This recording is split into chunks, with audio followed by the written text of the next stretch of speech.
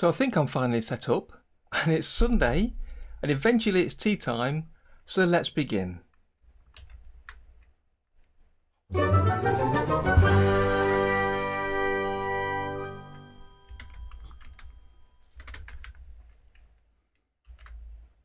Hello folks, hopefully that's all working okay. The stream should be back on. Let me know in the chat if it is. I'm still clicking and changing things, so do bear with me. Let me take off the chat from there because that's no longer working. I hope you all made it okay, and I hope I'm streaming out there right now. It says I've got 2 people watching, so do say hello in the chat to let me know if it's working, if you can hear me, and if you can see everything on screen. That was a mad start to the stream. I hope you managed to join me anyway. So I'll just wait to make sure that a few of you can see and hear me okay, if you let me know of that. Assuming I've got the right chat on screen at the minute.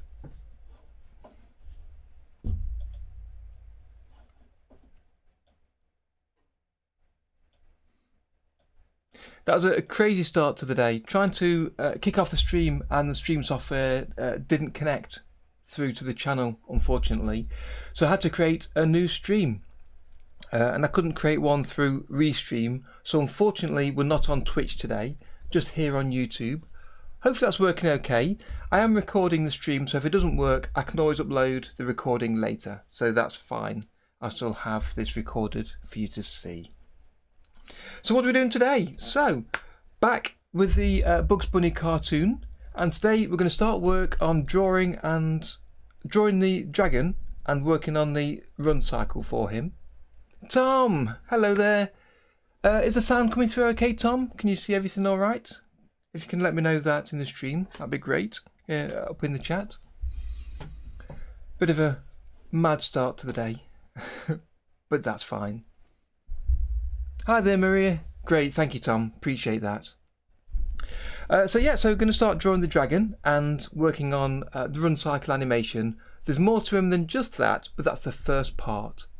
And it's great to actually get started on one of the characters, because the first 2 weeks drawing backgrounds isn't the most interesting thing for me to do, and probably not the most interesting thing for you to see either. But sometimes it's best to get the less interesting or dull things out of the way first. It's like, I believe Maria that said, do the things that scare you. So do the things that you don't like, that you find boring, or that scare you first, because then you've got something to look forward to doing something interesting. So that's where we are this week. So we'll take a quick review of the background, because I made some changes during the week as well to see where that is, and then get on to the dragon. So I see we've got 7 people watching, so we're starting to come in piece by piece. That's just gone up to 8. Welcome. Do say hello in the chat. Let us know who's out there. Caligero, hello there. Welcome. Glad you made it. I saw your message earlier that you can't stay for long. You'll be in and out maybe. That's fine. It's great to have you here. Yeah, it's great to have you here anyway, while you can be here. Oh, let me get a drink of water. That was probably the maddest start to a stream I've had so far. I'm sure it can only get worse.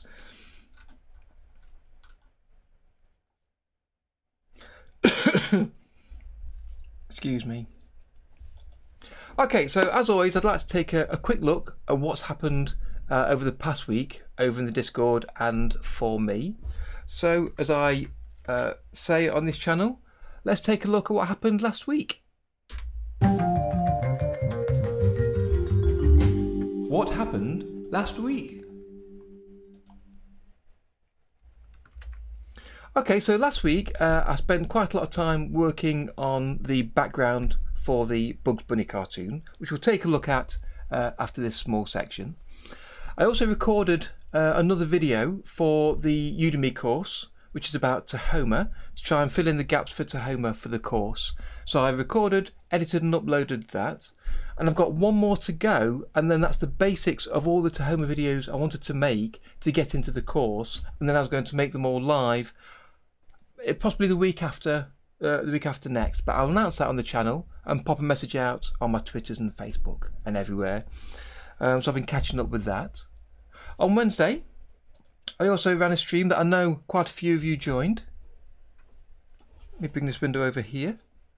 So the Straight Ahead Challenge I recorded on a live stream last week. That was last Wednesday. Really enjoyed that. That was a lot of fun. And it was great to have a stream running without a lot of setup in the background. I understood the rules, got a few things written up, but then just jumped into the stream and started animating. And I know plenty of you joined along with me, which was really, really good.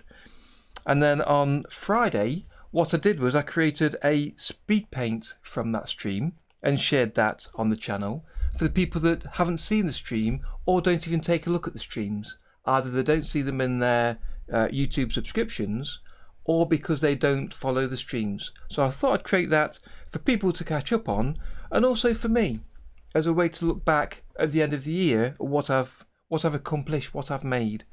So I put that on there on last Friday, so I was pleased with that.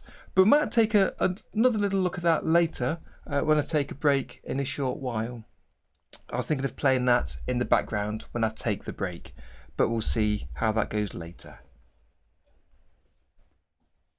And then I'd like to, as always, share and celebrate some of what you've been working on this past week over on the Discord. So Caligero, I'd like to share yours first if I may. And that's more work on the using the effects to create the starfield moving across the screen with a spaceship. And I like sharing these small videos just for people that are new to the Discord or new to OpenToons and to Homer to see the possibilities of what we can work on and what you can achieve. So that was great to see. Then I've got this next video I wanted to share, and it's from Ungut and Guts, who's created this video, put it on repeat, to show how you could use one of the effects to create a shaking movement, to simulate kind of an earthquake travelling towards us. And I like the way, quite a few things about this, there's lots to like. The way the camera moves to the side as the earthquake comes towards us. Each piece of ground kind of moves independently to give you that feeling of third dimension. And the birds in the background fluttering out of the tree as the earthquake starts. So yeah, great piece. I really enjoyed that. So thanks for sharing that. Hello there, Russia. Lots of love back at you. Good to have you with us today.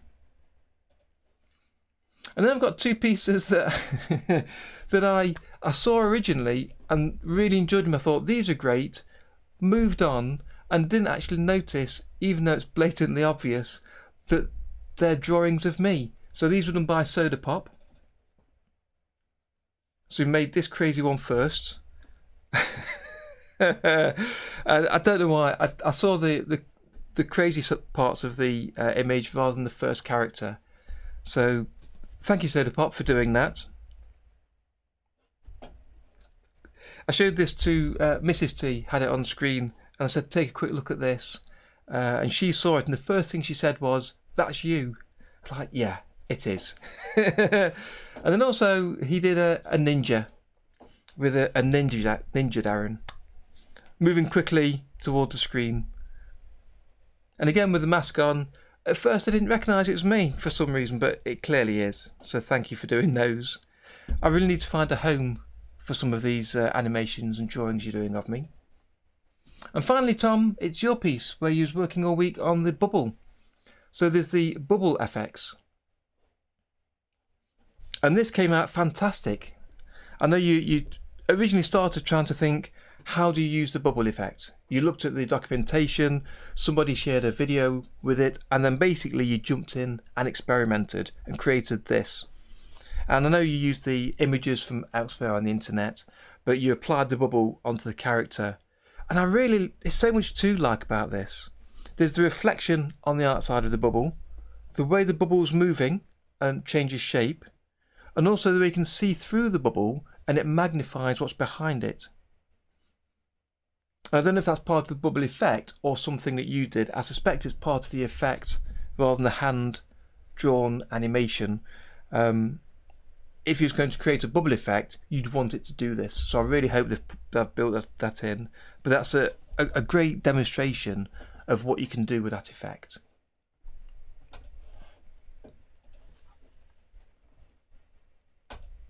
So thanks for sharing those, everybody.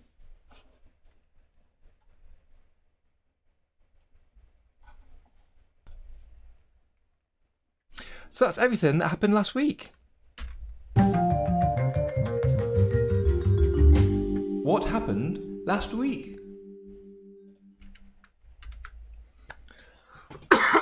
Excuse me. Yeah, brilliant. Thank you, Tom, for sharing that. That was really good. And then for those of you that are new to the stream or new to the Discord, I know that Caligero has been sharing tutorials of how to perform some of the effects he's been working on, so they're worth taking a look at. Hi there, Catsap. Welcome to the stream. I know what you mean, Caligero, about the number of parameters on the effect. But in the same way as I've said for using the nodes and the effects, to say, just jump in, try them, plug them in, see how they work first, and then adjust the parameters to see what they do. And then figure out which parameters make use of what you want to use from the effect for your particular animation, because not everybody will need to use all the parameters, but the parameters are there to be used for different animations. So have a play and see what you can come up with. And I know you have been doing already with the kaleidoscope effect recently, and also of course for use the rain effect, reinterpreted the rain effect to create that starfield passing by. So that was really good. And it's just great to see these experiments coming out and what you're putting together. Yeah, I agree, Tom. And I've seen a lot of people say that have used other softwares, that because of the way you can chain the nodes together, that they are just quite similar to the way you add effects in other software.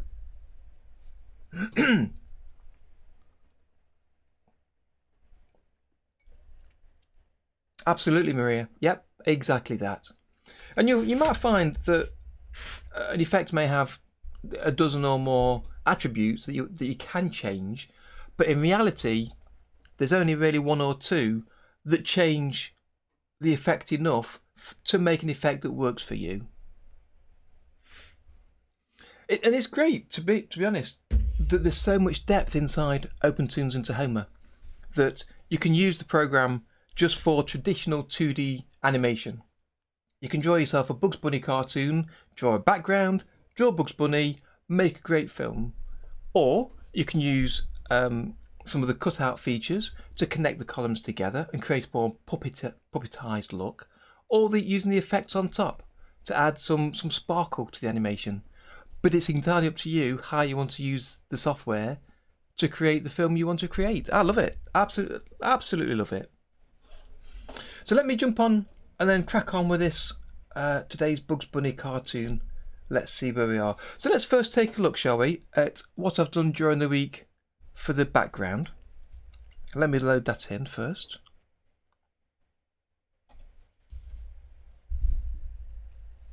Yeah, the Django plugins, Tom. They're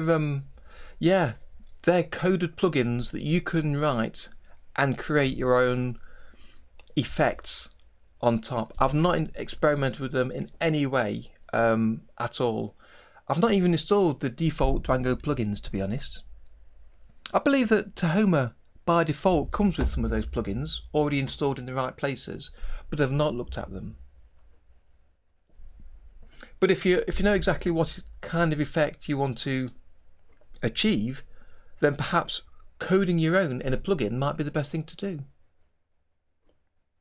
But I guess for a lot of us, even using the macro effects where you can group them together into a single node is going to be really useful. So that's something to take a look at and get used to, and something I'd like to create a tutorial for to show how you can do so. Okay, there was talk originally, Tom, of installing the plugins for when you download Tahoma in the same way as FFmpeg is already installed. So maybe they didn't then. Yeah, maybe not. So let me take a quick look at this. I know one thing in particular would be interesting to Caligero, because you've used the tile effect, and you hit the same problem that I did, that when say a background moves across the screen and you get a tiled copy to the side, you get a white line between each tile, whatever you do. And I managed to get around that after some experimentation. And I mentioned that on the Discord, but basically what I did was I used a different tile node. Maybe, Tom, yeah, maybe. It's something that was discussed certainly in the past. So where you add a tile node from the background group, that gives you a very simple tile node. You can see the options here to tile it in both directions, just horizontally or just vertically. And you can mirror each tile, which means they will connect precisely. So if you imagine one tile where the background goes down, the next tile the background will go up, so it connects side by side. And then you can create a margin in between each tile to give you a gap, increase the gap margin in between by having a positive number. 0 should be side by side and negative should be overlapped. And I was hoping that by putting a -1 or -2 in the margin that it would remove that white line, and it didn't, which was very, very annoying. So what I tried was I tried using the alternative tile effect, the tile IWA. And just for reference, the nodes that have these initials at the end, IWA, the IWA just stands for the developer that created the effect. So this was created by Shun Iwasawa, so he's put IWA for his surname at the end, just to separate it from the original node so you can recognise the difference. And because for some people the default node might be perfectly fine and might work for you with this simple set of attributes it has, but you tend to find that IWA nodes have more attributes and more things you can change, and that's the reason they built the second node, to give you more flexibility. So this node has a few different settings. So the input size, bounding and camera box, to be honest I've not looked into those, so I left it at the default. You can choose, instead of saying it tiles horizontally entirely and vertically, you can choose to tile to the left of the main tile just once to the left, or as many as it needs, which is the multiple tile. Likewise to the right, you can choose just one tile to the right or multiple. And I suspect that this saves memory, that it doesn't have to calculate too many tiles if you don't need them to one particular side. Likewise, for vertical tiles, you can choose above and below to have a single tile, multiple tiles, or none. So if your image is in the center of the screen and it's going to scroll upwards, you don't need any tiles at the top, so you leave this at no tile. Again, you can mirror both horizontally and vertically and apply a margin separately to the horizontal and vertical places. Let me delete that. And by using the tile IWA node for the midground, which is the grass, the trees and the path area, that removed that gap. So I set the margin at -3 pixels. And now where the, here we go, where the ground ends, when you preview it, obviously it's going to show a gap now while we're on the stream, it removed the gap. But the thing that was peculiar, if I go to preview, so that's on frame 40. Now I'm not sure why that gap's there.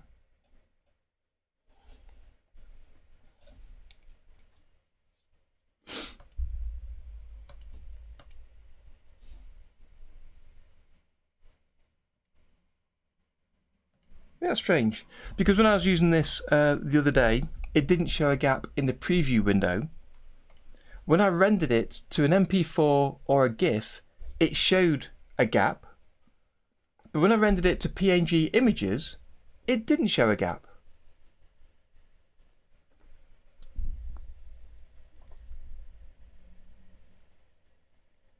I'm not sure, Tom, to be honest.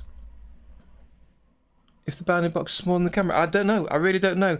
And I'm not sure now why this is showing that line. That's a little bit frustrating.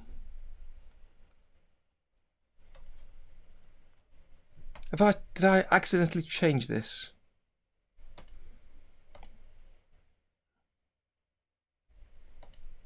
Bring that back to 0. That draws this huge gap when you've got a 0 margin, which is quite peculiar. I don't know. It's. I'm not sure what I might have done to do that. Let me just try this with some negative numbers. In fact, let me put a larger number in there. 10 pixels. Right, so that gives you a larger margin.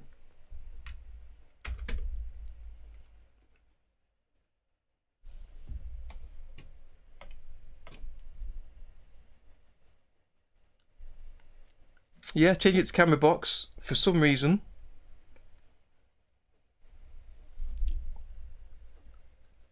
Remove the tiling.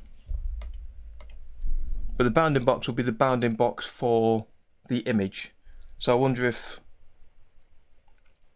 the bounding box makes a difference in some way, because you may, if you've got a, say the canvas size is this big, but you've drawn your image in the center, it'll use the bounding box of where you could draw up to, not where your paint actually is. So I don't know, maybe -3. There we go. So that's exactly the same value of -3 now. It's not drawing it. There's clearly something with these two tile nodes that's peculiar. So it's something to watch out for. And when I changed the preview settings to preview at full size, let me just change that from 30 to 60. We reset the zoom, so it's 100%.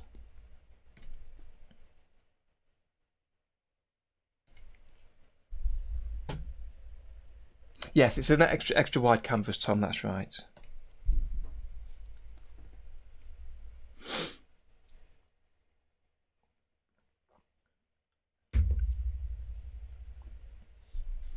It's been very slow today for the preview. I wonder if what I need to do is to, if I turn on my cooling fan for my laptop. So I'm working off a laptop again, as I always do. But when it gets warm, I know it does slow down. So let me just turn that on. Let's pop the camera off.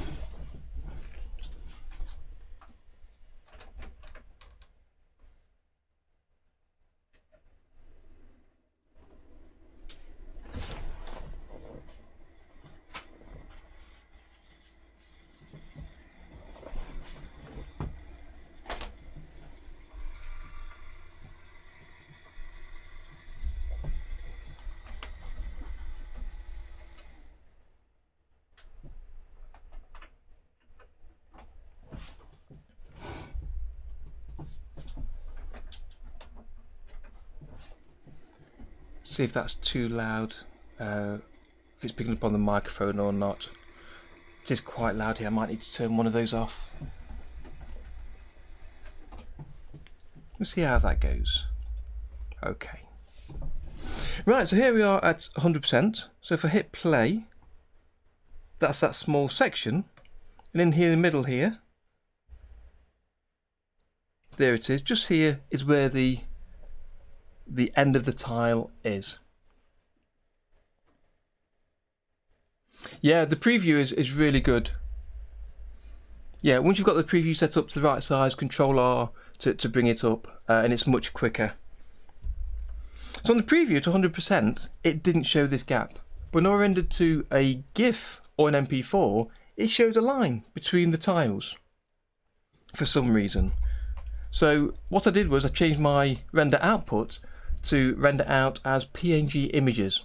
So when I build the final animation, I'm going to bring the background in as those images instead of bringing it in as a sub-X sheet.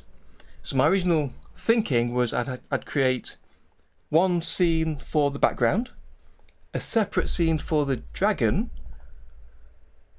and then a third scene for Yosemite Sam, with a fourth one to bring all the parts together. And I was going to load them all as sub-X sheets or sub-scenes into Homer, but because of this issue, I've now rendered out, if I bring that open in an Explorer view so you can see.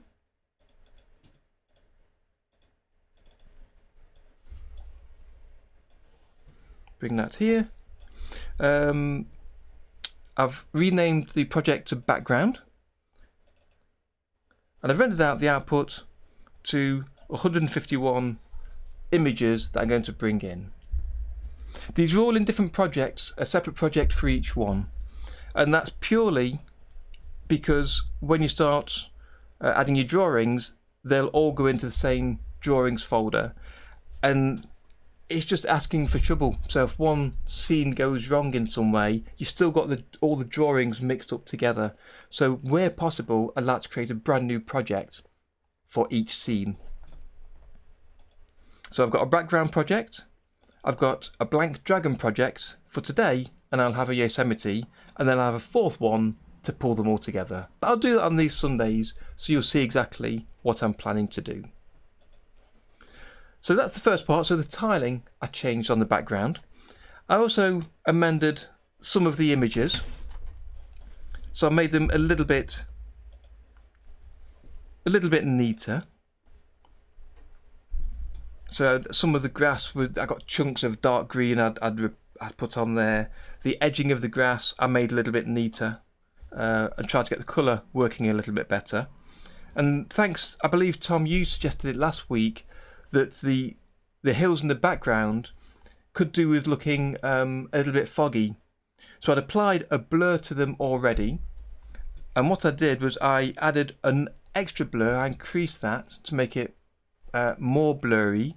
So I think I'd put like 2 pixels and I made it 10 or something. So the background blur is up to 7, so I increased it to make it slightly more blurry, and then I added another layer, another column called fog. If I show just that,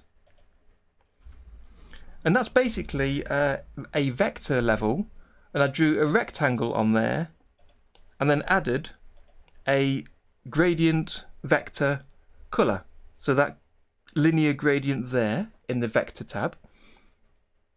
And I selected kind of 2 foggy colors going from dark to light. And then the fog is sitting in front of the background. And if we go back to the FX again, you'll see I've used a matte effect, so the fog is only drawn in front of the background, so where the hills and the castles are. And then I use the over effects to place that foggy area in front of the blurred background, which gives us this kind of view here. So if I try and find a place where there's nothing in front of the hills, perfect, that'll do perfectly. So it's kind of darker at the bottom, going lighter toward the top. It adds kind of a colour hint over what is there already, and obviously with the blur, that just creates more of a distance for the background, which I think adds a lot to it. I was quite happy with this, and it does divert my version away from the original, which is fine, but putting it with a parallax background does that anyway.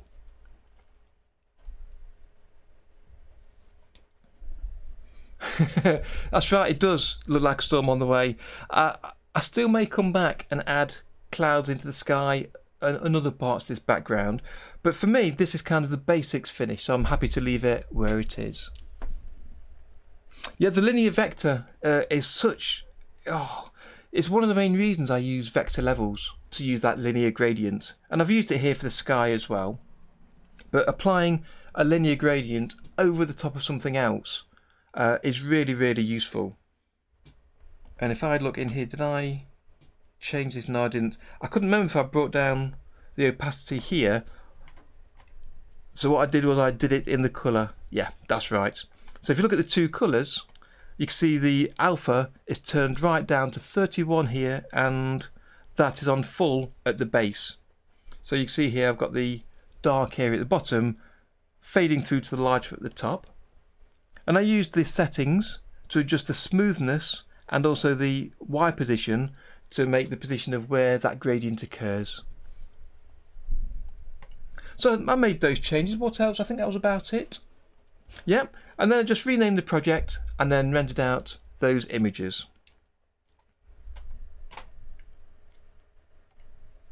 So today I wanted to take a look, get rid of those changes, at the dragon. So this morning I had a quick look at the dragon just to get myself in the right frame of mind and to understand what I want to do with today's stream. So let me just share that with you here. So I've got a number of columns.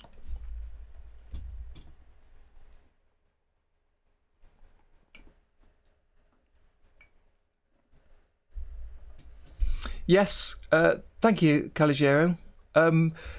It's definitely worth trying both of them out. And in fact, the IWA effect has the extra features that you might find useful anyway, regardless of the joins at the sides of the tile. And if possible, and you can draw your background or your drawing that doesn't touch and precisely join together, then it'll work fine. You'll never notice the difference. If there's any kind of small gap where you can place the join, the sides, then you're fine using either tile effect.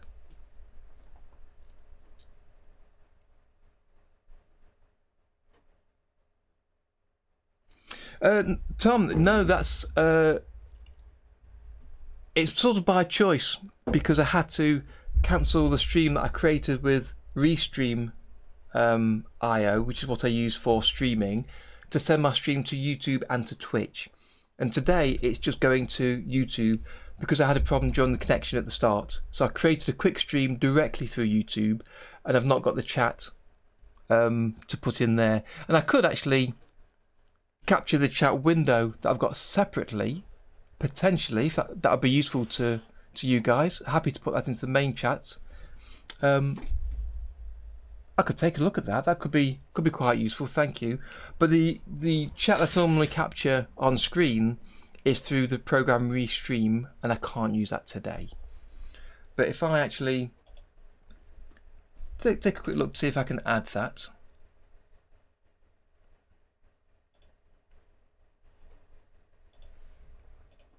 So if I add a display capture, a window capture, there we go.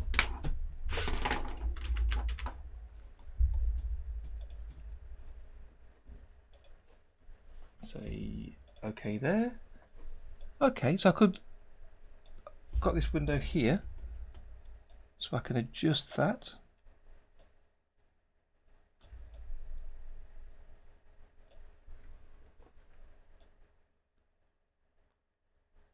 So we could do that, perhaps. See how that goes, maybe. Let me have a look at this. Check if I go to filters, can I?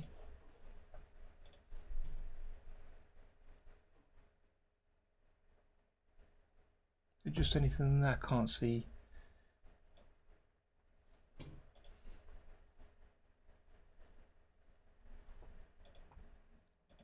Just try that.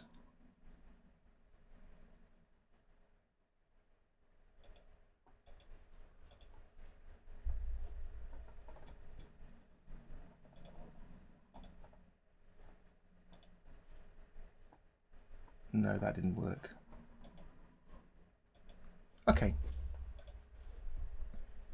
So leave it at that for now, perhaps. See how that goes, see if that's useful. If I resize, and then I can make that slightly larger. We can always adjust it later or take it off if need be.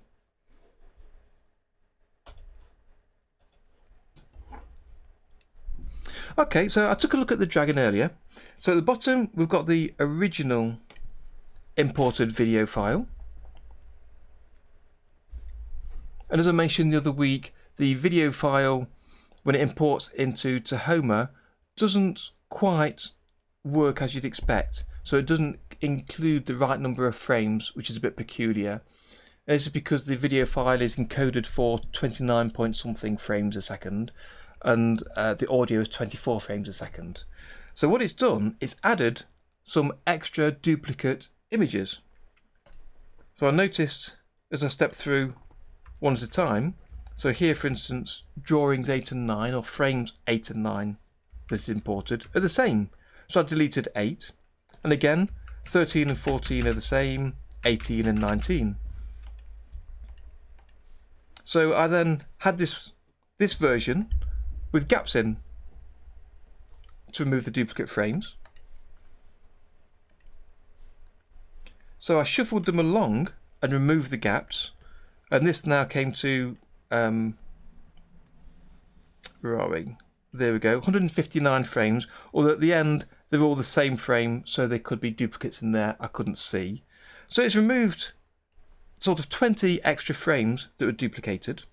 So now I've got a copy of each drawing, each individual drawing, shown through the animation. And then looking at it deeper, I wondered if the dragon was a cycle, a repeating run cycle, and it was.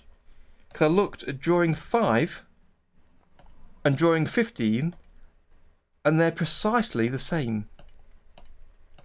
And I did this for other frames.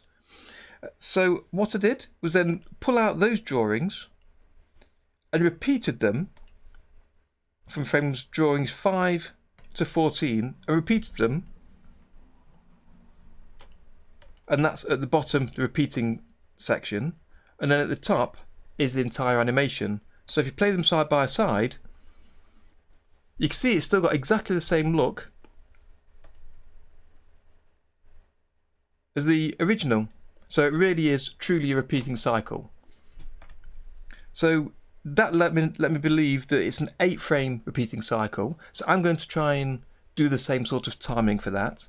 I'm not going to copy the drawings, I'm not going to trace them or trace the positions, but I will use this as reference we'll come back to later. So my intention is to sketch out the dragon today, have a go. I've not had time to practice all week, so even the sketch phase may go quite badly, and if it does, we'll just end the stream and have a peaceful rest of Sunday, and I'll come back to it later. But if it's okay, we'll then ink it and colour it. And I'd like to try and use the plastic tool again to build the run cycle. And this is something I did for the Christmas stream special, where I drew the reindeer pulling the sleigh for the Nightmare Before Christmas image I was working on. And as an experiment, I used the plastic tool to try and create a run cycle for the reindeer, and that went really well, surprisingly well, I'd say. So I was going to try and do the same thing again today.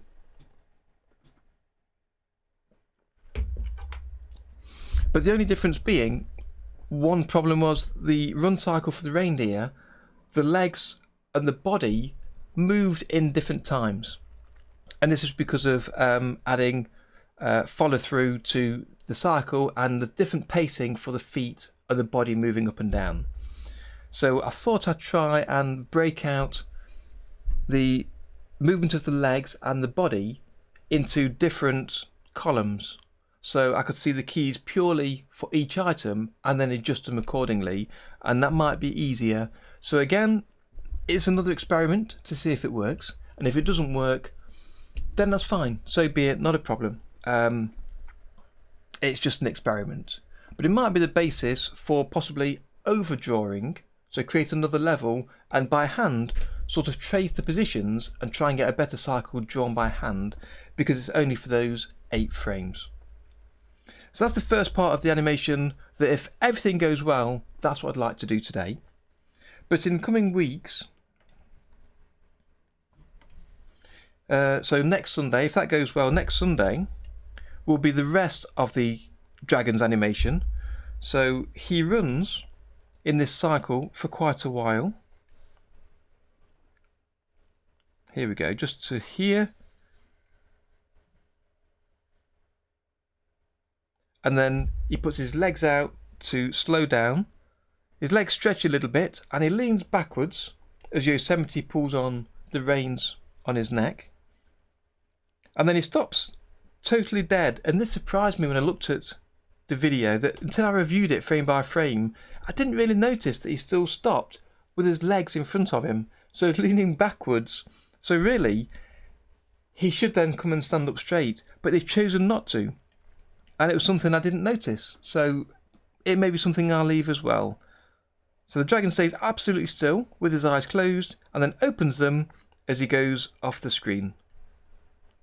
So it's a very simple animation next week to put his legs out, to do some smoke coming out, which I might do with the particle effects, possibly. I'm not sure exactly what I'll do with that, or a little bit of hand-drawn work.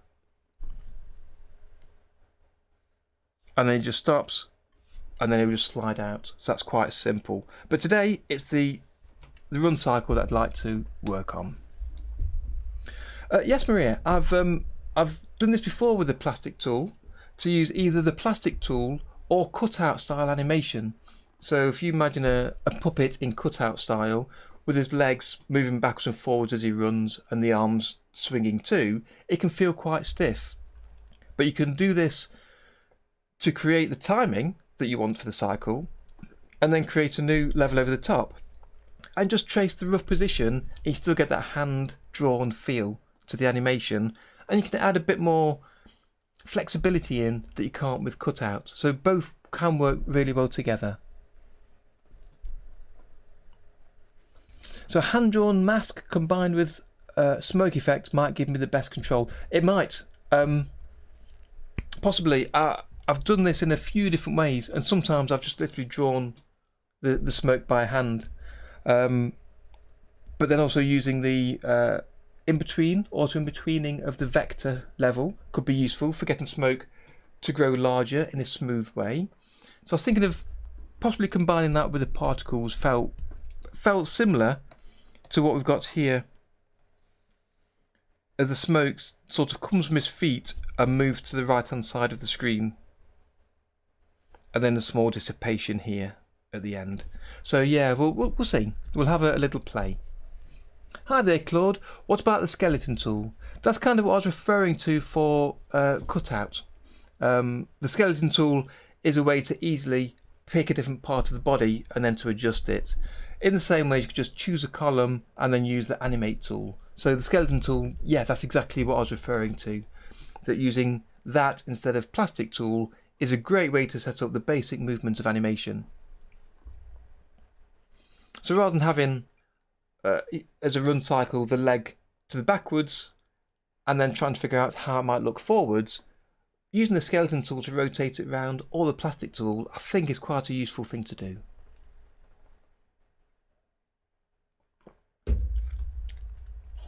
So I'm going to load up my blank project and blank scene here for the dragon.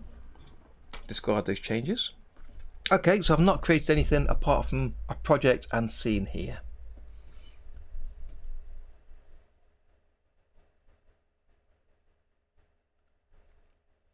Possibly, Tom.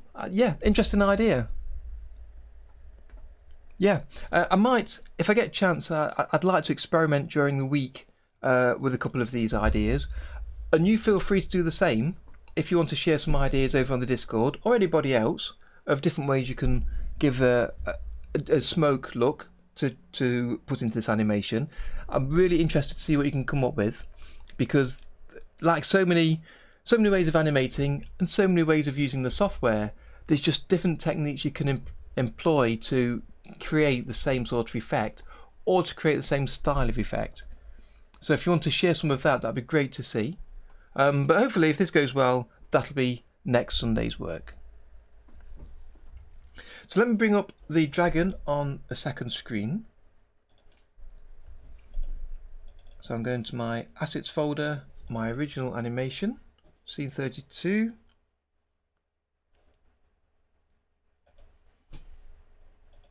Right, let's try and find a frame. So I need to think about, if I'm using the plastic tool, what's the original state to draw his legs in? That's the best way to then manipulate it without it looking peculiar.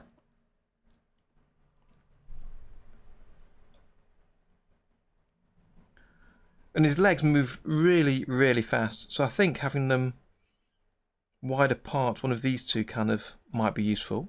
So I'll place that on my other screen over here. And I use that kind of a basis to take a look at and sketch over.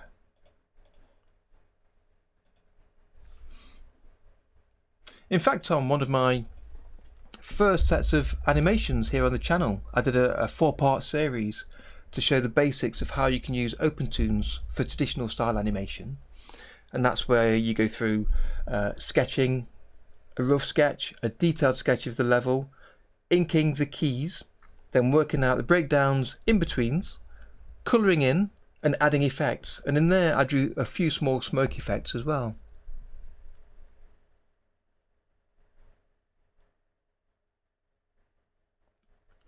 Well, Claude, I don't know if you've been here the past couple of weeks.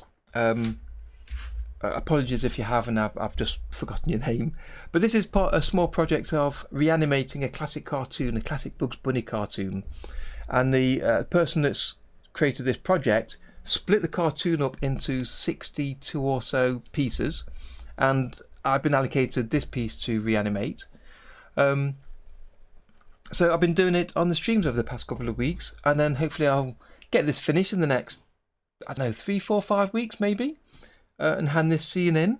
And there's lots more scenes available, so if any of you are interested in reanimating a scene from the cartoon, details are in the YouTube description below.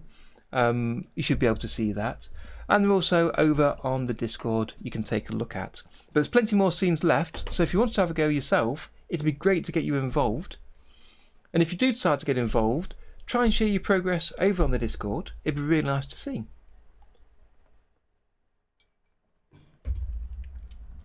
Okay, so let's create a quick sketch level, and you can use either the two raster levels I find better rather than vector. The main reason I use a Toons raster or the smart raster level is for the smoothing effect you can get with a brush. But as we're only sketching, it sort of doesn't really matter if you've got that or not. So I think I'll create a standard raster level just for this basic sketch. And over in the raster tab, behind the chat there, I'll select the pencil brush because that's a nicer one to work with. Here we go. Let's see how that looks.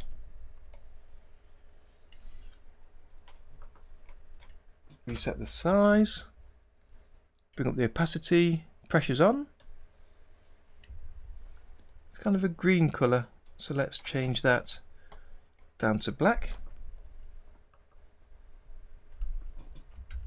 Get rid of that, down to black. Let's see. Yeah. And fingers crossed we don't get the issue with the control key sticking like I did a few weeks ago. But if we do, I think we've got a good solution now. Thanks, Maria. It's really useful. I've had to use that a couple of times since, but hopefully I've changed my settings now, so that shouldn't crop up. Right, so I'm looking at the dragon on the other screen, and it takes up roughly the size, the full width of the screen, but obviously in the original it was an old-fashioned 4:3 screen, not 16:9, which is what we're doing here. So I don't know if we would necessarily want him the full width. I might make him a little smaller. So I've been putting it off long enough. Let's put pen to paper and see what we can do. In the meantime, I was talking about joining in the collab. Is there anybody out there that's already joined in this collaboration? Because I've mentioned it over the past couple of weeks.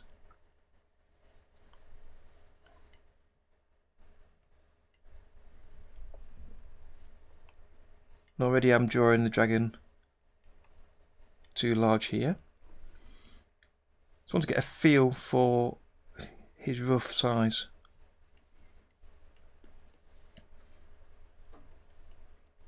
So I will go quite rough and messy at first.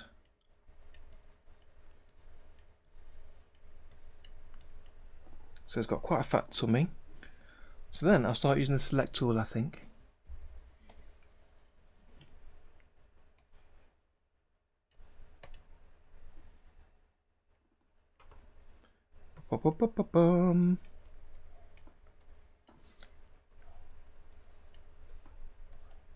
Actually, it does remind me of the let me use the eraser.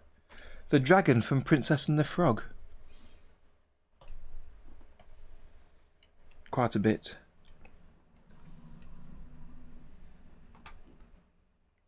Just the shape of him with his fat tummy. He's got the scales on the back. So it's kind of, yeah. Sort of a small dip here for him to Yosemite to sit in.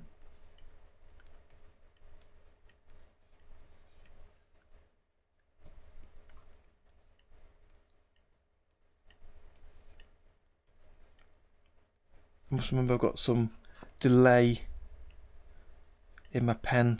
Every time I'm streaming, it takes up quite a lot of sort of the processor of my computer. So there's always a delay. That tail's quite long, so I need to just make it shorter, I think. Just to bring it in a little bit. I did say I didn't want to take up the full screen. So let's hold the shift key and resize it down. Let's see how that looks. One thing I wanted to do as well is to bring in a snapshot of the background that I'd already got here, just so I've got some context of where he fits on the screen. So let me drag that in. There we go. Let's bring this in. So I'll just click and drag from Explorer. I'll choose to import it, so I've got a local copy. And then if I delete the original, it won't affect this. Put this to the back. And bring down the opacity. And lock it. And we don't want that to be rendered out. So I'll hide that. Yes, yeah, absolutely, Tom. You're not wrong at all there. Smaller spikes towards the tip.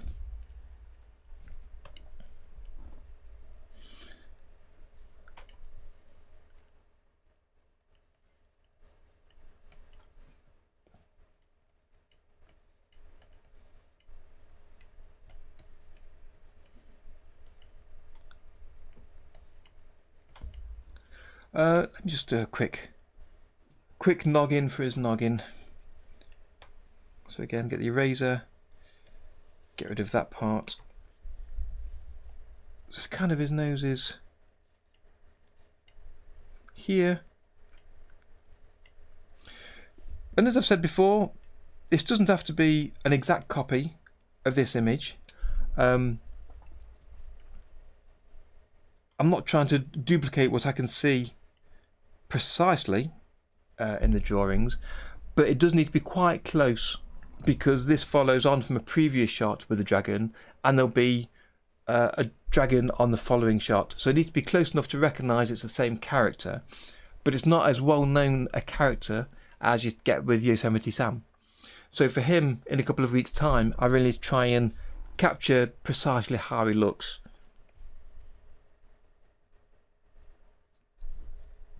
So that it doesn't spoil the effect of what we're trying to achieve. But if this doesn't look quite right, that's okay. A dragon's a dragon. It should look close enough is what I'm after. Tween a spike array, Hans is suggesting. Is that possible? That's a good question, Hans. I don't know. Is it possible? I guess you could use the animate tool over a number of frames to create it moving, and then you could adjust the frames to be all in different columns to be shown at the same time.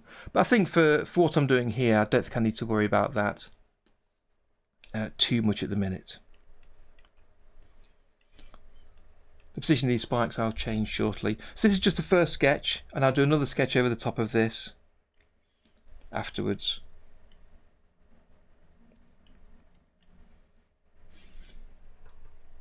And it's the spacing of the parts of the head that I'm more concerned of here.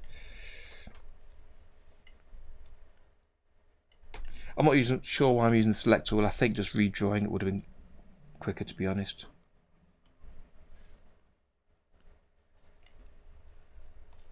Looks like a duck face here. So let's get some nostrils in. Again, the pen is really behind, falling behind. So that is kind of right. So let's erase some of that. Start again. So it's kind of going around here. On the brush.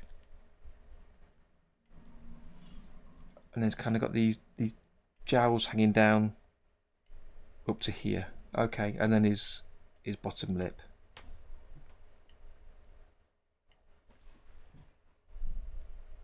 Some sort of nonsense like that. And his face doesn't actually move too much during animation. I use a plastic tool to move it up and down, but he doesn't. I can add some blinks in, but he doesn't talk or move his mouth or anything. So it's just about getting a good first static image for this. And if anything, this is probably slightly harder doing on a stream with you guys watching than it would be just doing it on my own, because I know many of you are going to be better artists than I am, but that's not the point. As I've talked about on the channel quite a lot, it doesn't matter.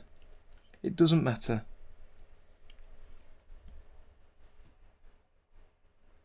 We'll come back to that. Let's take a look at these legs.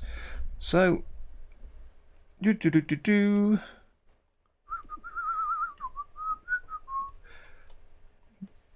try and follow roughly what I can see in here. And they're really quite spindly.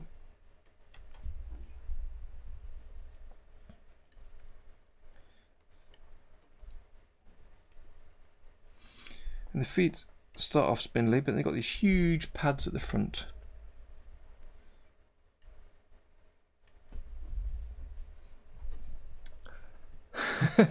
Yeah, kind of a horsey face. I can take that. I'd rather be a horsey face than a monster face. In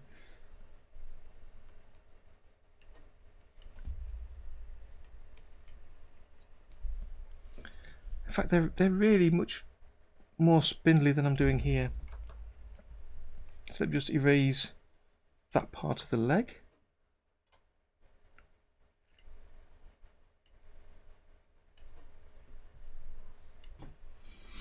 Okay, and then the same sort of height, we'll have his muscle there. And say it may be that I can't quite get the movement that I'm after just by using the plastic tool.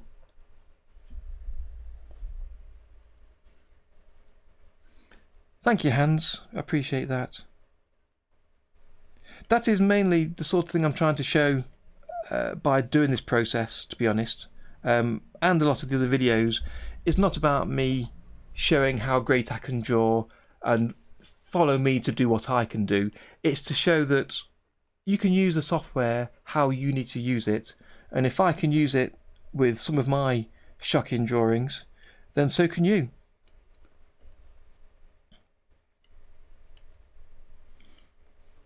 And so it doesn't help having this slowness. Now it's strange because this leg is sort of squashed into itself, and I'm not going to be able to use the plastic tool on that. So I think I might need to change to a different frame for that, just to get a better reverse foot. So we'll come back to him. The front foot on the right, what you can see there is the underside.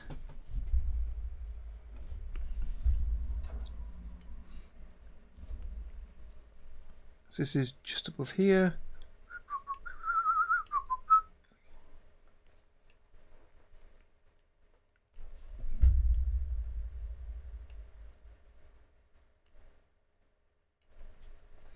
And then you kind of got the under pads here come towards the heel.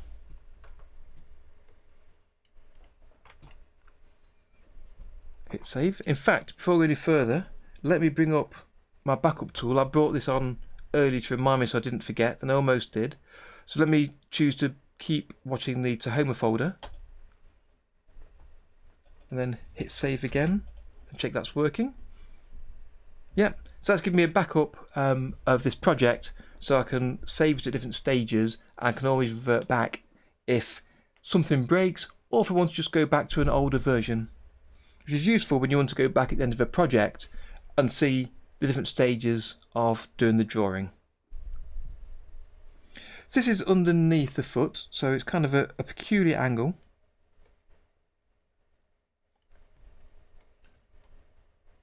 And these feet are huge, and you don't see much of them. We just use the select tool and move this up here. And there's very little of the leg. It just sort of seems to disappear behind here. So again, really thin. We'll just add that in there.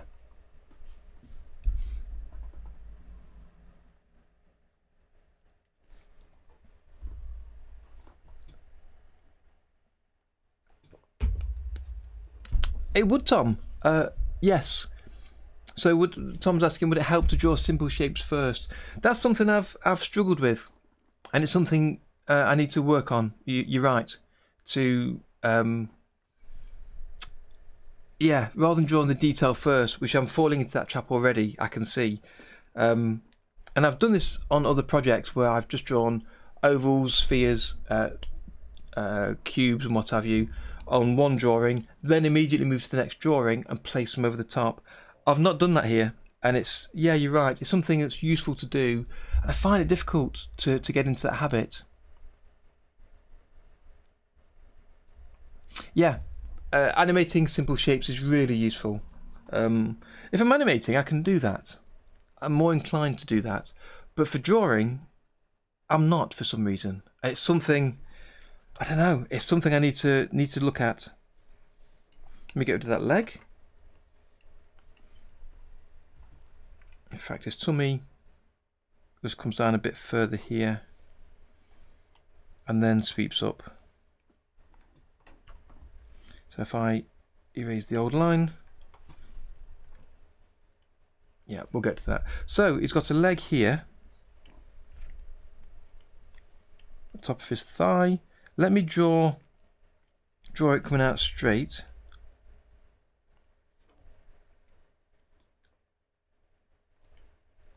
This down to his knee, and then kind of the straight part,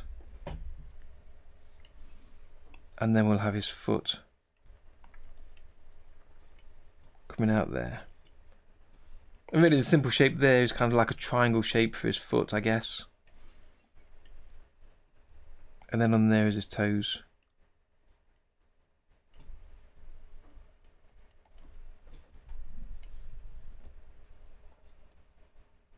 And again, his right hand foot at the back is also facing upwards. In the image I can see.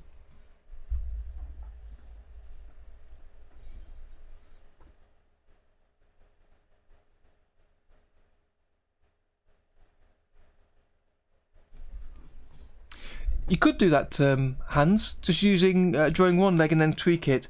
In the image you've got on screen, so I'm looking here, this is the image I'm looking at the minute, the far feet are showing the underside of the foot rather than the top side of the foot. So I'm taking a look at doing that. I don't need to. I could easily just replicate the foot and do exactly the same one for both.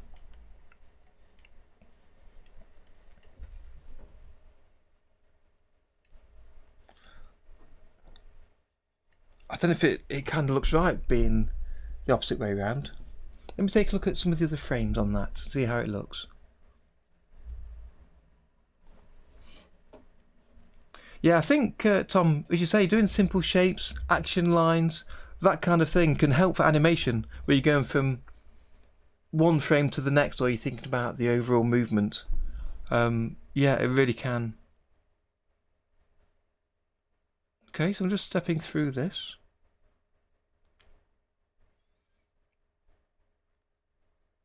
As I say, I may, so if I bring this frame over here, so here's a later frame where his legs are out, you can see the underside of that foot, but not this one. It's a peculiar cartoon of an animal. Yeah, I may well just use the timing from the plastic tool. I kind of think I'm just keen to get the dragon on screen, and then maybe later we'll come back and redraw him or neaten him off or draw over the top of the original one. I'm not sure. I'm still not sure yet. Let me use the selection tool. I'm going to look at his back. I'm ignoring the foot for now. So his neck, I've made too fat here. It's kind of come in there. So I just want to try something with the selection tool to take that whole back section. And I'd like to hold the control key and then bring down the center a little bit so it's not as fat there. Let's bring this back up again. So I think his back comes down a little bit.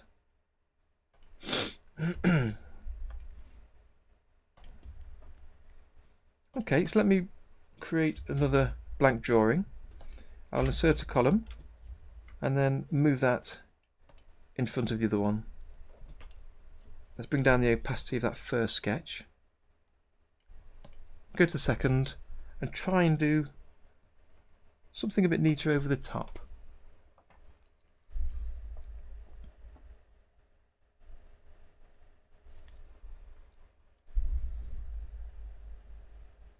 Yeah, possibly, Tom.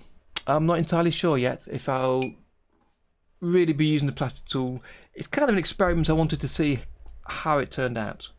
And particularly after the Christmas stream, where to create the reindeers running, it took, I don't know, 3-4 minutes to get the basic movement in for the run cycle. And I was really impressed with the speed of doing it and the output, the way it came out.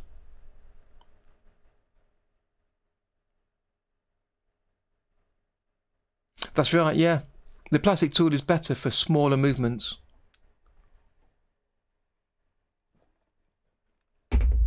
Yeah, I would like to. It's an experiment to see if it works or not for having the dragon moving.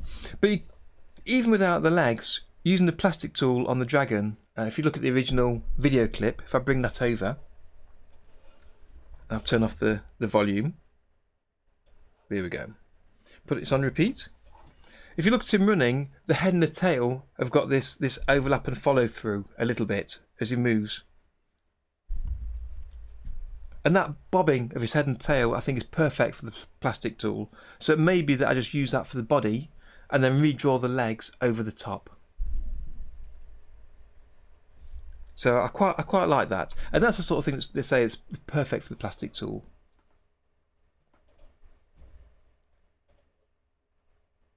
But I'm more intrigued as to whether animating the legs like that would help. So let me reopen this again, pop it on my other screen. There we go.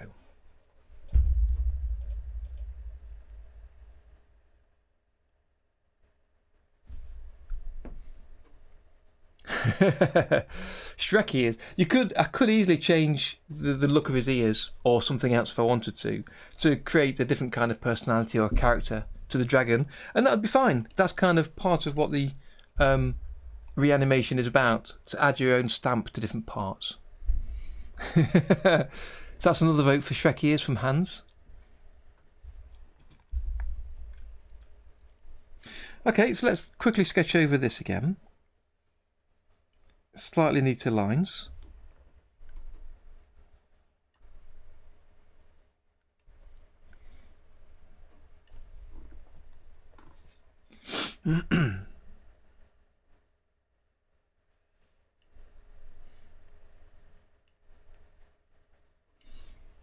So this is perfectly fine, so I like that. So I keep that leg. The back leg, not sure about. Let's see what we can do with a neater line.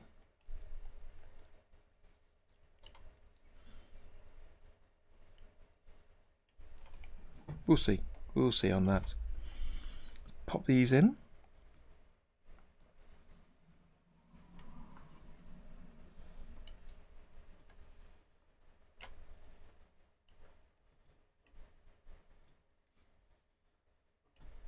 I like the idea of having little heels on the back.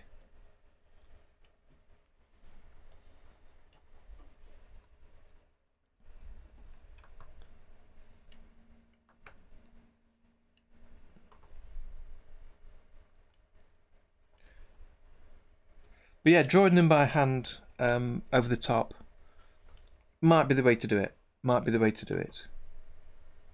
It would certainly give a better look to the character.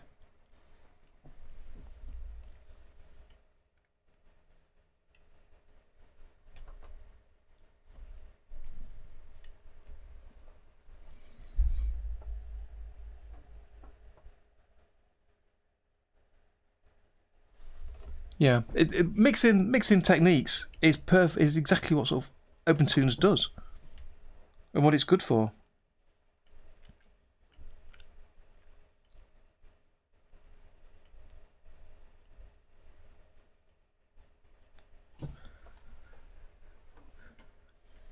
Okay, I like the sweep here,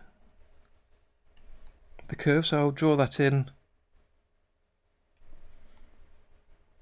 And again from the head, I like that.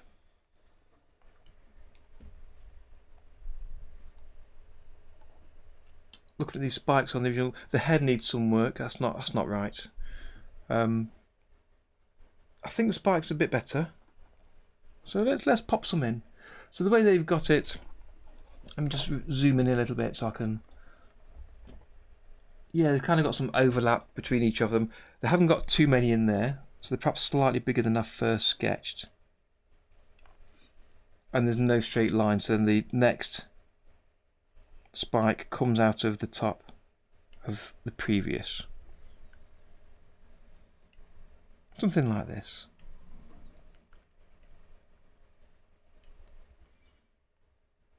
And as you say, let's make them smaller as they get towards the tail.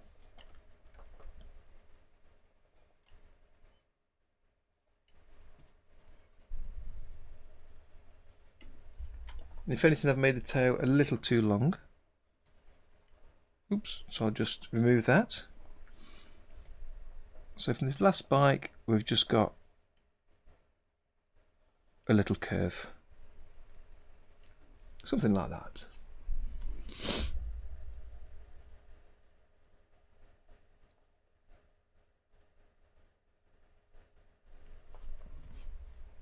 Yes, that's right, Maria. Not too spiky. Spiky, but not too sharp. Because somehow Sam's sitting in between them. So, yeah.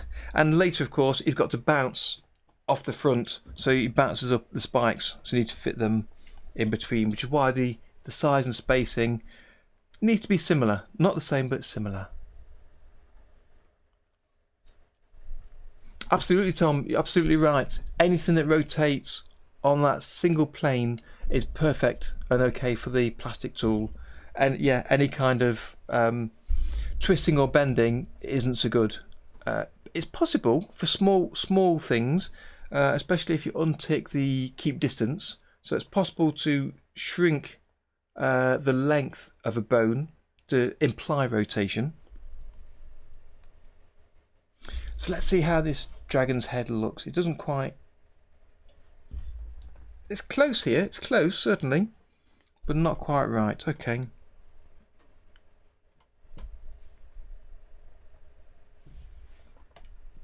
So if we go back to the previous sketch using the selection tool, I'd say this has got to go further back.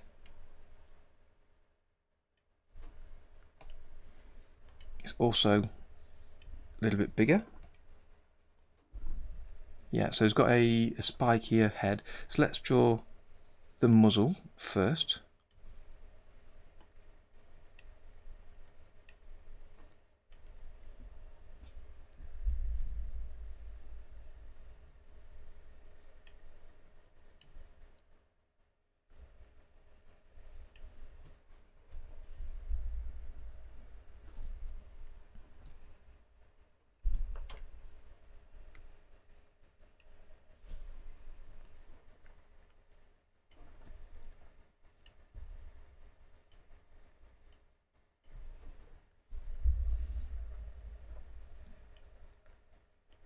Lots of overlap I noticed on the face, lots of wrinkles coming in.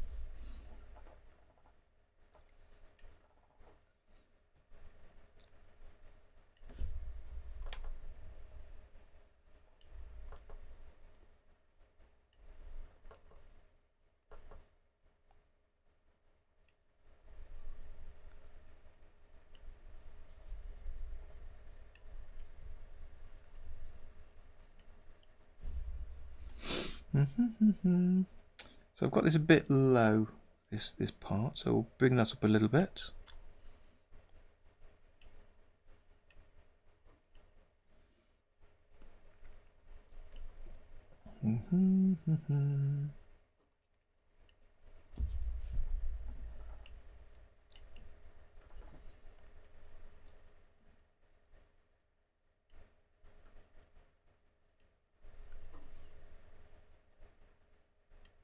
Again, joining us on the stream, the pencil is really struggling to keep up with the pace I'm trying to give it.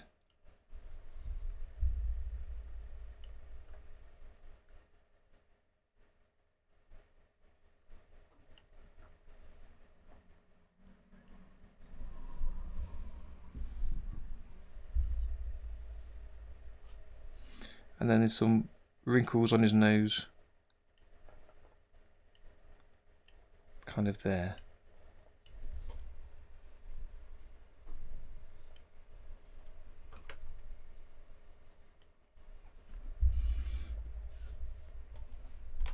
Let's just extend his lip a little bit, because it is a little bit wider. That took it back. Back to the brush, and the bottom lip just comes in and joins above there.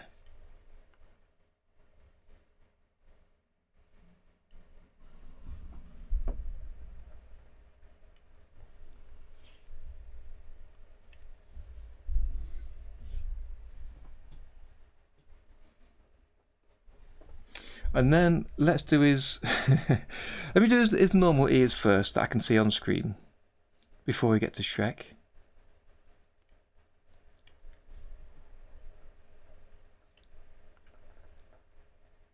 These are very peculiar ears. I think just this shape to imply speed of him going fast is sort of being blown backwards. And he's got this mad hair, which no doubt does bobble about.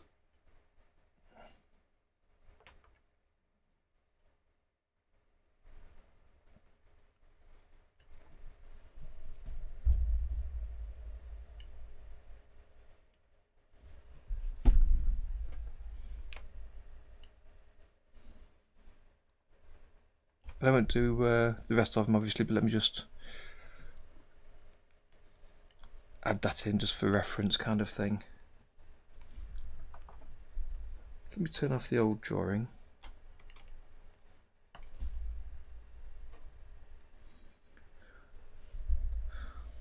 So I think that he's back to sink down more. So this is where, if you're using Critter, you can use the liquify tool. It'll be really useful to pull that down. But let me try with the selection tool, see what we get. Now his front spike is too small, so let me change that.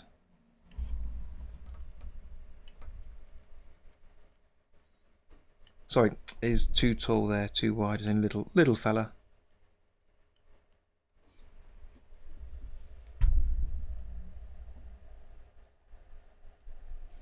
Is there a good sneeze from the dragon in the end? There could be. It could be. At the minute, I think I've been concentrating more on replicating the original, but I need to start thinking soon about how I'm going to change it and what small things I want to do to change it. Yeah, that would be frame by frame animation. Could be good to do. Could be fun to do. Could be hard to do. But it could be fun. So let me take these. Using the controller, can I bend them down and bring that down, but then take this back up That's too far. That's far too far.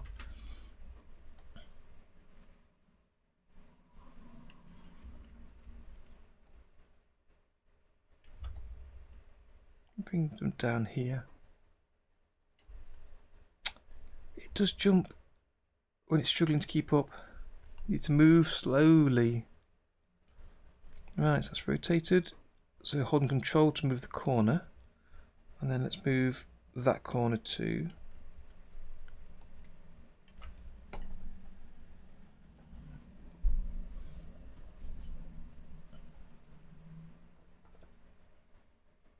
I think these still are too tall, so I need to make them thinner.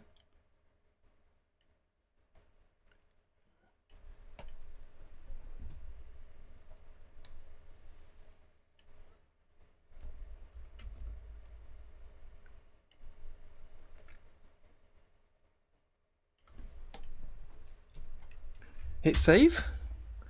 Save early. Save often.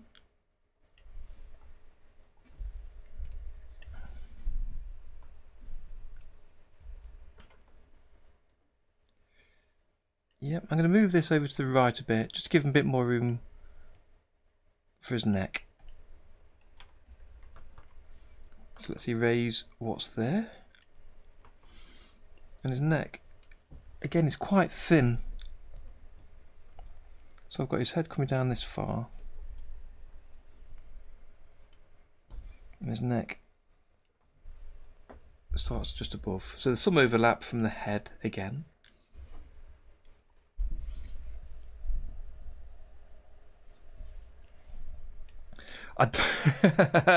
That'd be interesting to do, Hans, but I don't think I'm allowed to destroy the dragon because he is in the next scene. So if I destroyed him, it'd be quite difficult for him to carry on in the next scene.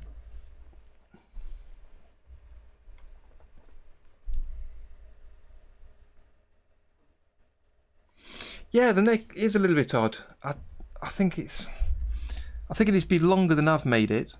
And I think I've made his snout too long. And again, if I bring it on screen for those, so you can see it side by side, I've made it a little too thin and too long.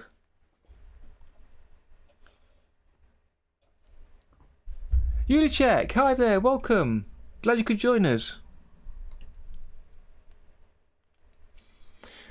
So, just for you, Yulichek, being as you're here, I'm just doing a little bit of drawing today, trying to get this dragon drawn for this Bugs Bunny cartoon.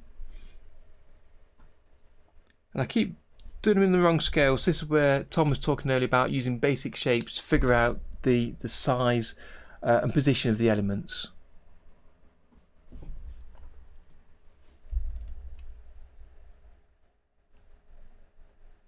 That's Yosemite Sam, the rider today.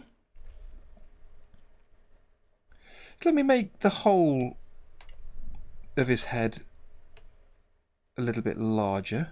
So let me just extend it up, still on a sketch level. A little bit shorter to get the main crown of his head right. And then I'll select just the snout and we'll make that a little bit shorter.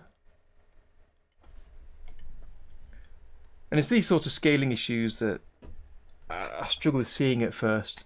And this is where I just need practice to get on with it. And as you say, Tom, simple shapes is the best way to do it. I don't know why I don't.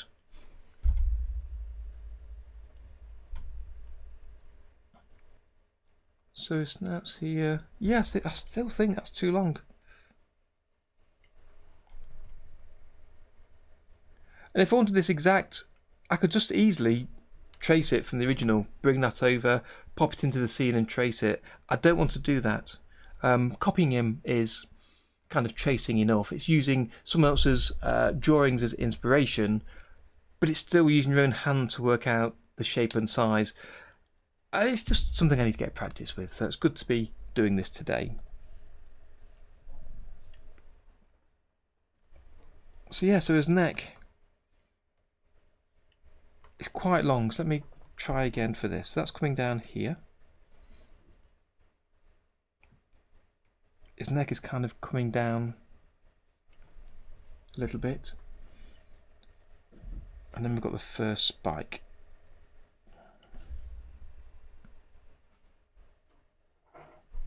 Bingo. Flip. Let me save it first and then give it a flip.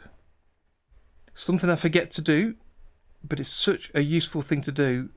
Helps to spot where you're drawing in the wrong angles, in the wrong way.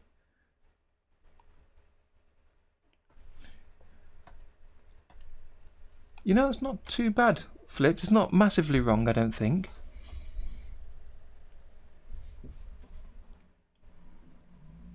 His neck's perhaps still a bit thick, so thin it off. We could take it out of the bottom rather than out of the top.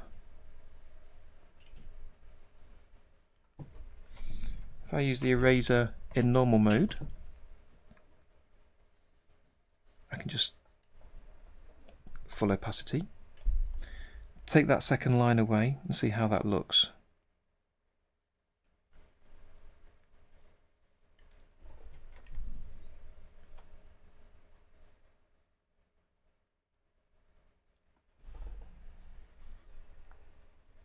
Yeah, it's not too bad, I think.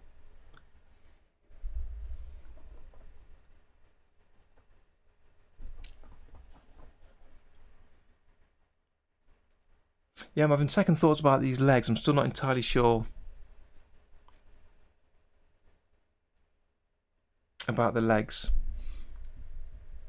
So what I might do, you know, is to ink the main body, so the head, body and tail, colour it in. I can apply the plastic tool over that to get the bending and movement I want, and then perhaps draw the legs on afterwards, frame by frame. Because as you say, there's only 8 separate drawings, so that could be worthwhile doing. So I think the body's probably just about there. Any other features of the body that I want to include? Looking in more detail now, the tail perhaps is a little fat, but not too bad. So I might extend this a little bit. And again, cut in some more.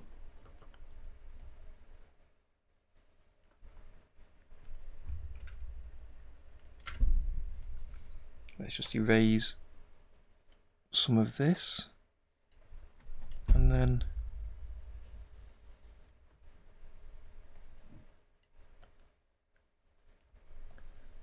cut in there.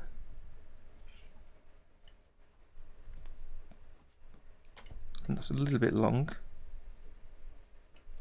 So let's just nip that off early. Okay.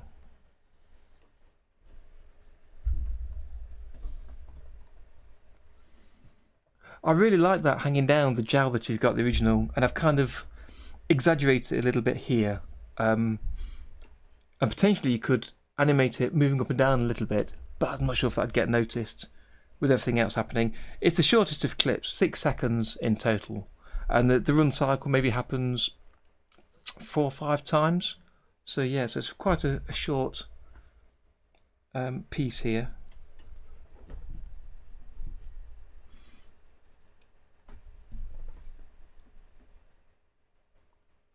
So I'm thinking I might just about leave that. These still feels quite level. I'd like it to swoop up some more, I think.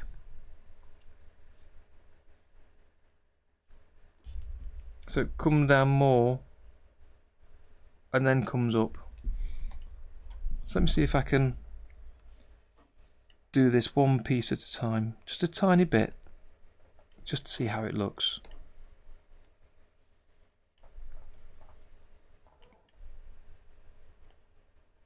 So I'll bring each spike down, rotate a couple of them just to fit better. I need to fill in the gaps, but that's fine.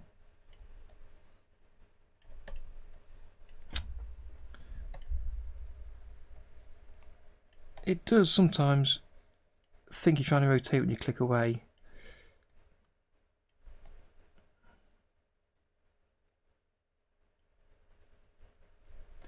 And then this one, sort of in between, and then that's where it starts to go up. So let's just fill those in. And this is still the sketch anyway, so we'll add the neater lines neatly as we do. So that comes down more. Take a look at him. I think his tummy might come down some more. It's quite a chubby tummied little fella. So I'm going to just bring that down to get a feel for that follow that same line through to there.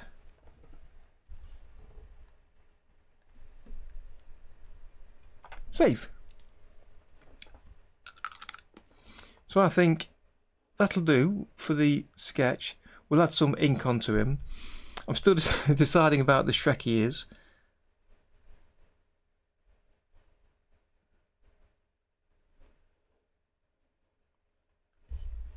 Yeah, I'm more and more drawn to using the plastic tool over the head and body first, and then hand drawing the legs afterwards, which I'll do in 2 stages, as I've done before. One as a stick figure, just the stick lines representing where the legs are to get the timing working, and the second then is overdrawing to get the neater legs. Because if you look at the original animation, the legs, let's bring this over.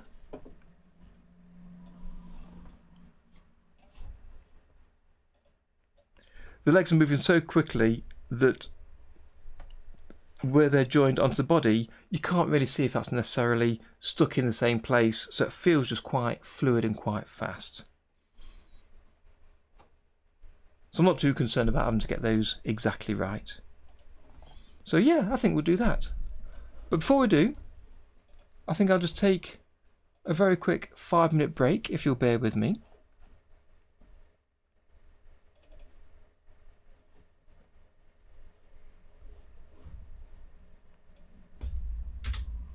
What I'll do is I'll play the video from last Friday as a background for those of you that haven't seen it yet, and it's just a speed paint of the stream I made last Wednesday. So let me just turn the audio on for that. And for this,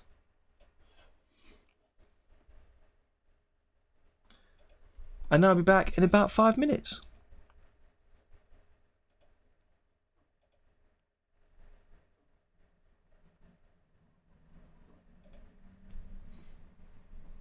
So I'll see you then.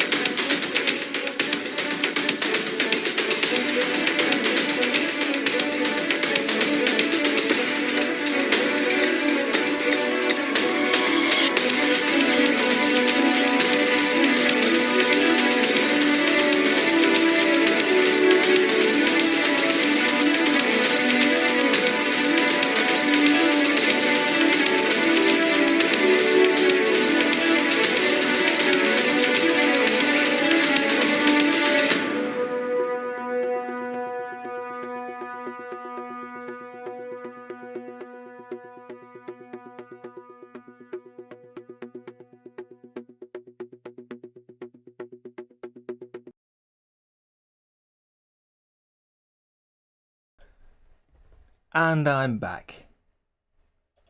There we are. You're right, Tom. I did miss that chance. Maybe next time. Maybe next time. We pop the chat back on there. There we go. Okay, so I think for me this is good enough for an ink. So I'll add a smart raster level. And I'll name this one body. Mainly because I know I'm adding a plastic tool mesh over the top, so the mesh name is taken from the drawing level, and it just keeps things a bit simpler and a bit clearer. Let's name the column.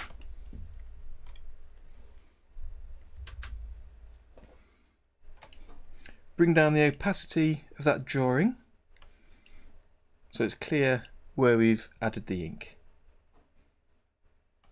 Good. Add some smoothness for some of this. We'll need to change that as we go. And inking is one of my favourite things to do.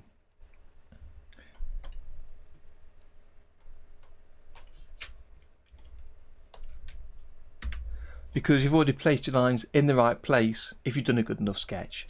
And then you're just inking over the top, so you can forget about the perspective or the size and position of different elements. And you can just concentrate on giving a neat line to get the drawing looking the best it can be. So let's just zoom in a little bit and see how that line looks. Go from thick to thin there, yeah. I'll hit save, and then back in the backup tool I'm going to rename that version of the save.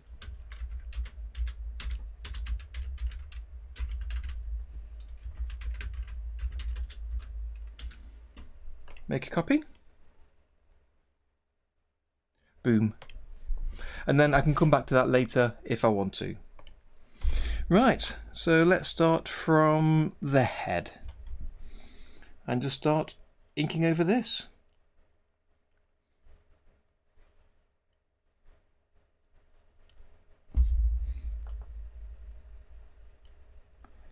So hopefully this isn't too thick. Start at the front here.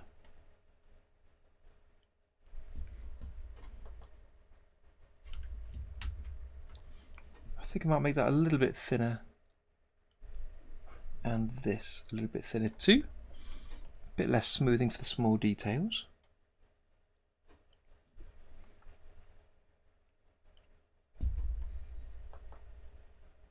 And this is where I abuse my undo button quite a lot.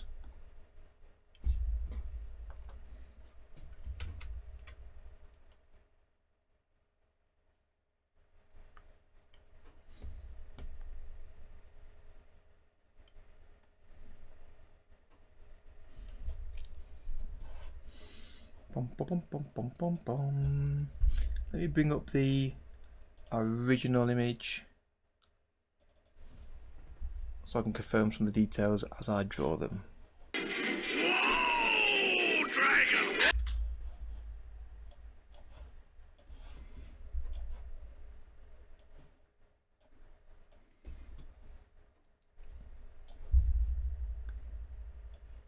So I hope some of you out there are doing some drawing and animating yourself during this stream. And fingers crossed we'll get to see some of that over on the Discord server.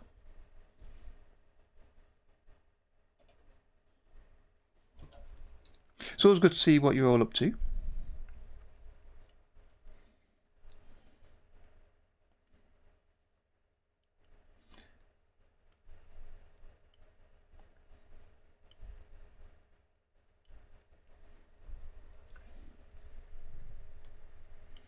Did you have your play today, Maria? Was that already happened, or is that happening later?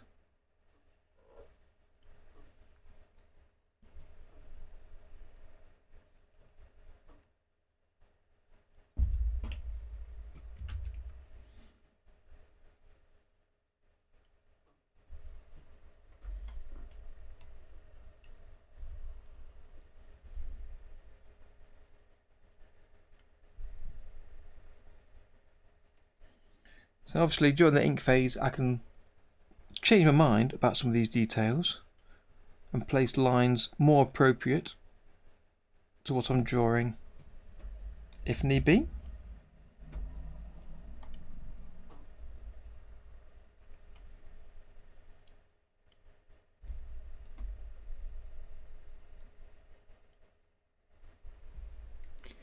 Do I have it today? 7 PM. How far away is that from now?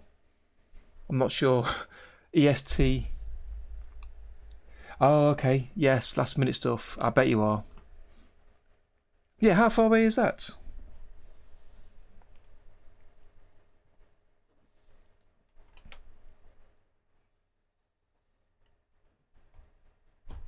You know what? This line is far too thick. I'm going to have to erase this.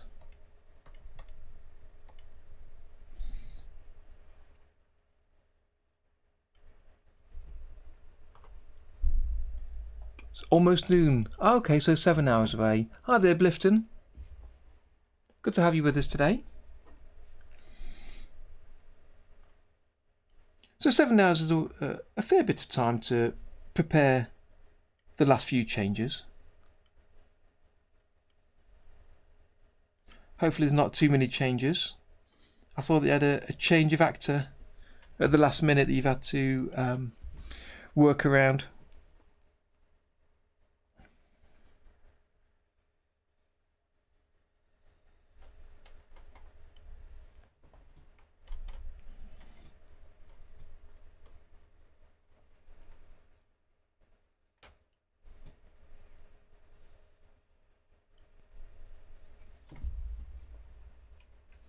I think I'll make these lines slightly thicker. Yeah.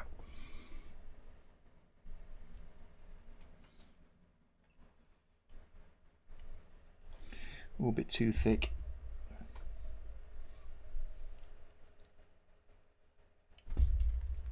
I'll figure out the size in the end.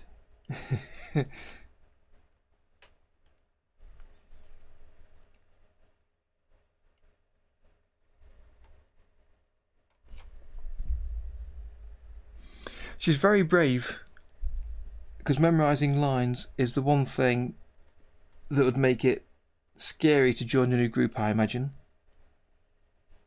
Because you don't want to let anybody down by forgetting the lines and spoiling the play, but I bet it's exciting.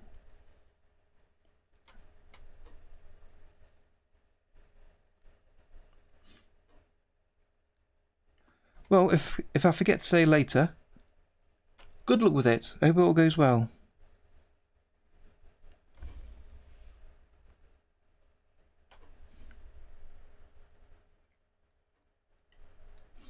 Trying to make these bumps slightly smaller and less spiky at the back.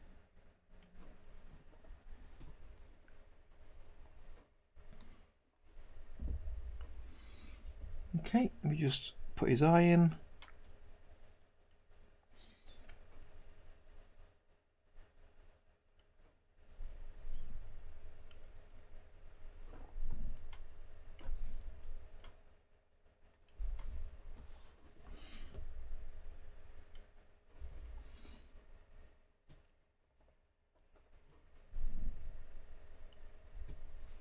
I think that's all of that. Okay, so let's add some colour. So I'll hit save again.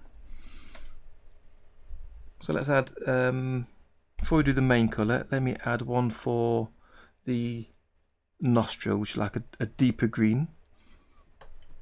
And no doubt I'll be adjusting these colours quite a few times as I work through this.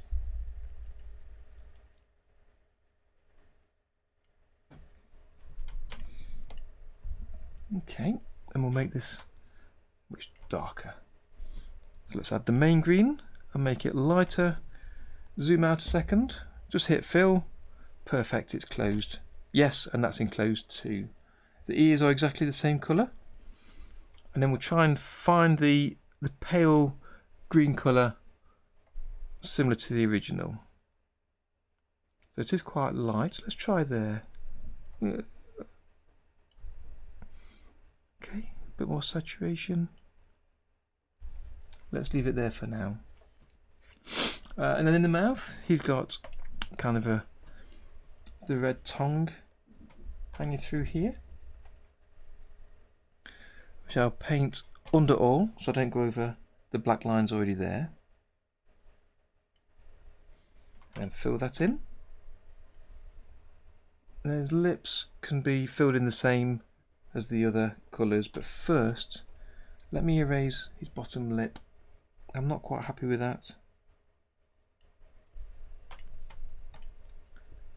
because it's got more of a droop.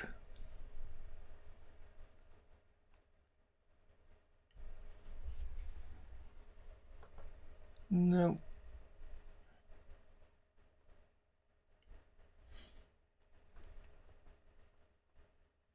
Oh, what's for? That's silly. Let's take it a little bit there.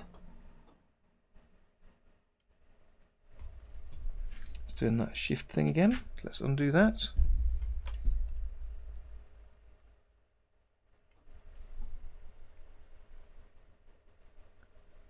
No, I can't quite get that. Let me erase that part again.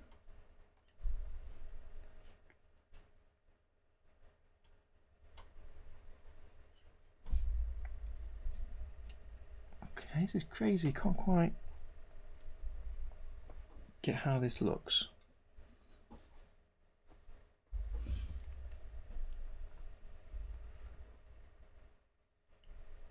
And I'm sure there's plenty of you out there thinking, why is he messing about with that lip so much? Why does he not just get it done? Can't quite get the same look for some reason.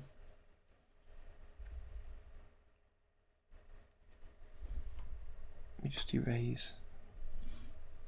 If I choose selective to make sure I get rid of the black only, not the red, means I can be a bit more bullish about erasing. In fact, let me erase that red. That could be what's putting me off.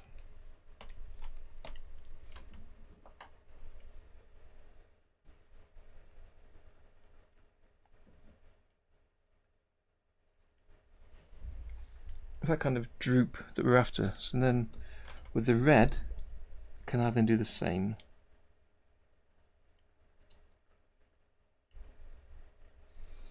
And then fill inside there.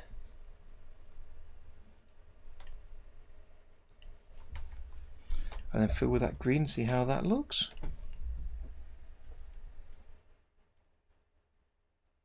It's quite large. I'm going to do some more green to remove some of this tongue.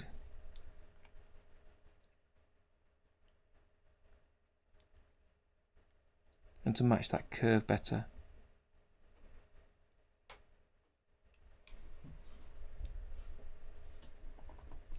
So under all, over all.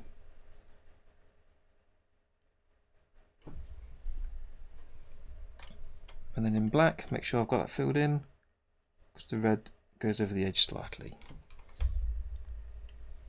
Good.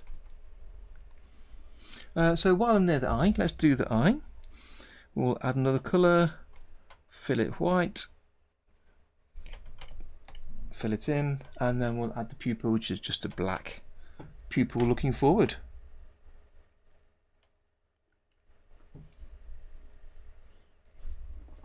And fill that in. And for a bit of fun, let me choose the white again and blob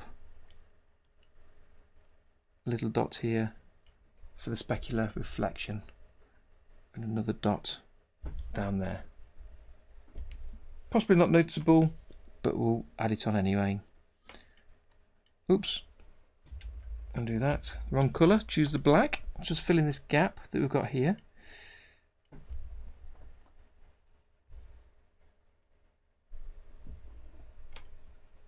Not sure why we've got this gap down the middle.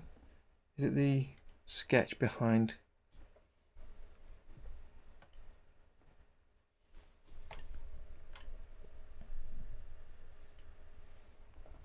Got a key in there, let's delete that.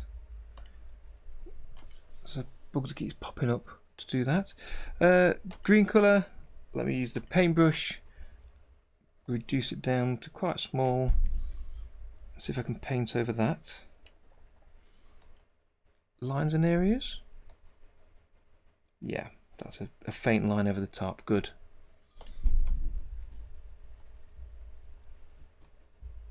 Okay. Oh, just his muzzle to go. So that's kind of a brown colour. So choose a red and then go darker. Oh, hello. There's my top up of my cup of tea. Thank you. Cheers.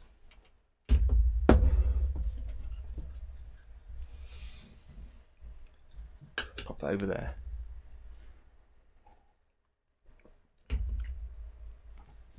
Okay, so we've got a sort of a burgundy colour.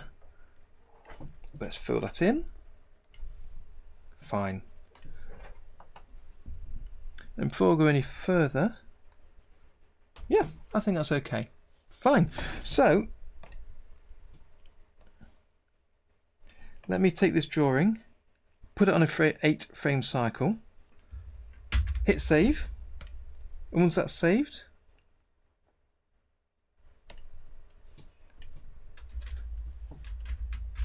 I'll rename my backup so I can come back to this position at any time later. Thanks, Caligero. Appreciate it. You're right, Blifton, she really is.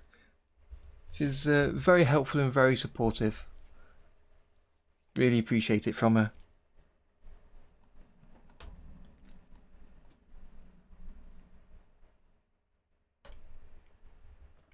Okay, so let's add the plastic tool mesh to this body and get that start moving, and then we'll take a look at the legs.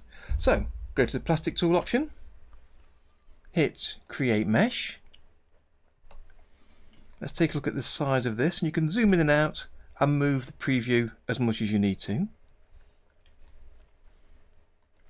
So the amount of detail we want with this, we want it to be quite smooth, so they don't want the triangles to be too small there. So you can adjust the size here. I've just seen the message from Caligero. Have you not used the plastic tool before at all then, Caligero? Because if not, I'm happy to go through a few more details if that'll help. Because it really is such a useful tool in the right situation. Thank you, Maria. Thank you. Never. Okay, in that case I'll close that window and start from the very beginning if I can explain this. So the plastic tool is a great way to move a single drawing, and as Tom stated earlier, it's perfect when everything's moving in the one plane. So if we're looking at something from the side and it's kind of rotating up and down or deforming in that direction, it's really good. If you want to deform forwards and backwards towards the screen or away from the screen, or rotate and twist and turn, it's not so good, but you can sometimes tweak it to be okay. So if it's moving sideways as the dragon is, I think it's perfect for the body and the head and tail. I was also going to use it for the legs, but I'm sort of having second thoughts, and I'm currently thinking I'm going to draw those by hand. So for the body, I'm going to use the plastic tool. So you create your single drawing. You extend it over the number of frames you want the animation to move. So I'm going to define my run cycle over 8 frames. As we saw from the original, it's an 8 frame cycle. And then selecting the first frame and choose the plastic tool from the toolbar. The first thing you need to do is create a mesh over that drawing. And this places a series of triangles over the areas where you've got any kind of paint on the image. So it doesn't need to be connected. You could have two totally disconnected objects in the same drawing. It'll create a single mesh drawn over both of those. Possibly explained wrong. It'll create a mesh that covers those two areas on the drawing. And you can change the size of the mesh. So if I make it bigger, you'll see the triangles, if you've got the screen quite large because the colours are quite bright, you get larger triangles, and for simple movements that could be fine, but the smaller the triangle, the more detail can be added into the animation. So it starts off at something like 23 or 25. We can stick with that. If you don't like it, you can come back and regenerate the mesh really quickly and easily, so don't be afraid. Absolutely, it can be mixed with traditional drawings, and that's exactly what I'll be doing. Yes, if you have got different parts of the body, particularly that overlap, then you want to have them drawn in different areas of the screen on the drawing, and then you can move one in front of another once it's in a mesh and animate it, and it won't affect the drawing behind. But for now, this is a single drawing without any overlap. I don't know if it does use the GPU. I'm not sure which parts of OpenToonz to Homer do use the GPU.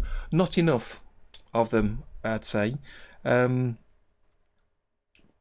it's something that can slow your system down using the plastic tool, and it's something that I know people have had crashes, corrupted scenes from using the plastic tool. So where possible, as I've done here, I'd advise creating a separate scene where you're using a plastic tool for the character, then we'll render it out and re-import it into the actual scene you need.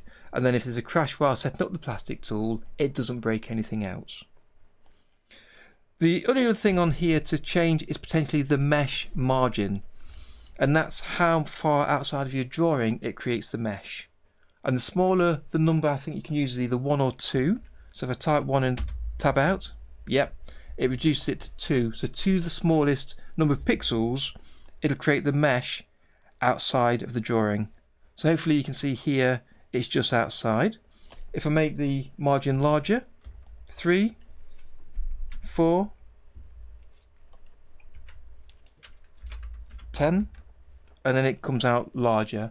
And that's useful if you've got multiple drawings and the character is moving a little bit. So you need to have all the character inside of the mesh for it to be visible. Because if the character has got multiple drawings in the level that this single mesh covers, only the drawing within the mesh is made visible. So you've got to be very careful on choosing the right mesh margin. I'll add 4 for now. Again, we can come back and change it. So hit apply. It creates a mesh, and that creates a brand new mesh level. That's a new file on disk. So it shows that in one frame at first, and we'll extend that for the 8 drawings. So it'll be there for those 8 drawings. Let me extend the background as well, just so we can see the rough background while we're doing this. And what that has also done, if I go to the FX room and take a look at the stage schematic, that has moved the body column to be connected directly to the mesh instead of being connected to the table. And this is really, really important, and something new users to the plastic tool get wrong quite a lot. If you've used the animate tool on your body column, so if I use it now, I'll just hit save so I don't lose anything. Got to save regularly when using the plastic tool. But if you use the animate tool in position mode and move the drawing to the side at all, that's moved it outside of the mesh. So when you render it, you won't see the drawing parts that are outside of the mesh. So if I move it again and move it upwards,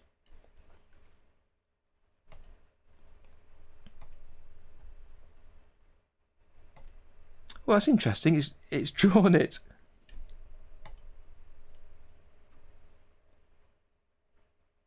That's peculiar. When that renders, that won't render outside of the mesh area.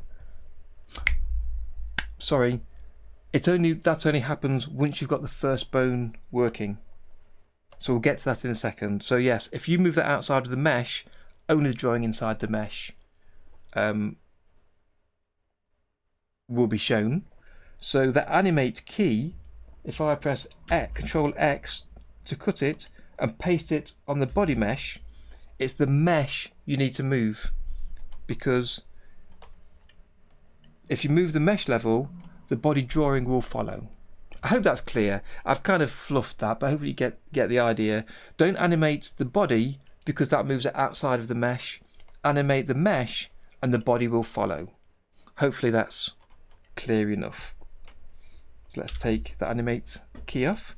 So the next thing you need to do is using the plastic tool again, choose build skeleton mode, and then clicking on screen we can build a skeleton around this mesh. And there's different ways of doing it, and I can't go into them all today, but basically normally your first bone you'll start outside the character, and then the next one you'll move into the character. You might have a couple of them outside, and that could be useful depending how the character needs to move. So let's just place a couple of bones and see what happens. No, you don't need to use peg bars for this. You can if you want to, but you really don't need to. If you want to add arms and legs, you can add them in the same drawing, but I'd be tempted to draw them away from the main body, and then you can place them on top using the plastic tool. But I'm not doing that today. I've got some videos showing how to do that in the channel. You can take a look at those anytime you like. But let's work on the body first, and we can come back to perhaps arms and legs separately. So we've got two bones. You can see this bone's got a red box around it, so that's the current bone. So when I click again, it'll connect to that one. And again, I can click and drag that to place it here. We might want to move some of these around. One to the top of the head and one to the snout. And then to do the tail, I click on the bone on the middle of the body to make that the current bone. And you can click and drag again. And now when I click for the tail, it'll connect it to that body part. We'll add a couple for the tail there. And before you start actually trying to figure out where to place those bones for the animation, if you change to the animate mode, you can play with it now on the single frame just to see how it works. So you can check that you can move the head up and down, or at least up to the neck. I can move the head here to have him look up and down, and I can move the snout if you want to have that wobbling there. And again for the tail, I can move the back end of the character up and down. I can wiggle the tail, and I can wiggle the very tip of the tail there.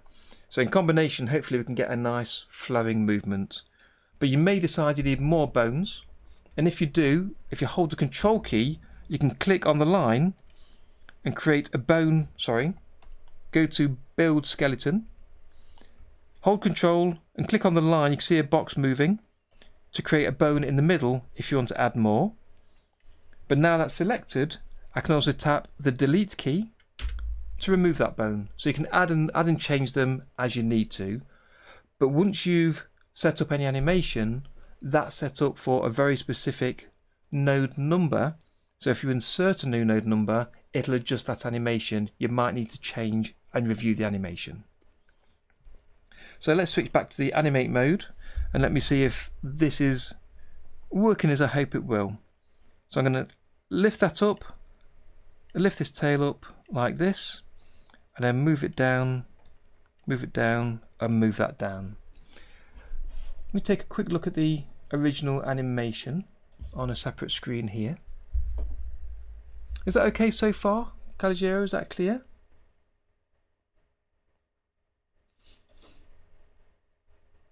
Okay, so if I bring this on the screen so you can see what I'm looking at.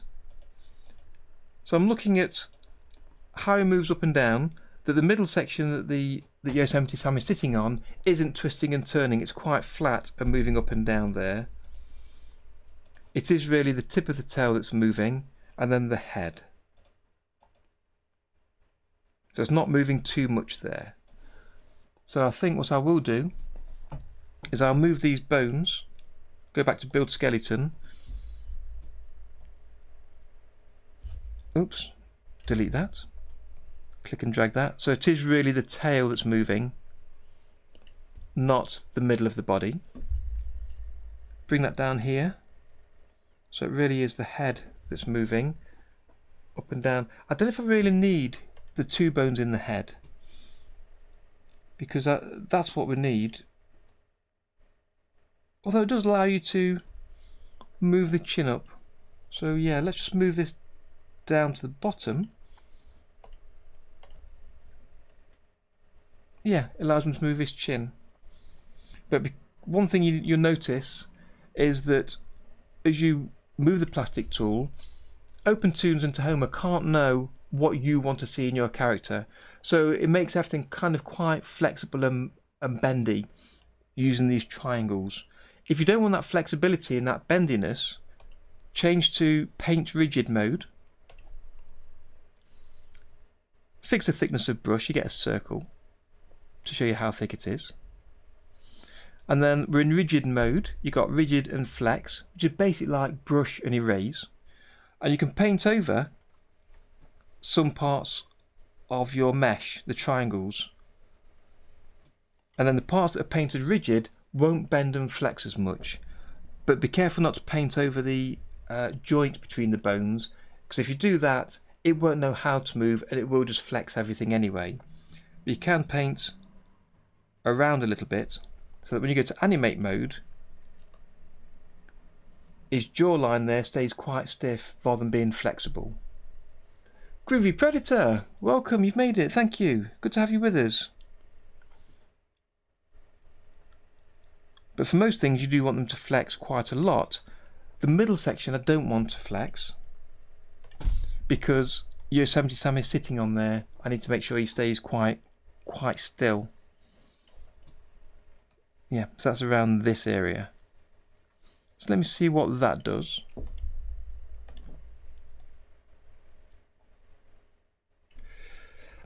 See what I'll do, I'll insert another bone, holding Control key and clicking. I'm putting that down here so the whole middle section can stay solid. So I'll paint rigid again, and I'll paint this over here. And let's see how that looks when you animate. So that's quite rigid in the center. So the tail can wobble and the head can move.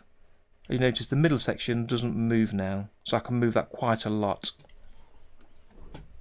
Okay, so we're in animate mode. I'll hit save, and that has added an animation key already on the timeline. So if you want to go back to the original, you can just select the key as you normally would with any other animate key and press delete, and that's the default position. Thank you, Groovy, appreciate that. So if I then animate a couple parts of his body, oh sorry, wrong one, so the tail there, like that. If you want to move to another frame and then reset to the default position, it's worth pointing out you can right click on one of these joints and choose set global rest key, and that resets everything to the 0 position. And if you want to, on the timing room, you can go to the body mesh column and show the plastic skeleton values to see the values for each of those vertexes, the vertices. And they've got 3 values. The angle, that's the rotation angle. As this moves around, you can see here at the top right for vertex 8. Let me close all the others. So you can see that rotating there. There's also an option to change the distance. So at the minute, that can only rotate around the 1 point. But if I untick keep distance on the options bar, I can also stretch that distance or reduce it. And that's how you can simulate the rotation in the z-axis in the 3rd dimension. And the final option is the stacking order. So if you've got multiple meshes, you can move one in front of or behind the other. And I know you've been looking at that already on the animate tool.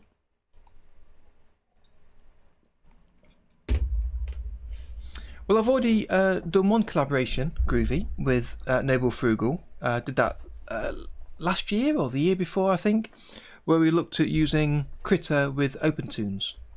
and we made a video together there, and no doubt we will again at some point in the future. But I know right now he's really busy with his Castle Dark work, and I've got quite a few projects on myself, but at some point absolutely I'd love to do so. So again, on frame 1, if I right click, I can set a global rest key which resets everything.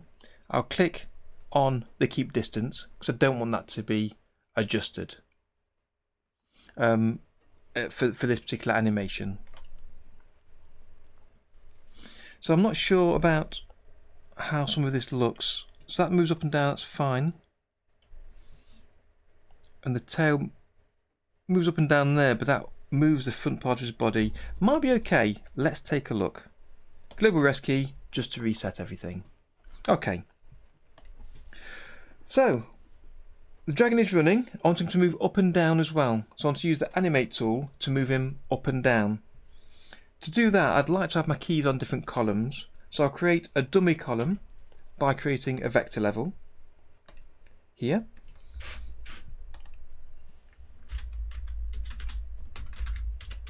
Giving it a name so I don't forget what it is.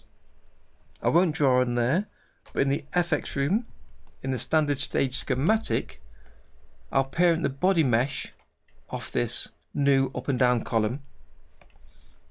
I don't need to extend the drawings. All I need to do is change to the animate tool. Let me show the tool options bar in this view.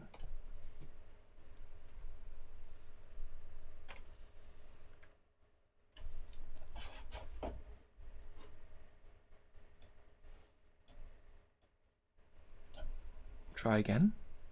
I accidentally closed that. Here we go. It's on my other screen, so let's click and bring that over and then dock that near the top. Send it the full width. There we go. And then lock the panels again. Right, so I'm using the position options. I'll lock the X position so I can't move left and right, and just choose the Y position. So across 10 frames, I want it to move up and down as he's running. So let me think which way I'm going to run first. So I'm thinking if I start with a down pose, it'll be his lowest, and think about his legs on the floor about to start running. So we'll start at the lowest position. So I'll just mark it here, and this is why I've got the background on, so I can see exactly where the path is to make sure I've got enough room for everyone to fit. But once this is all generated, we can always move the whole thing as a unit up and down as necessary, or rescale it, so I'm not too concerned. So I want it to move up for a couple of frames. Before I do, let me check the preferences. On the animate tab, it's moving linear. I want it to move with speed in and speed out is my default preference for these interpolations. We can adjust that later. So turn on the onion skin and then move up 3 frames. I'm thinking it's not showing that because we've got no drawings on this particular column. So if I right click on the header and choose extend onion skin to scene, it should show the onion skin for all the other columns as well. So it's moved up to there. So it goes up quick and then down slowly is what I'm after. So on this position from frame 1, I'll put that on frame 9 so that that's the equivalent for the cycle. So if I hit replay over those 8 frames, we still get this blink for some reason that sometimes you get when you play back. So it's got a bit of up and down movement. Hit save. So as the dragon comes down, just trying to think about the movement we're having here. As the dragon comes down, his head, there's some follow through as the head stays up and then comes down. And then you hit the ground, the head still comes down, the body goes up, and then the head comes up. So you want some delay on the head and tail to the body movement up and down. So back in the mesh column, so the body is going up to there, so you want some delay until it gets to the top. So perhaps 1 or 2 frames after, so frame 4 or frame 5. I don't know why it does that, Tom. Sometimes it doesn't play within the frame range you select. It's just something to be aware of and to either ignore or work around where you can. So a couple of frames after, go to the plastic tool. We can now see the bones. We can hide the mesh now because we don't need to see it. And you can right click on any of these joints and you get the options for the plastic tool mesh. So I can choose to hide the mesh by unticking the show mesh. I like to see the bones. It's useful to see where they are. So the dragons just come up, and the dragons come up as well to the top. So we want that moving upwards, and it's been dragging up. So on frame 1, it's still just trying to think the cycle with the delay. The character's just come down, so his head's up, and as he starts to go up, the head moves up as well.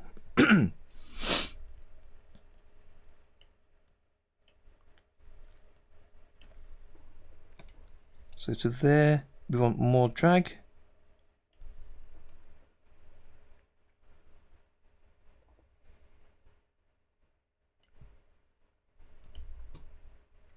Make sure on frame 1. So it's just come down. Yep, so his head is got to be in an up position. And this is why it's useful to have a dummy column for the standard up and down, so you can see the position of those keys and then work the mesh keys around them.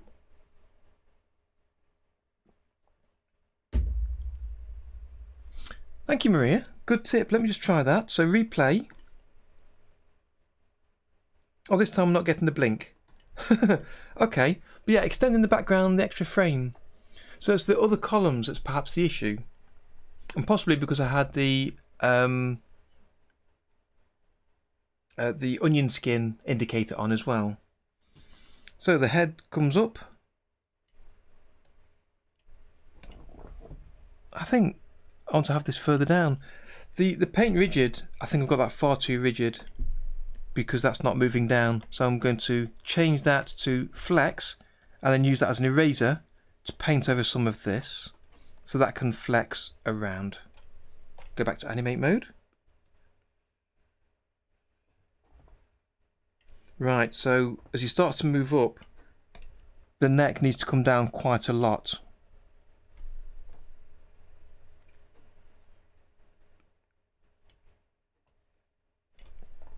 And getting this timing is going to be tricky.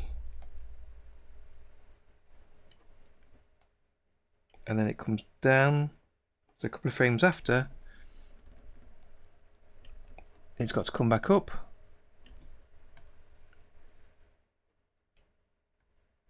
And as it comes down, I want to have some trail of the head coming down, if I can.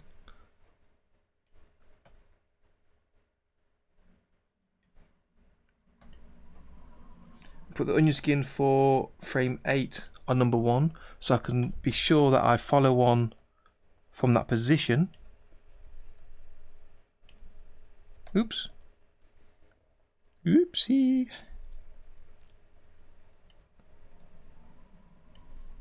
Let's turn that off. So it comes up as he goes down, and then that's too much, but then he wants to move upwards. So let's just delete the key on number 2.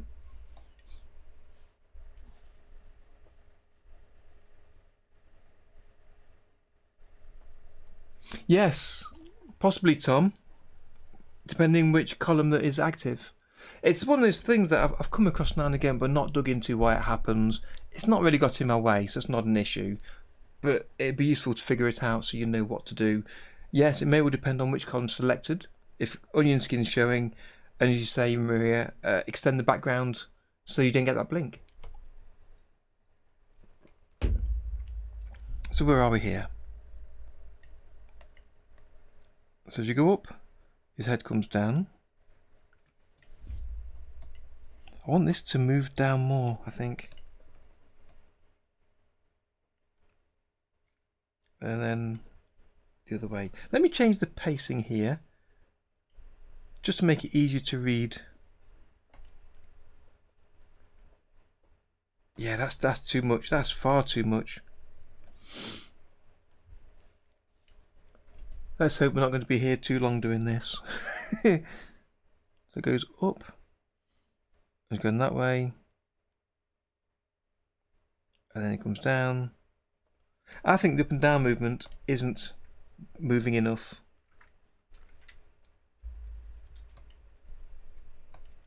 Let's look at those keys. That's moving to there. Make sure I'm on the up and down level. Move it up a lot. And then number 9 should be the same as 1 anyway.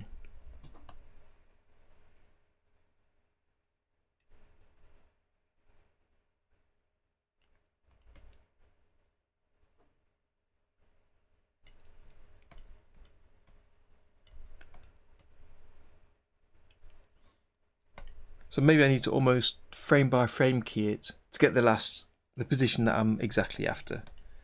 Go to the plastic tool so I can see the keys. So frame 3 is the peak of going up. Then when it comes down, let's turn on the onion skin. I want this still to be going up.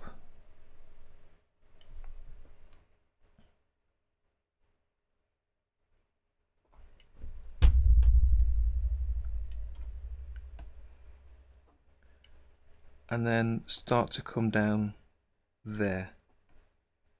I give quite a nice curve. But that's not quite smooth enough.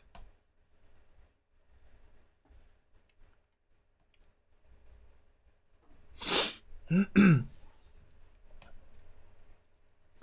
when I've done this before, sometimes I've hit on it straight away and got the perfect movement, the nice smooth movement I'm after, and others, it's just been a dig to try and dig out the right movement that you're after. Because in my head I can see what I'm after, but then trying to translate that down here, not so easy. So that's coming down, that looks okay there.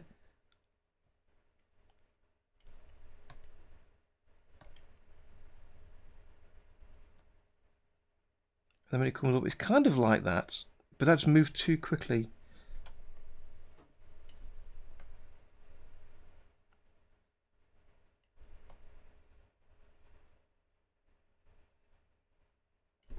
Let's take a look at that. It's kind of got that flow that I'm after, but I don't know, I think I might be just moving it too much. A bit too much exaggeration.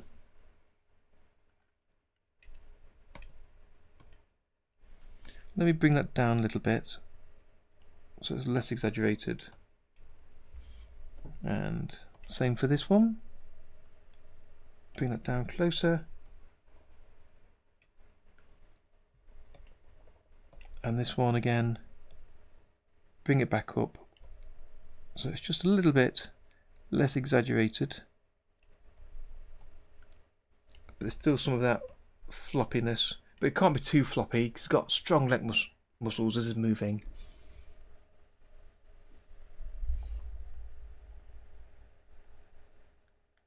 Okay, Groovy, catch you again soon.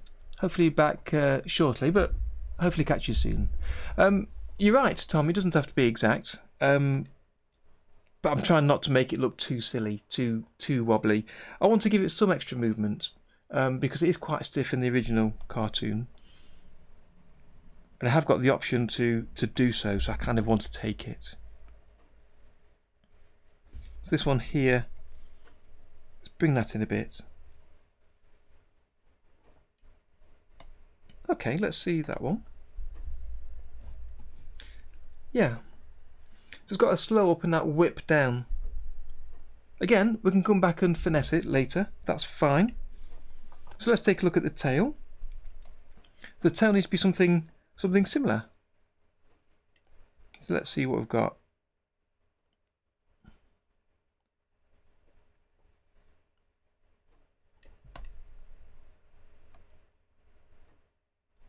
Right, so it starts off low, so the tail is high again, so let's bring that up here a little bit. And the next keyframe, let's show some onion skin so I can see where it's moving to. It's now coming down.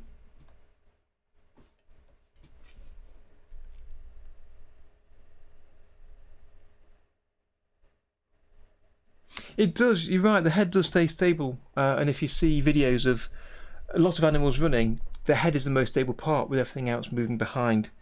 But I do like that floppy headed look. So I may well just rein this in a little bit later and make the head less moving. But this is also why I was keen to use the plastic tool where I could, because you can come back and then make these adjustments later. If you've drawn, inked and coloured a hand-drawn animation, you're less likely to go back and then redraw part of it. Whereas the plastic tool, you can make these small adjustments and then see how they affect it. And this movement might just be better for the tail rather than the head, so we'll see.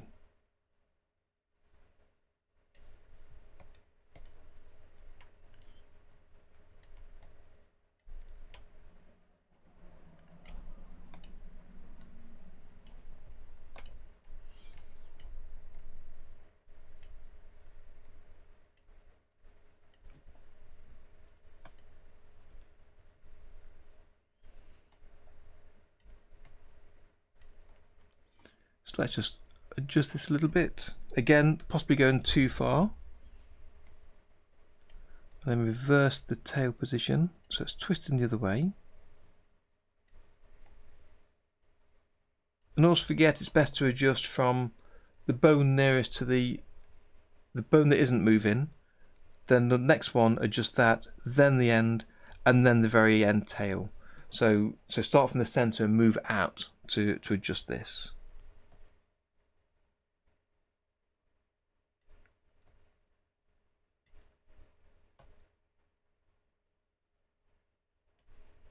In fact, let's bring this down. I don't want that curl just yet.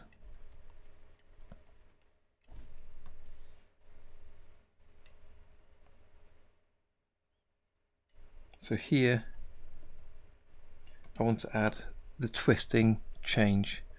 So this way it's at the bottom.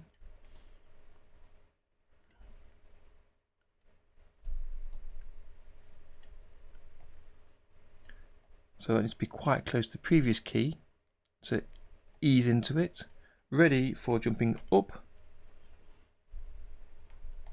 where it's got to be twisted down.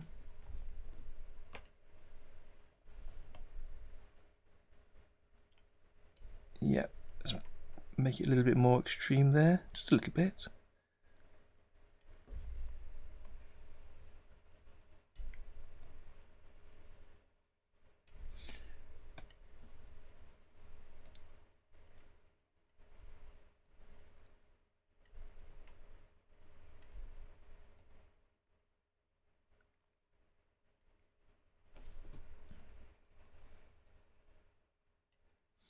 Okay, let's turn off these onion skins and take a look. Hit save first, just in case.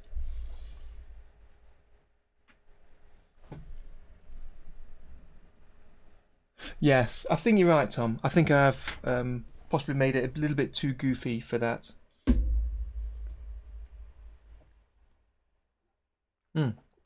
Yeah, no, that makes perfect sense. How does the cartoon handle it? Well, let me show you, Maria. Let me bring that onto the screen while I have a sip of tea. So the head is fairly stiff and moves up and down only a little bit.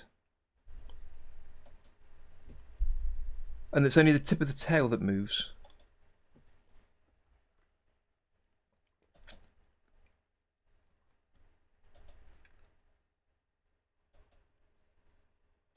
So for me that kind of shows the strength in his neck, that it's held firm. As Tom says, it's looking forward, it knows where it's going, it's quite tense, so it doesn't move too much, but it has got some movement.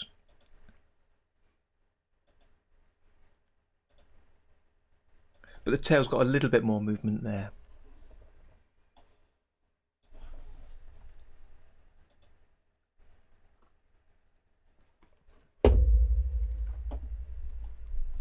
And again, this is running at half speed, 12 FPS.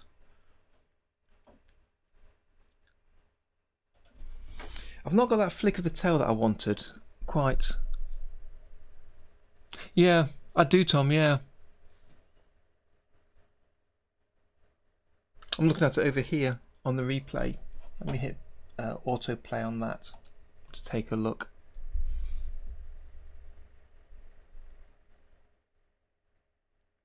It's still got some movement up and down. That's mainly in the neck though, rather than the head.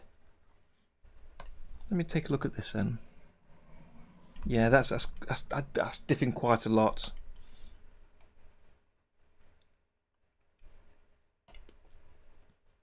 You know what? I'm going to start again with that. I'm going to delete those keys. I'll hold shift and click the key from 3 to 8 and I'll hit delete. Go back to frame 1 and then we'll start again, I think, with that, because it was a bit too much, a bit loose. Me too, Maria. I was kind of picturing him more flexible, but I don't think that was working out.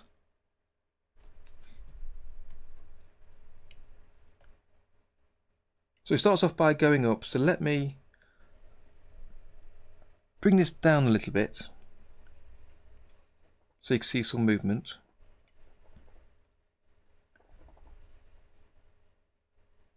And there's a slight overlap. I'll leave it as 1 frame. Let's turn on the onion skin. So bring that back up again. I won't bother with the rotation of the head just yet.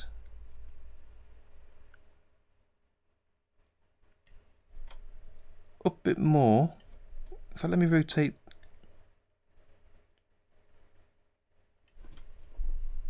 If I'm not going to make the head as wobbly, maybe I don't even need that second joint in the head.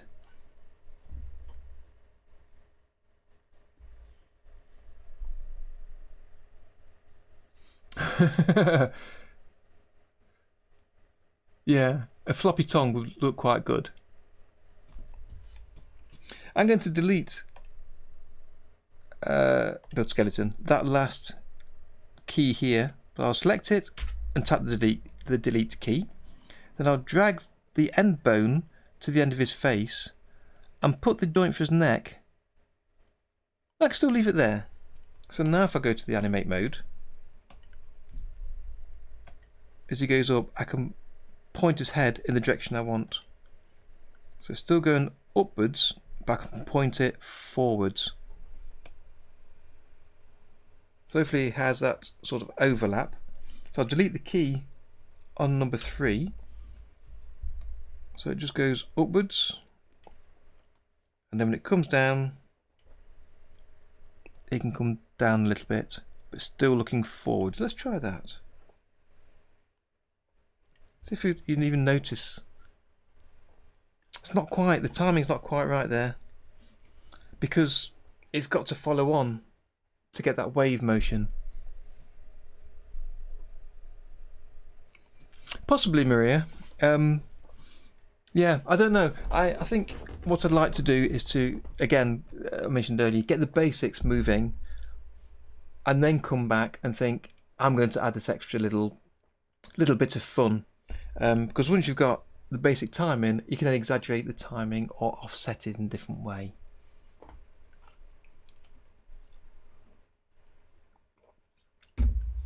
Because just prior to this scene, we've already seen the dragon running as he chases after Bugs Bunny.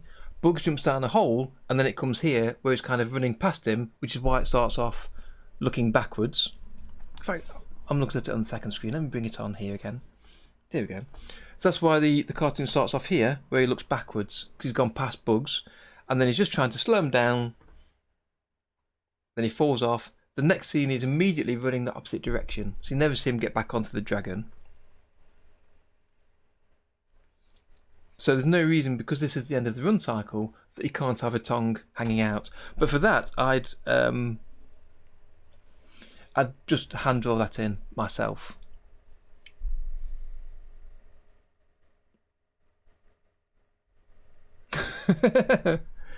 Now that's a big change, Tom. Having Yosemite carrying the dragon. Enyo-san! Hi there, welcome. Glad you could make it. I'm just having a tricky time adjusting my skeleton on this dragon and trying to get the timing right. So I've got the drawing on the body column. I've got a separate column that adjusts the movement up and down. And then in the mesh, I'm trying to adjust the head to move a little bit. Again, let me bring this video onto the screen in case you missed it. So I have the head try and show it bouncing up and down, and the tail bouncing up and down as well, with a bit of flex in it. But I just tried a second ago and it was far too flexible. So I'm trying to make it more realistic if I can. So where that's going up, let me look at the onion skin for the first frame. Let's move this head so it's clearly moving down away from the body, but not in a wobbly way. And I've got the extra node at the end, so I can keep his head pointing forwards to try and keep that intense stare to where he's running.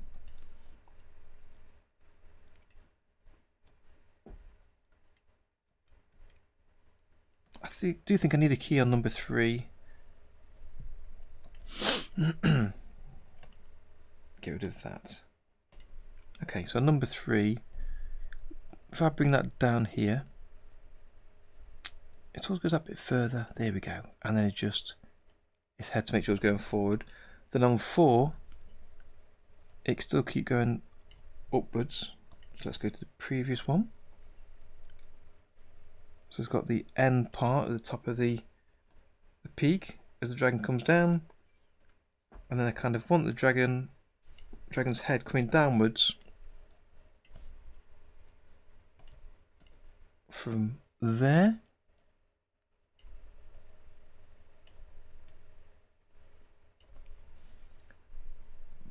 But keeping roughly in the same place on screen, so it doesn't bobble up and down.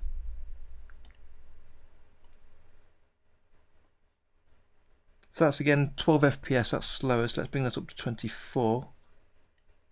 Yeah, struggling to play at that speed. So I'll preview it on screen in 12 to get the position. And if I hit save, if I set up my preview settings, shrink it down by 2, hit preview to see if it'll play at the full 24 frames per second pace. Let's add the background just so I can see it. Okay.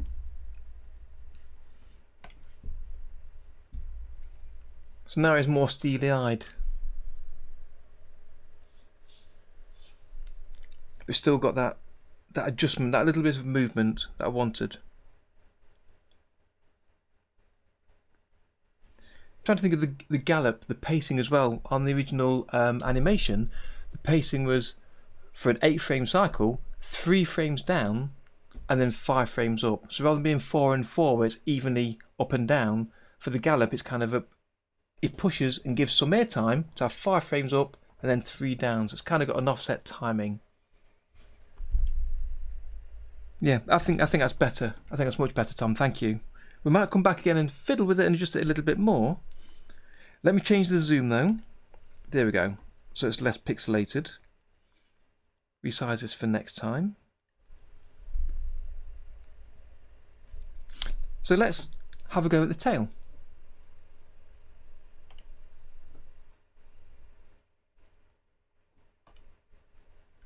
Hit save. Right, so the head is staying in roughly the same place there. That's right.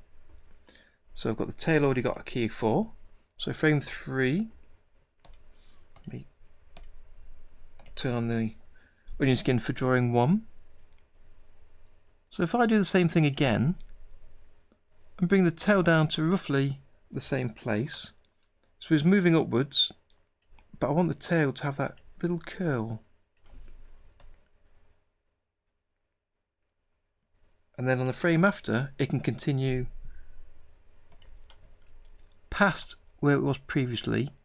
And this is where the plastic tool is really good for showing the onion skin. Let me zoom in a little bit. For the previous bones, not just the drawing. So it makes it easier to set where you want the following one to be. So again, this is where the dragon's reached the peak and is about to come down, so the tail goes up and it's kind of the ease into that end. Save. Thank you, Tom. Save early, save often.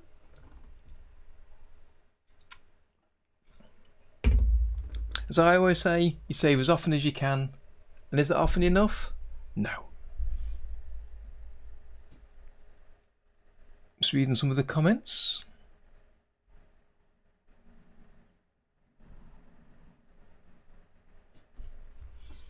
Oh, good point, Anyo-san. Let me have a look. Let me bring that video in. It's still playing on my other screen there. Here you go. So the jaw isn't actually opening and closing at all, and there's nothing else in the face. The drawing is changing, but it has got a little bit of a wobble. And I tried that first off, Anyo-san, but I had a really floppy head. It wasn't very good. I noticed Maria doing that before on Dave's channel, Tom. So feel free, please do send your emojis through. Remind me to save. I'm pretty good, but if it suddenly goes off, I won't have saved recently enough. So there's a slight wobble. The ears actually wobble a little bit during the run. Let's pause that.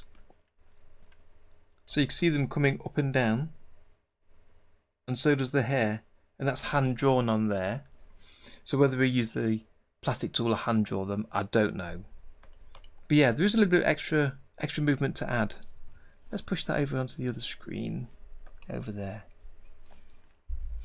Okay, so where are we with this tail? So yeah, so frame 4, it's come up.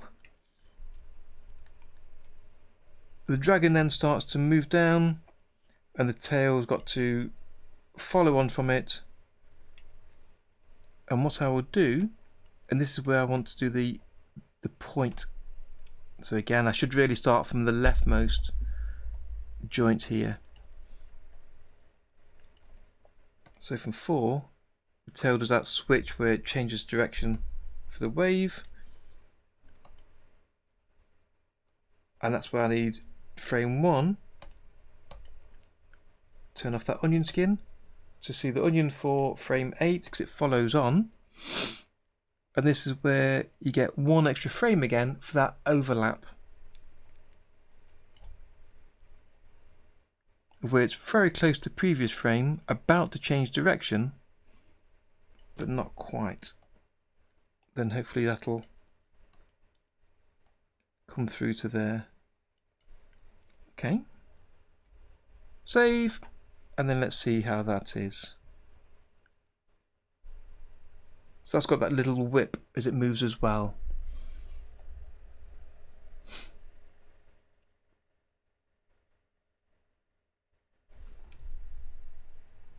So I quite like that. That's quite a good movement.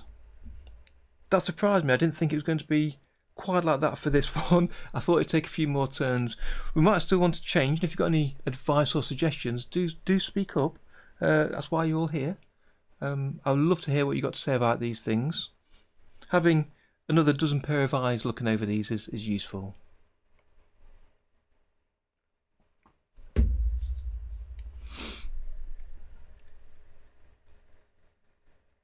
do like the way his head goes forward as well because of that rotation.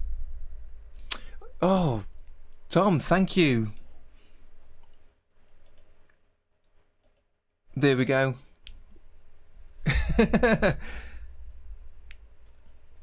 This is why I like being in the 2D room actually, because then I've got the palette editor over the right. So let me hit the preview, and then let's see it. So that's at full pace.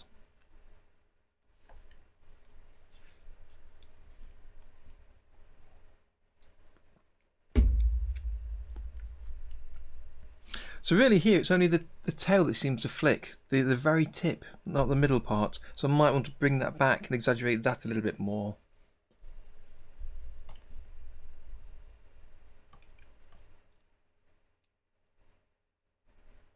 Yeah, because they aren't rotating much at all, those other frames. Make the drawings larger, it'd be easier to edit them. So where that moves upwards, let me try bringing that up more and giving more of a curve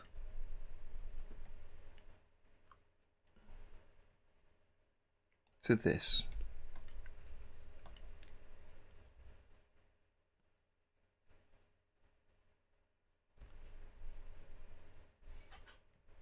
Bring that down a bit more, bring this one down.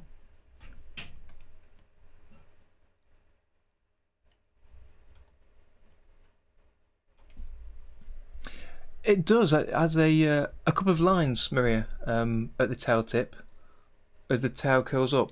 And to do that, I was thinking of, let me bring that in, the video in again so you can see, and everyone else can see.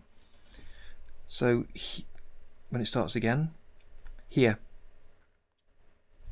as it curves, there's a couple of lines added. So to do that, I was going to hand draw them in on the original drawing, and the plastic tool will still work over the rest of the drawing, but it'll add those folds in by hand and hopefully give a little nicer look to the movement there.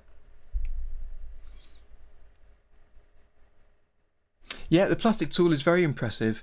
It's often tricky to set up and get exactly what you want, and sometimes you just can't get what you want with the plastic tool. You have to draw things by hand. But for very basic, simple movements, I think like this, you should be okay. Let's see, so that moves up more, so that gives it more of a bend. I'm going to go even more than that with this. Because it moves so fast, you might not notice. And then again, number 4, so the key positions, this is really important and something I'm starting to save, something I'm starting to get more of a feel for today. So the key positions for up and down are frame 1 is the lowest, frame 3 is the highest, and frame 9 is kind of the repeat cycle of the lowest again, so it moves back down to the lowest. So 3 frames coming up, 5 coming down.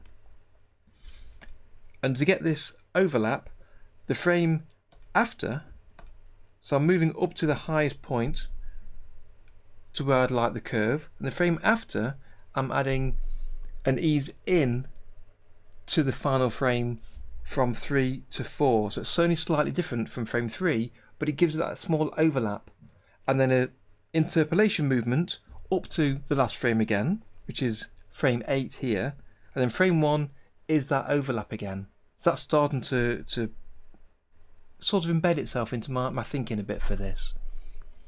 Yeah, Toon Raster or Smart Raster. Only because I like Smart Rasters. I think they're really neat. The fills work compared to Vector. Unless you're going to zoom in and out, you don't really need the Vector, I don't think. There's so much Caligero to the program, there really is. And if you can mix and match, then all well and good. Okay, so this is moving up, so I want to, again, frame 3 is easing into 4, so I'll extend that a little bit, but only a little bit. And this is moving up like this.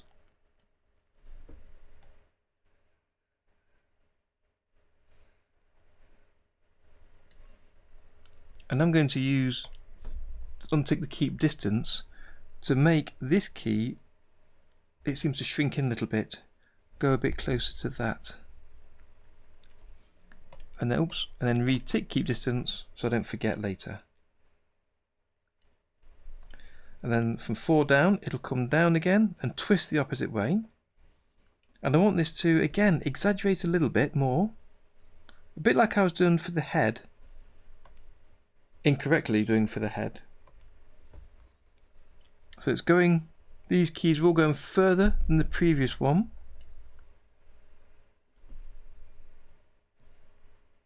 Let me just take a look at that. So it's coming down.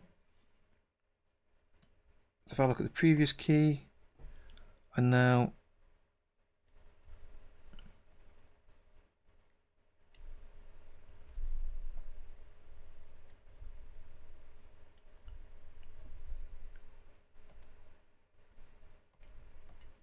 Let's see how that moves. So twist the opposite direction to there, and then again the next key is going to be a follow-on. So I'll keyframe, show the onion skin for drawing 8, and now this again is coming down one more stage further than drawing 8.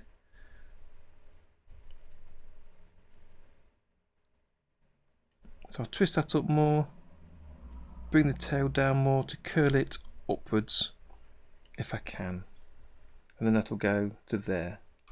Save and Control R to preview. Let's see. So that's a little bit more curve to it, not a lot, but a little bit more.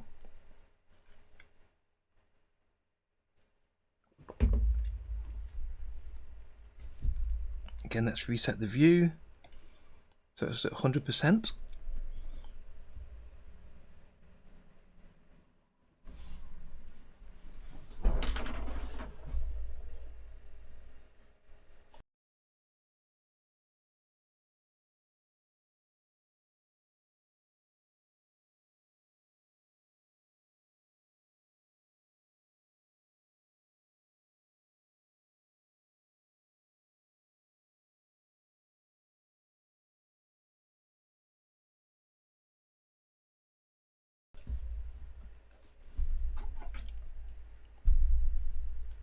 I think that'll probably be okay for the basic movement. And we might come back, we could fiddle with it, but that's okay for that. I'll tell you what we'll do, something Maria mentioned, the folds in the tail. Let me look at that on the original, bring that in here.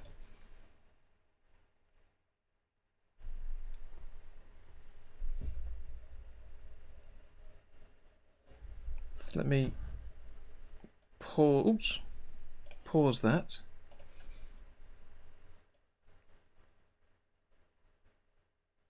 So it's when he comes up and the tail goes the opposite way, the folds appear because of the crease. Let's try and add those in now, I think.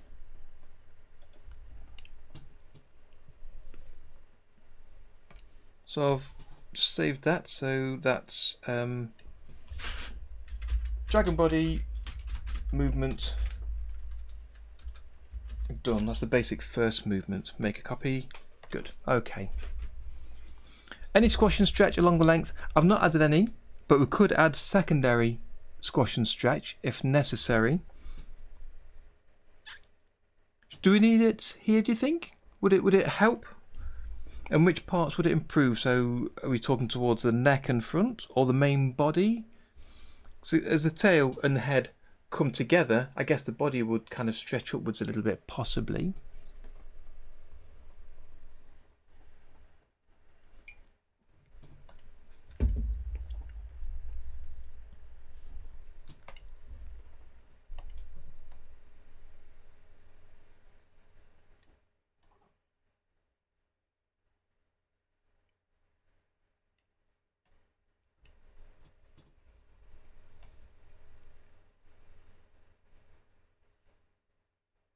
So I guess really I'm thinking about these folds, Maria, that it'd be on like the first 2 or 3 frames there as it moves up.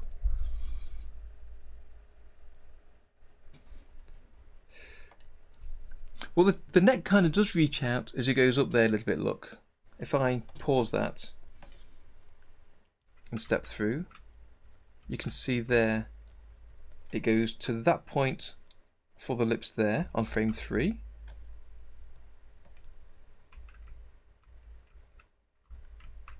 And then back here, so if I zoom in a little bit, you can see the difference there in the distance it goes as it goes forwards and backwards. And that's just a side effect of using the rotate option on these keys. It kind of brings them forward.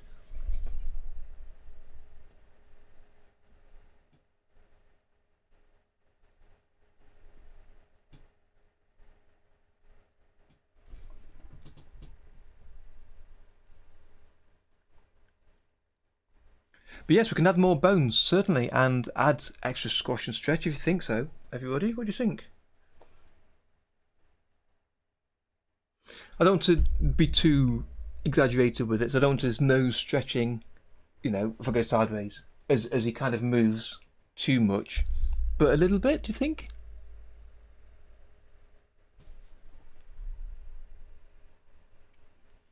So would it stretch as kind of the head comes backwards, would you think?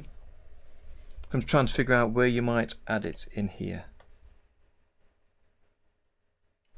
Take that onion skin off.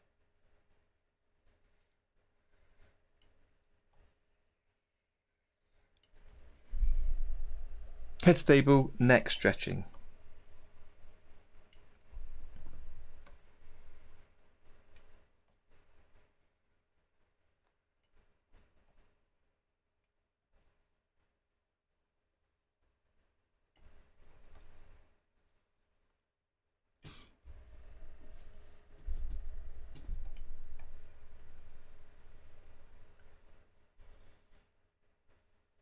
So you're talking about when the head goes forward, the tail can come out at the same time.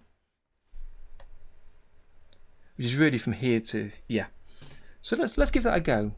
I've already saved this, so I can roll back to the backup if we change our mind, so I can bail out of this really easily. So that's fine. So let's go to the tail. We're on the plastic tool. Untick keep distance then. We've already got the global key option ticked. So these points where I've got a key, let me show you the timing window here. In fact, just turn them all on. You can see there's a key on those 4 frames for the distance as well as the angle. So that's available to move from as we animate this. So if that's going forward to there, so really it would be including the overlap up to number 4. So let's just drag that one over. In fact, is that affecting the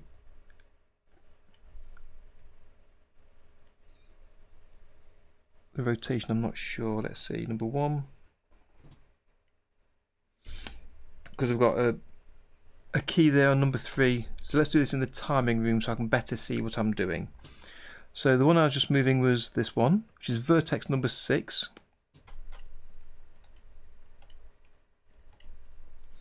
There. So the distance is the thing I've just changed. You think just straighten them. So the minute I've got kind of that curved wave, but instead of that you're thinking just keep it stretched, keep it straight. Possibly. Let me just adjust these distance first while I'm here anyway. So the reason that didn't work is because on frame 3 I've already got the key set for the distance. So if I remove that, we'll see the distance stretch during those frames.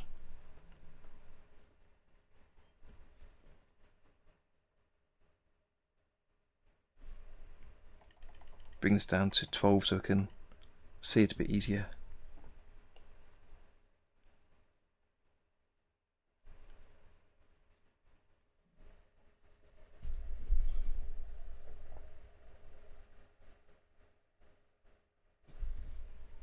Right, so the transition from tip down to tip up, let's have a look. So there's down. In that case, let's put these back to 0 as we had. There we go, that's exactly where it was before we started. So you're suggesting that in the transition from tip down to tip up, flatten, align the bones so they're less curved. Okay. So tip down.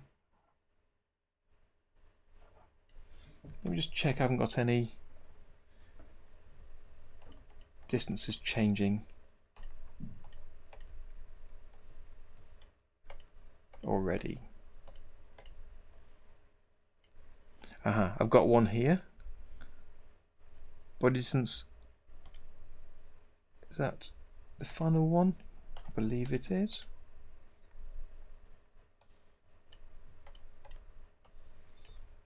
Vertex 7.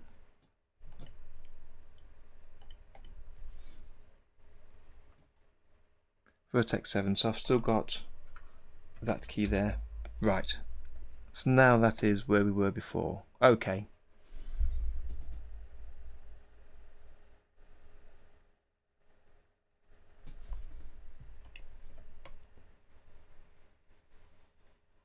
Yeah, So it's there. It seems to go.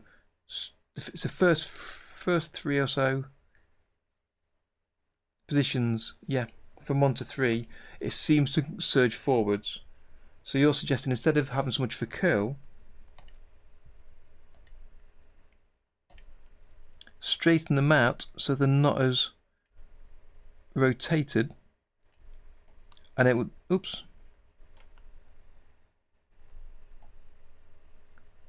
oh, the keep distance isn't working. Let me just undo that, turn it off and on, and now let's see if it works. Yeah, that's better. So if I make this less of a rotation, it'll feel like it's going longer.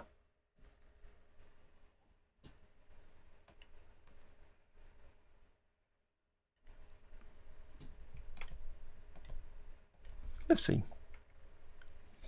Just double check I'm going in the right direction. Yep, I'm moving upwards. So I still want to go upwards a little bit. It's vertex 8. Yep, that's got a distance already. So let's put that back to 0. Okay.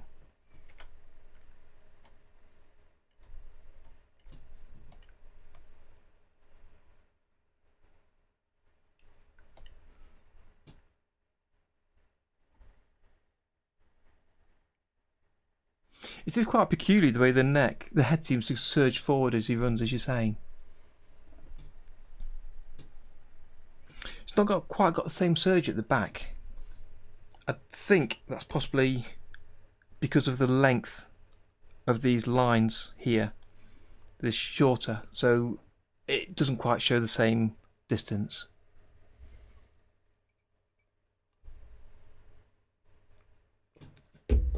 Hi there, Kunikar. Welcome. Quick recap. Happy to. While I have a break from this for a second, let me hit save. Happy to. So, as I believe you now, I think you was here the other week, I'm reanimating a small, very short scene for a Bugs Bunny cartoon. And here's the scene. If I hit replay, you can see that. So I've made the background over the past 2 weeks, had to rotate the scrolling background, and I've got it working as a tile, so it's repeating itself. And today I'm starting on the dragon, and I've drawn the dragon. His colour is massively different there. I need to make that brighter. I'll change that. So I've got the dragon here, I've drawn him, and I'm using the plastic tool to try and create the animation of him running, and then we're going to hand draw the legs on afterwards. So I've got a column with the dragon, single dragon drawing in, which is the body column. I've got a dummy column just with a single vector drawing in to create a column only, and I've used the animate tool to move the body up and down. And then I've created a mesh on the drawing, and I'm just adjusting the head and the tail to give it more of a flexible movement as he runs. That's kind of it really. I'd like to finish today with this run cycle working. There's more to do for the dragon in the second part of this short scene, but I'd like to get the run cycle working first.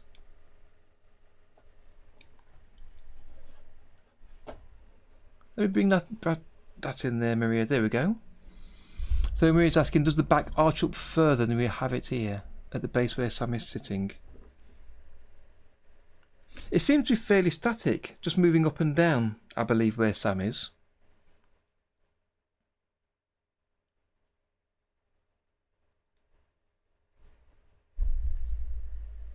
But again, this is just for sort of strong inspiration. We're not trying to follow it identically. So I'm quite happy to do things differently.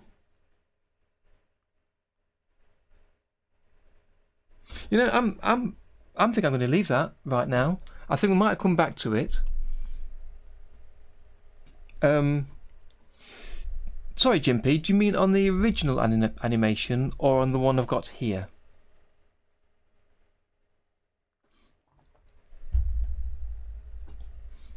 Because I did do something like that on the original one when I first took a look at it.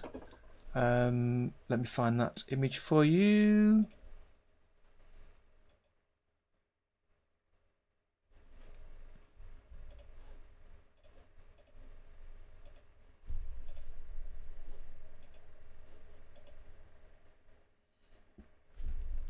put that elsewhere.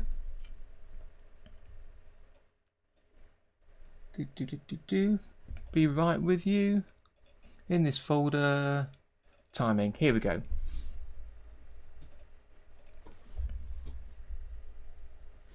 Okay, so here's an image, and I did exactly what we was talking about, and it was to find sort of the position and movement of the character.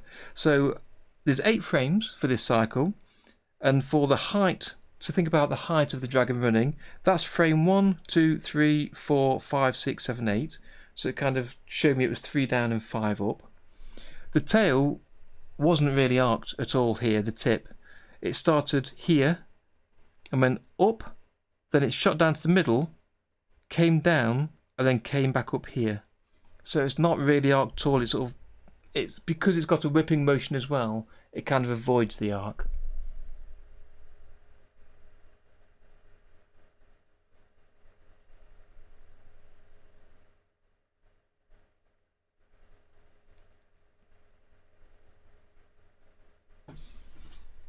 Thank you, Jim. Yeah, it was just try and get a feel. And again, for the head, to get a position for the movement, it started here at the very top.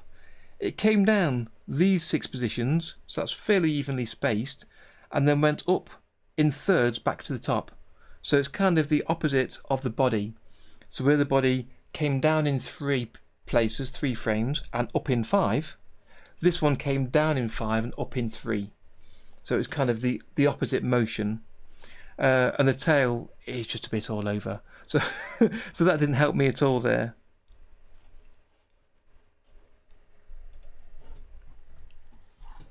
So I'm happy with that for now. I'm going to come back a few more times and have a fiddle, have a change with that a little bit. But what I'd like to do quickly is to draw those wrinkles into the tail that we were talking about earlier, Maria. And we can't draw directly on the body, the drawings in the body column, because it's being piped through a mesh. But what we can do, if we just unpipe that from the mesh and put it directly from the up and down column or from the table, we can now draw on it. Okay, Hans, dinner time, enjoy. I'm possibly still here when you come back after dinner if you've got time. Otherwise, I'll catch you next time.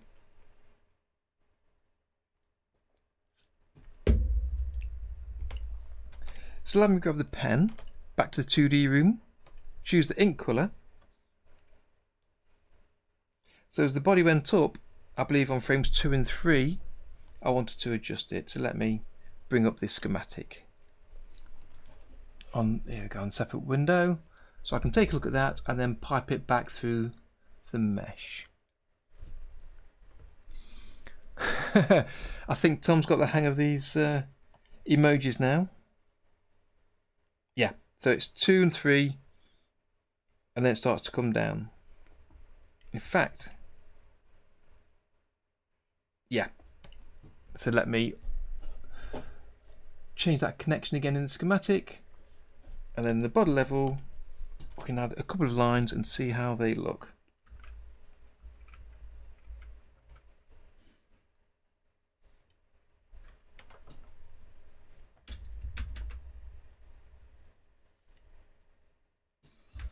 Let me make these a little bit bigger to match what we had before. It's like 3 to 5 or something we had.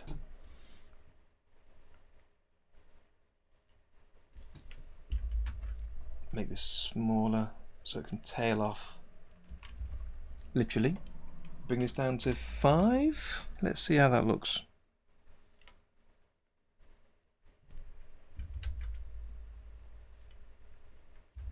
Trying to keep that curve going.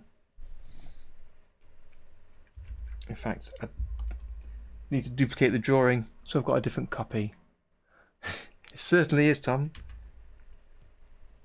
So drawing number 2, it's going to have a small line here. I'll duplicate that. In fact, bring that down to number 1, and then we'll duplicate drawing 1 to create drawing 3. That's 2. 3, 2, and then these are all drawing 1. Okay, so we've got 3 drawings here. I can now turn on onion skin there and see the line for drawing 2. So let's make this one longer.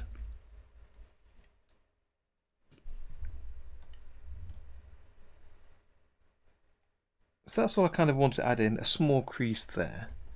So if I plug this back in to the body mesh, let's see if I've got it anywhere near the right place. So it curves up. This is the difficulty with adding drawings and changing your drawings once you put the mesh in place. You can't draw on top of the mesh. No, that doesn't quite do it, does it? That doesn't do it at all. The tail isn't curving enough, so I'm going to totally drop that idea and change these all back to drawing 1.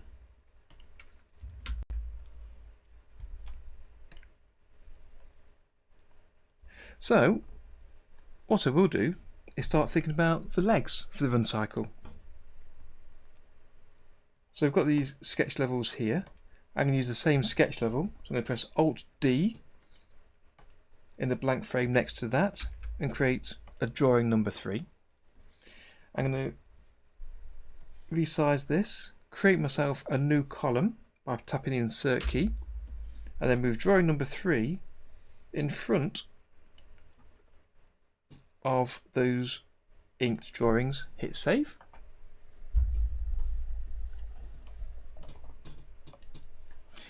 Thank you, Jim. The technique is fine for doing so, I think, at times, but it just didn't seem to work. I've not got the same movement in the tail that the original animation did, so I don't know. Again, may well come back to this. I'm quite keen on kind of piping in the basics of everything first and then coming back and adding any more detail afterwards.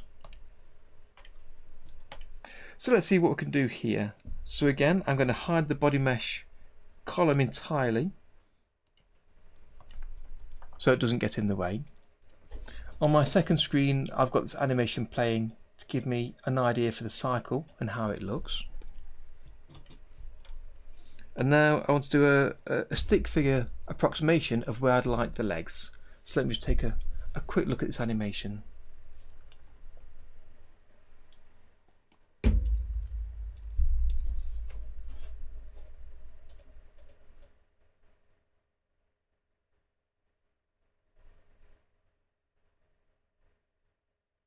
So it's the front legs hitting the ground first and then the rear ones.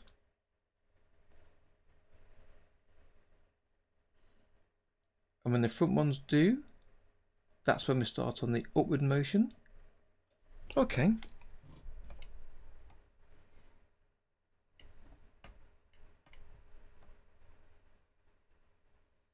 Right, so from frame 1 is the lowest point. So we start the upward motion on the way up. So let's create 8 blank drawings. So I'll click and drag over over frames 2 to 8, and then press Alt D to create a blank drawing. And that'll create 7 more unique blank drawings. So I can just jump in a frame and start sketching. Hi there. No, I've not tried Synfig Studio. I've heard lots of good things about it.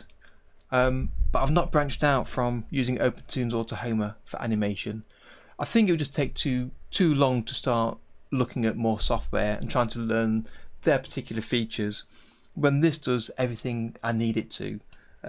So no, I've not tried it, not seen it. I'm quite happy here, I think. I know lots of people do like it and do prefer it, but not for me. Okay, so the foot will be coming down here.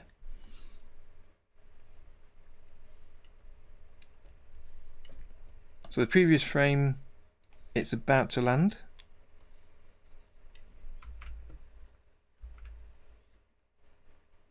And it's moving quite quickly, so we'll have it hanging back.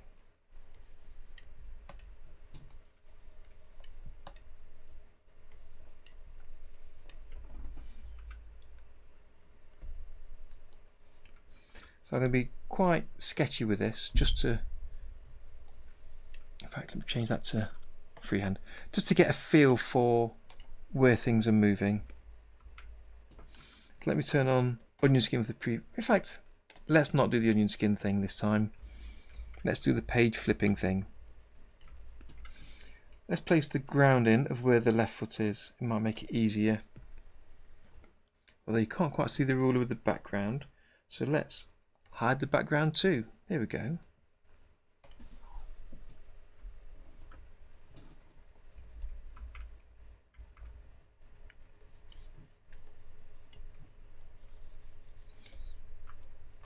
In fact, bring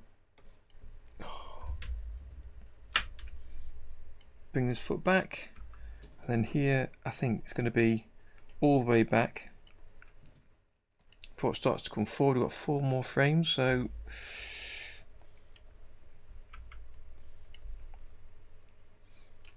in fact it needs to be a kind of a tucked in look.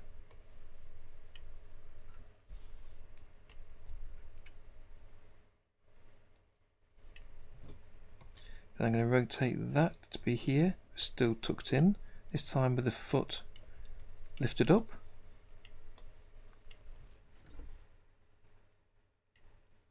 Number 1, it's contact position.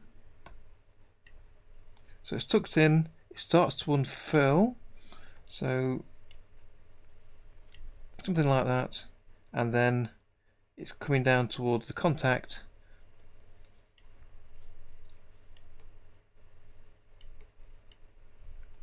Let's bring it up a bit more.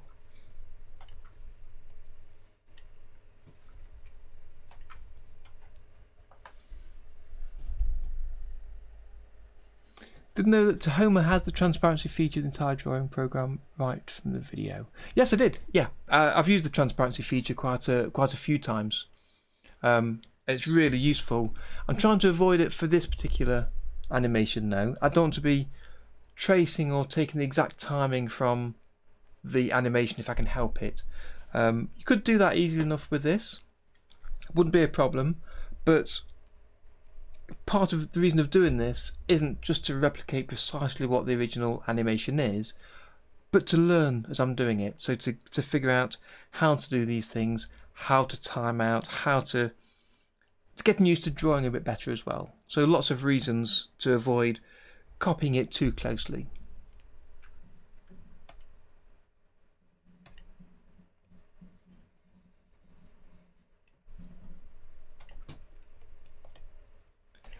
So just about finished here. Let's go through the sketches again to make them a bit neater, just a bit clearer. That's it. Stretch this out.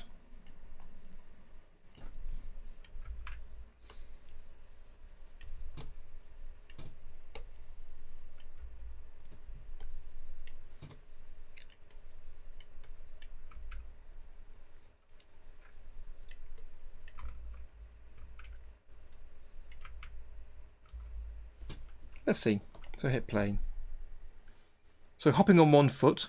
Let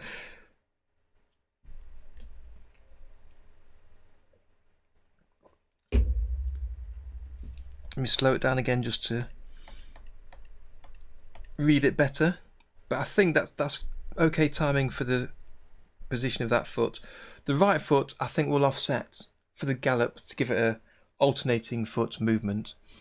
And as somebody suggested earlier, I think I might have to copy and paste it onto a column behind to sit behind the dragon. I think it's a nice cheat. I think I might do that.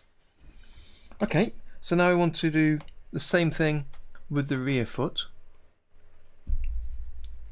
So the way the animation is working with the gallop, back to the original again, is an offset of the front hitting the ground first and then the rear feet afterwards. So it's front, the rear feet are going through and past them, and that's part of the reason that it's difficult to see the running movement. It's going fast and there's lots of overlap between the feet. So I think something I will do is I'll make the the feet on the far side slightly darker, possibly put an effect on them to make them darker, to make them stand out differently, so there's less clutter moving around. Oh, I keep closing it for some reason. Let me open it again.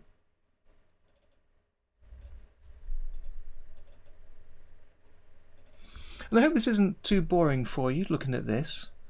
It's a slow process. It's not something I've practiced or worked on before the stream, so I'm kind of learning this as you're seeing it. So yeah, so the front feet hit the floor as the back ones are coming through. Then it's like 2 frames later, so it's quite a lot later, that the back feet hit the floor and then they push off. Okay, let's just try and pop those in then. Thank you, Maria. Thank you. So the front feet are on the floor on frame 2. You know, for a simple way to do this, let's copy that whole column by selecting the column header, choosing Control-C, immediately tap in Control-V. So we've got a duplicate of those same frames, and I will rename one of the columns to be front and the other one to be back. And the back legs we want to offset. So if we take those 8 frames, offset them back by 2 frames, and then copy the last 2 frames that dropped off the end of the cycle, 9 and 10, well, highlight them, click and drag them to the front to just offset the cycle. And then using the animate tool, I can reposition them. If I make sure it's unticked for the locking, reposition them to the back here. Let me make sure that offset is correct. Let me delete that key, and where the foot is on the ground, I'll change it there to make sure it stays on the ground. And then move that key to frame 1 so it applies to the whole column. Save. Let's see how that looks. So rather than redrawing the back legs differently, just to get an idea of the timing, I've just offset it by 2 frames to see how that looks. Hi Lula. It does look quite seahorsey, especially without the legs, but we're just about to try and get to that to add them on.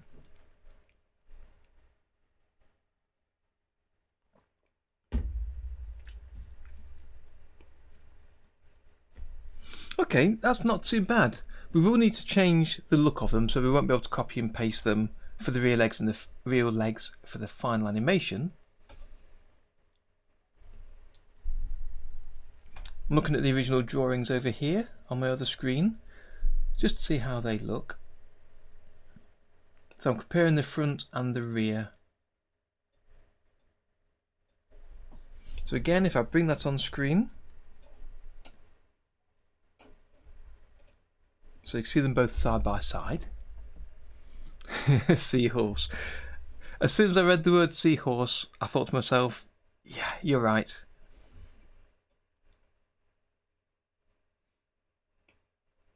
So the legs are slightly different. You've got to make sure that even though it moves past quite quickly, the legs appear to connect in the same place on the body.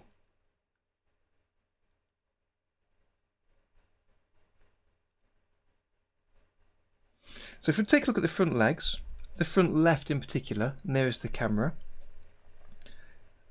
as that goes to its most front position here, the legs just stretched out. If I keep going until the right leg is at the front position, here, it's kind of the foot is lifting upwards, ready for the biggest push, because the rear legs are the most powerful, like a lot of animals, when they run, whether it be the cheetah or the horse. Kangaroos, for instance, obviously. So yeah, so maybe a higher foot there. Let's start sketching them in, I think. Pause. Okay, so we've got those drawings there for the front and rear legs. What I'll do again is I'll press Alt-D, to add a blank drawing number 11. I'll insert a column and let's drag that drawing number 11 to frame 1. I'll delete the key that was there. And I'll just call this legs, because I'll have both legs in the same drawing. Let's tone down the opacity of those columns. Yep, they're turned down anyway, it's quite light. So using the brush tool, I'll hit save to make sure I've got a copy. I go to my backup tool. Let's rename the latest backup. So this is after adding the stick figure legs before drawing them. So after stick legs added. Make a copy. Good. So now I can revert back to this stage if I change my mind later. So again, I'm looking at the original drawings just to get a good feel for how the legs should look. So they're in two parts for the leg, including quite a strong thigh, a thin foreleg, and then the fat foot. Okay, with the rear legs being on the outside. Okay.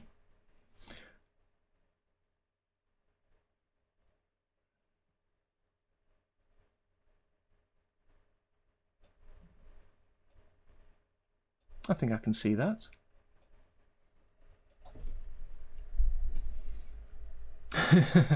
You wonder if there's a video. You know, funny you should say that, Soda Pop. There is a video on it, and there's one a video with the tool on Gumroad you can take a look at, or if you search for backup on my YouTube channel, anybody, and you'll come across a video explaining how to use the backup tool, which is really pretty simple, to be honest. You can see a lot on screen here, but it's pretty simple.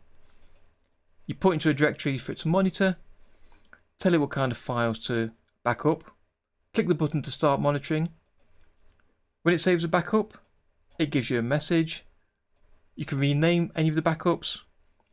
You can delete all the backups that haven't got a special name to leave only the ones you've named specifically. And then you could choose to restore a backup to roll back to any stage during the work you've been doing. But yeah, take a look on the channel, you'll find the backup tool. It's really useful and it's available on Gumroad. I thought you might have done Soda Pop because it shouldn't be available anywhere else, hopefully. But yeah, you should definitely use it when you think about it. It's really useful, really useful.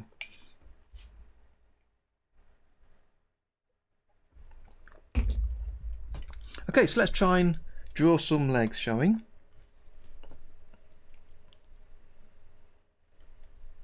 Okay, so we've kind of got a, let's add some colour to those legs that are sketched on there already, so I can tell the difference between them all. There you go, red and blue, why not?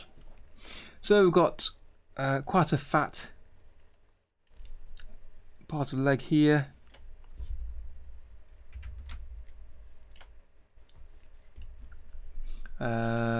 Where I run the, yeah.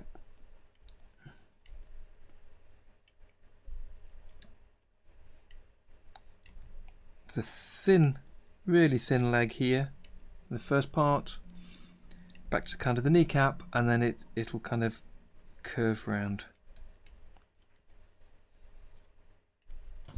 Something like that. Go to the eraser, we go to normal mode, and I can just tidy that up a little bit. Back to the brush. The foot is a bit crazy, so we'll come back to this a little bit, I think. I might do a double layer again. So we've got the toes sort of like that.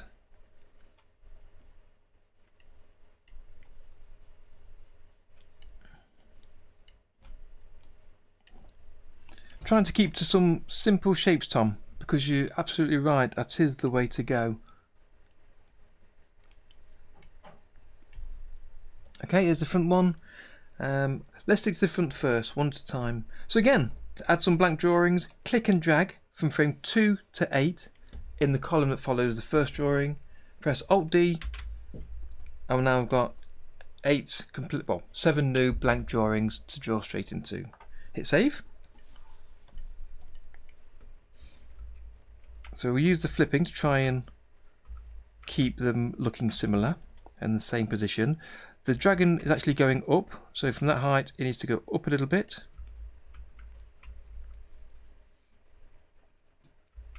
So this is where it's coming straight down.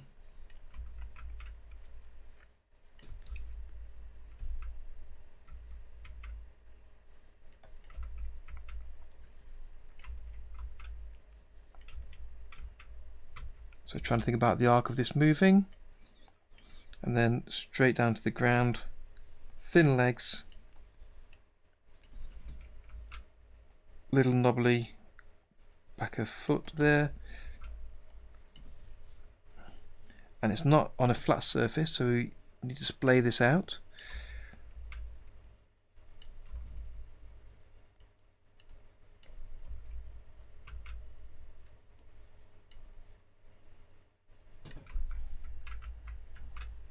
A little bit shorter to raise that end off.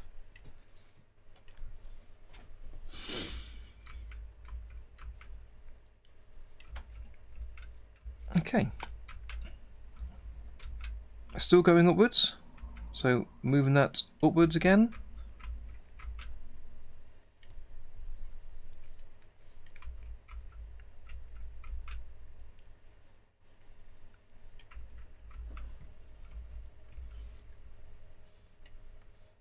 Okay,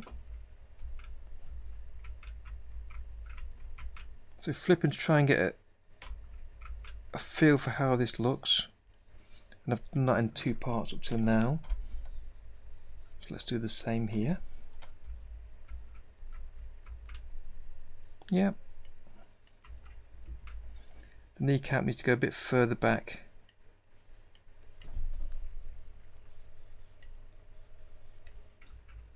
And that needs to be thinner. So let's erase that. Tidy this up a little bit.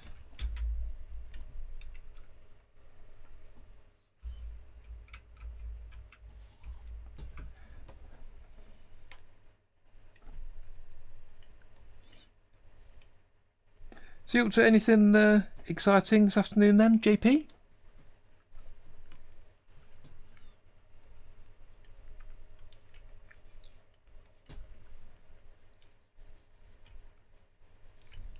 Have some curl in these toes. Oh, it's frozen. Give it a second. Hit save.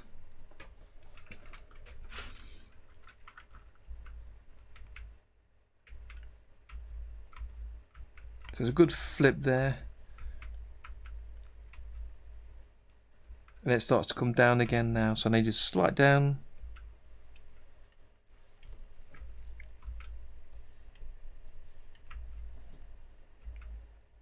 And this is more horizontal.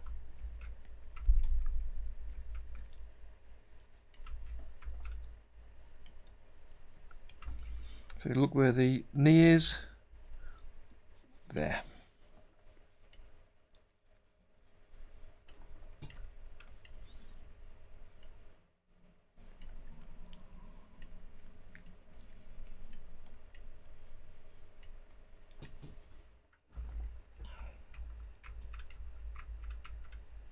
Right, now it's coming forwards, and the dragon's still falling, so I want this lower.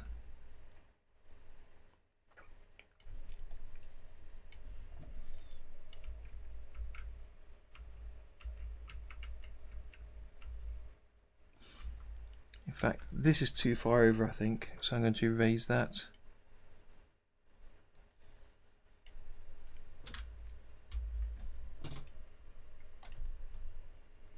Oh, I'm in normal mode. Okay. So let's just have a look. So it's moving forward, that shoots forward and then levels there. Actually, yeah, it would go quite fast, wouldn't it, I guess?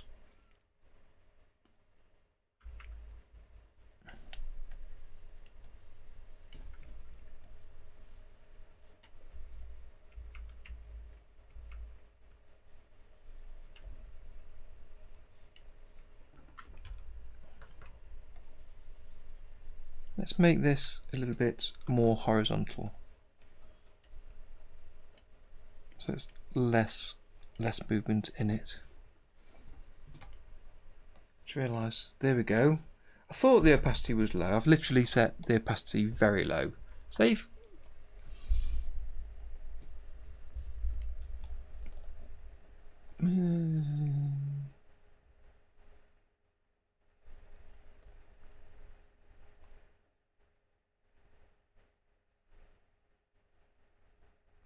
I'm really looking forward to the new Tahoma 1.2 coming out soon. Really looking forward to it. We've got the new OpenTunes as well coming out, which is helpful for everybody that's currently using OpenTunes, mainly because of the bugs that have been fixed in the past year or so since the last version was out. Because it's frustrating, if you go to the website today and download OpenTunes, you're going to have a product that has bugs in that have been fixed 6 months ago. So the sooner that's out, the better. But yeah, Tahoma, the version of that that's coming out, will be fantastic. I can't wait to get it. As soon as it's out, you will hear about it though, JP. Yep, these are all quite dark lines now.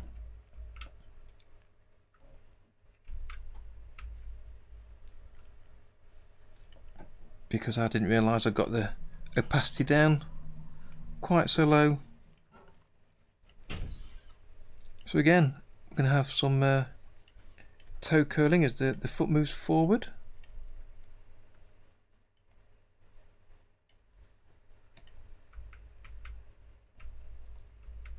Still falling down, so that goes lower again. So that sort of needs to rotate, doesn't it? So it needs to get more of a curve on this. There we go. So that'll come to here. I'm trying to keep the length the same.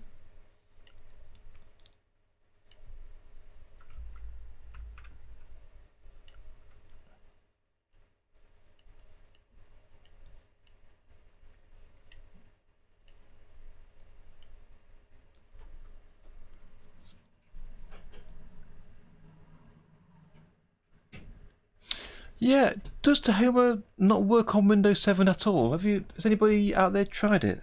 I'm using Windows 10, so I'm not 100% sure if it does or doesn't, to be honest.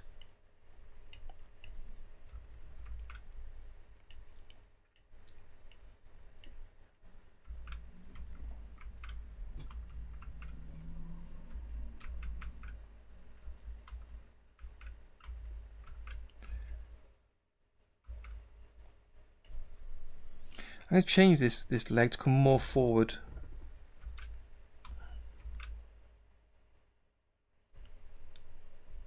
Needs to go up a little bit there. There we go.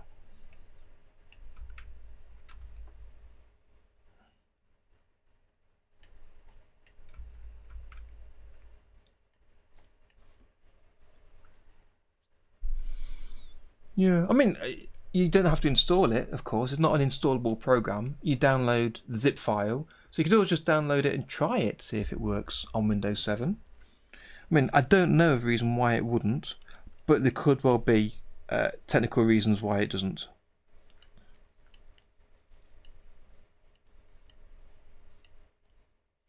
It's a shame, because Tahoma is a great version of OpenTunes.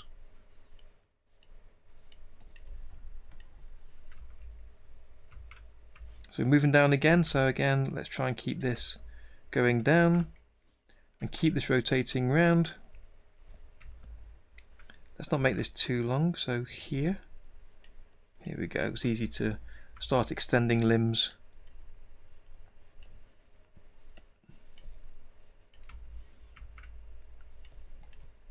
Willy and nilly. To make this easier, let's copy the first drawing to the end as well, so we can see where it's going to.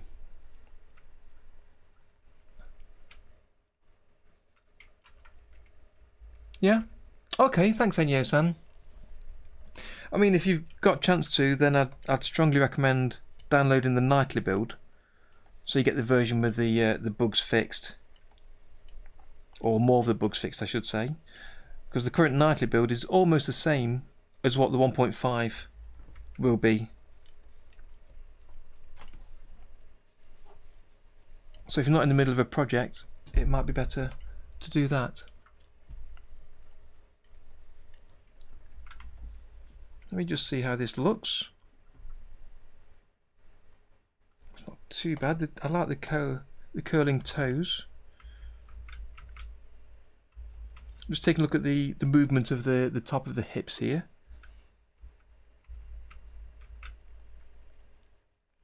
It's a little bit narrow, to make that bigger.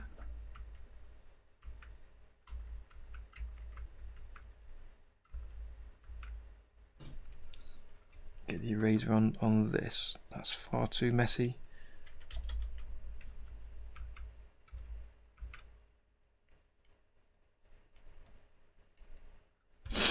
And then inside there. That's quite tight, but I think it might be okay. We'll see how that looks. The legs, I notice, are the same colour as the body, so it kind of merges a little bit, but hopefully with the line separating it, it'll be fine. Am I going to add a shadow to the dragon? Yes, is the short answer. Definitely. I don't know precisely how I'll do it, if I'll put a separate column in, or if I'm drawing on the original drawing. Because I was thinking of having a shadow under his belly at least. But on the back part of the legs and some of the movement under the tail. So yeah, I definitely plan to. Enyo-san.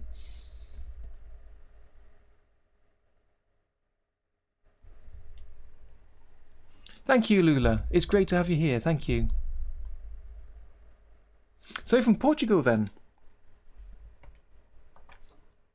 I love the fact we've got an international crowd working with OpenToons. Let's take a look at the back legs then. Let me look at the original drawing again. So the back legs are slightly different in that they kick out more. They're wider than the front legs for where they touch the ground. And they stand up more at the front when they come forwards.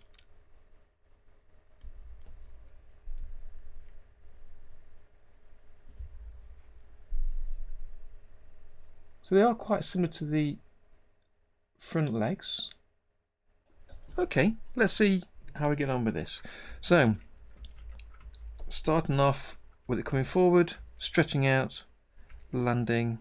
Okay, let's start at 1. So, same sort of height. Again, we've got 2 parts to the leg. Let me just double check how it's drawn on there. Yeah, same sort of thing. So it's about to come forward, so try and keep the height the same there as to where it is on the front legs. But the rear legs has got a much bigger part of the leg there.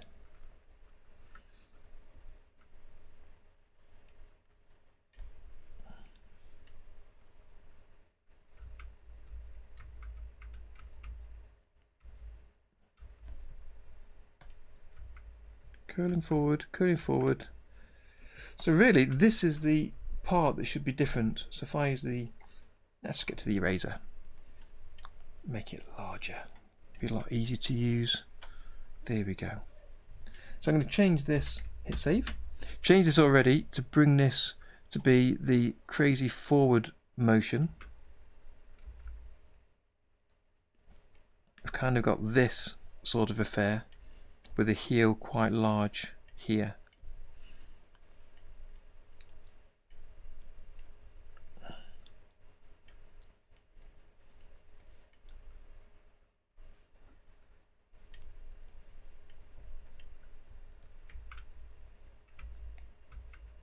So it's coming up, so again moving up from there just a little bit,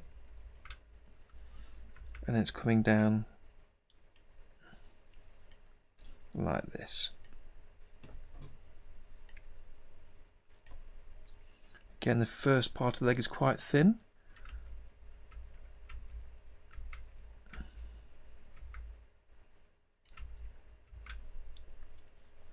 and then it goes thicker at the top there, like that.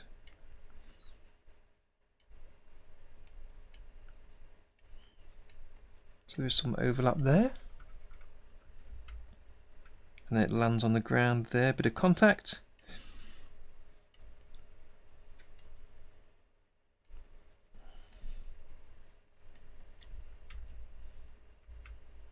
So it's still going up.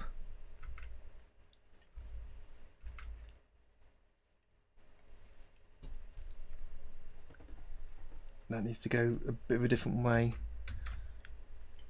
like that, and bring this leg up here.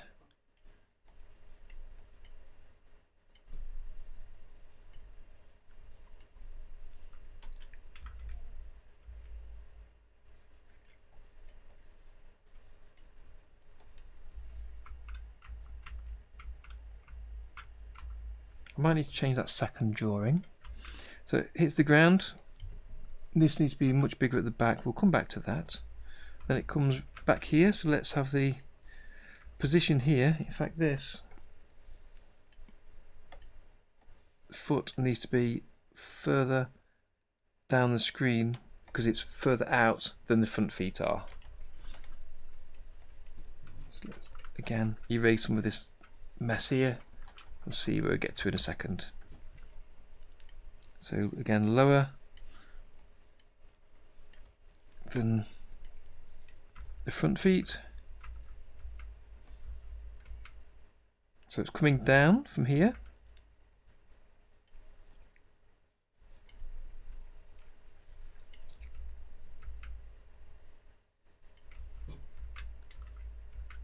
Have this rotating.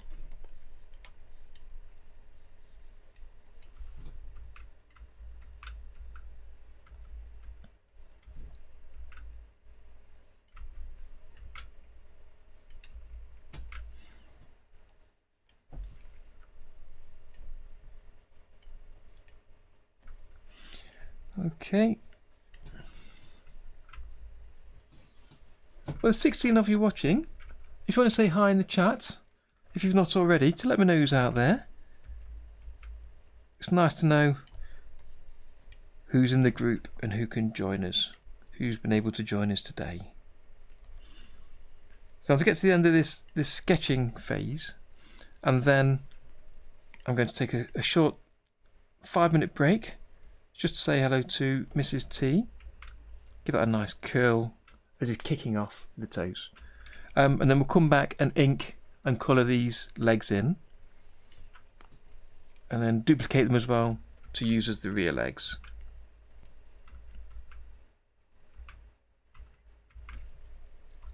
Okay, I like this particular part here because the legs sort of move slowly at the back, so it's floating in the air after the big kick, then the float, then quickly kick, and then the float. So that's really an important part of the movement I was trying to get in here.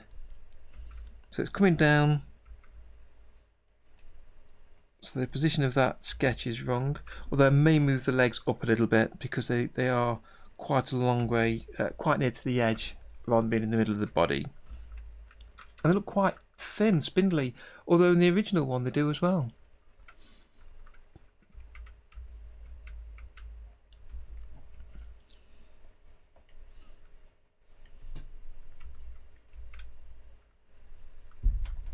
We just erase that and go from the front leg position here.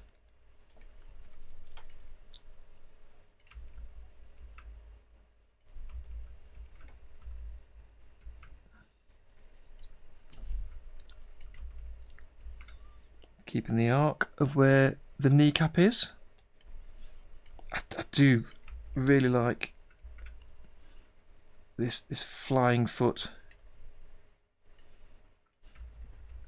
Again, try and keep it the same length. It's easy for it to change shape. We don't want that. Go to that line there.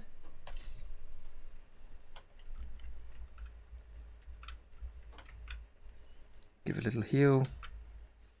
And now it's curving to come forward. 2 more to end the cycle.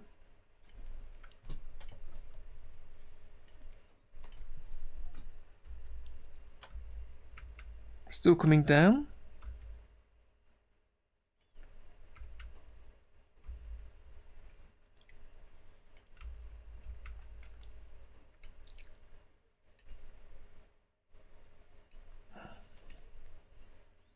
And then we'll see how well we've got the cycle working.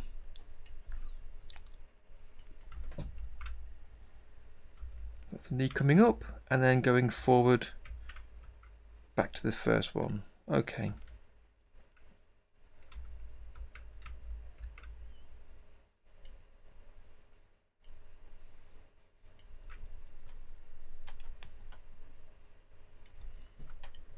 Hit save. Don't want to lose my work. Still going down. So as this rotates round, I want this to be longer to make it feel like there's more of a rotation.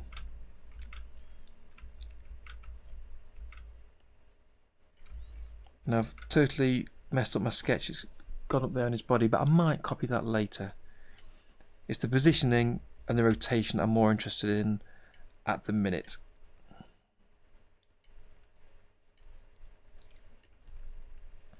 And the overlap won't matter as much when we've coloured this in, because it'll overlap the black line, so you won't see the black line of the body because the foot will be in front of it.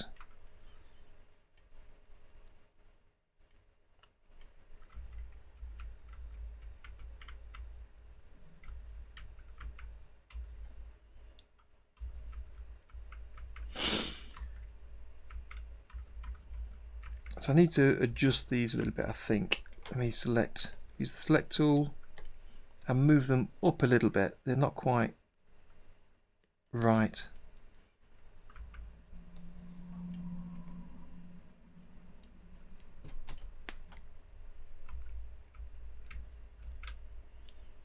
Curve that more. And erase the bit underneath. And that should be close. Hit save and then replay. See how that looks. Let's take off the keys, the skeleton version of that. Get rid of the ground level. So that's what we've got. So I'm going to take a 2-minute break and I'll be right back where we'll ink this and colour this in. And just for Tom, that's a guarantee.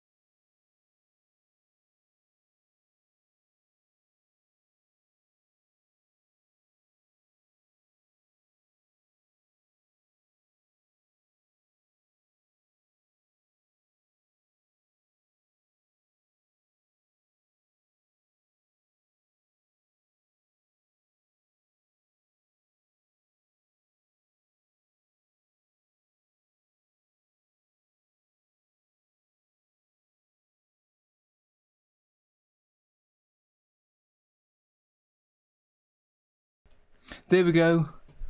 Thank you. Thank you, Tom. Hopefully you can hear me now. Yep, it's I clicked on the wrong audio. So I was just reading through all the comments about food, and I was saying that I'm getting a little peckish myself. So it's 7:15 here in England, and I want to go down really for about 8 o'clock and get some food then. So I'd like to finish off these legs, I think. Get them inked and coloured. Yeah, excellent. And then I might call that a day for today, and then we'll come back either during the week or next weekend to complete the rest of the dragon animation. The only thing I know about Colorado, and it might not be Colorado, is a place called... You're muted. Is a place called Boulder, Colorado, I believe, because that's where Mork and Mindy were set. I seem to remember them being in front of a sign saying Boulder, Colorado. So that's the only thing I remember about that. So let's take a look at this. So I was concerned about where the legs are joining onto the body of the dragon, but for bringing over the original video, and again take a look at that, they are reasonably low. Well, like here at times they're reasonably low and they jump up quite high, so they do move around quite a bit, and that's perhaps part of the twisting and turning of kind of like your shoulder blades or your hips, depending how you think about them moving, so they can move around a little bit. Have you got a sound yet, Maria? Or maybe you've muted me on purpose. That's fine. Not a problem. Either way. Let's just see where this is. Move it slowly. There we go. Just looking at this. So follow the up and down movement. I think we can move the rear legs a little bit. Use the selection tool.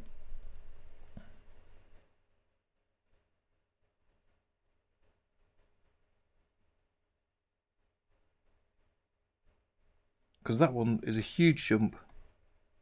17 to 18, and then 18 to 11, or at least frame number 8 to 9. Let me pop an onion skin on those two. Yeah, that's really high. So let me adjust the rest around it. I quite like the fact it's quite high there, so I'd like to move these up to match, rather than that down to match. 12 noon? Yeah, I do lose track of the time of where everybody's from. Hey, everyone's got it now. Great, good.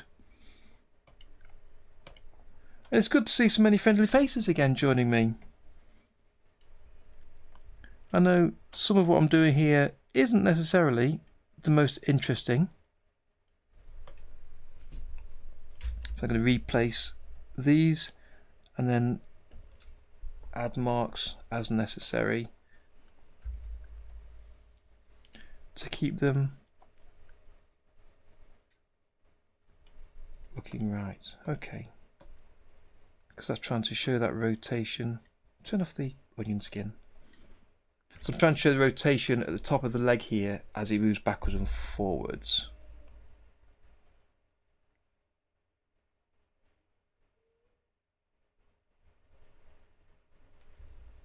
So using the eraser, let's take a bit off that. So I'm going to go straight from this version to the inked version. I would ordinarily perhaps sketch again over the top and then ink it, but I think I'll go straight to ink.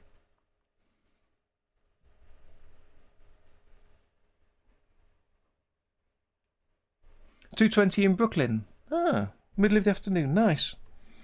Because it's interesting seeing that for me, because I look out my window and it's pitch black. It's now night time, and then you say it's lunchtime and 20 past 2. It's yeah, it's great. It is huge live stream. I'm hoping to end by 8 o'clock though. It's like 20 past 7 here. So less than an hour left, I think, to finish off Caligero, but we're about there. I've got the dragon's body, head and tail moving reasonably okay. I might make some more changes later. I've got a sketch for the legs. I'm just adjusting slightly. And then I'm going to ink and paint the legs. And that's about it. Maybe a little tweak on a couple of things. And that's about it. 20 past 4 in Brazil. Ah, nice, Lula.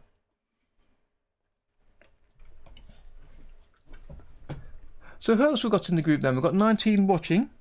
Who's being quiet? Who wants to let us know who they are, where they are?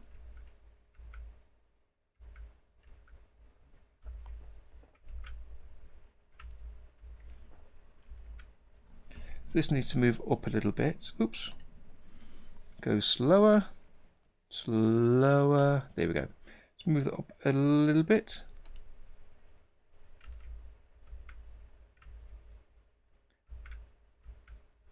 In fact, it's going down, isn't it? I need to go down a little bit.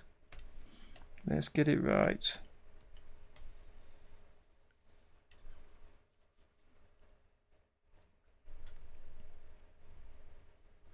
So that's got shirt moving down. There we go. And then 18 should be down again. As that comes forward. And the next drawing, let's go straight to the frame 1, is there. 18 there. So I need more of this. And as that comes down, you get less. And then less as it rotates around. Okay, let's take a quick look at that. Hit save.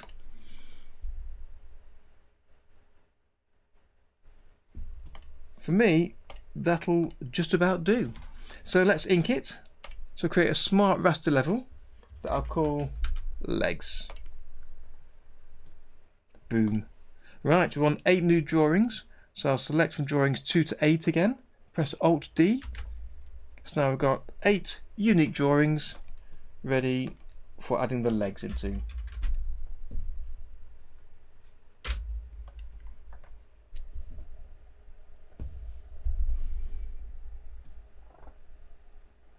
Kunika, 12:51 AM, 10 to 1 in the morning. Of course you are. Yep, you're the opposite time. It's a huge spread of times. I love it. I love it. And you're welcome. Snacks. Oh, maybe you should have got a biscuit when I nipped out a minute ago or something. I'm getting peckish. I'm going to stop talking about food. Let's get this size then. So I think I went from 3 to either 5 or 6. Let me see. Let's try 6. Yeah, let's try that. See how that goes. So we've got pressure on, overall, a little bit of smoothing. I'll hit save. And then we'll take down the opacity of the legs of the sketch. Now change, in fact that's the wrong one. That's the correct one. Try again. Opacity is down. Change the colour. The opacity doesn't seem to be working at the minute. Oh well, at least it's a different colour. Is it because I've got onion skin?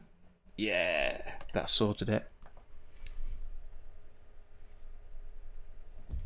Okay, let's start on these. So let's draw around here to there.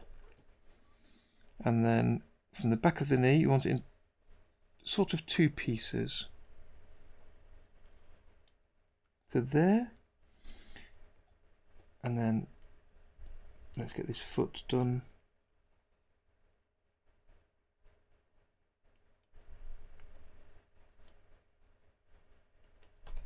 No, we want those toes all the same length.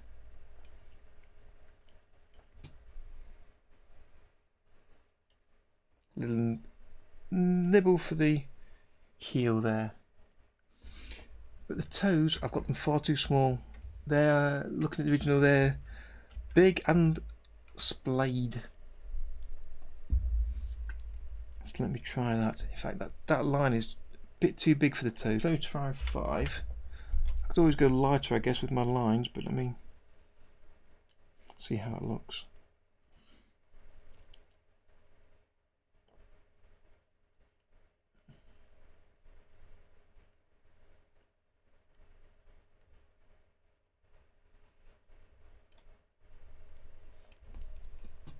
Try the eraser on the end here in normal mode.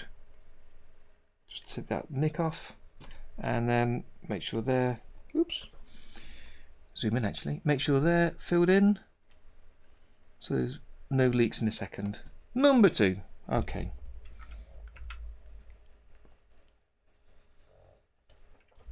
Again, trying to keep the knee the same length and the same style for the back part of the leg.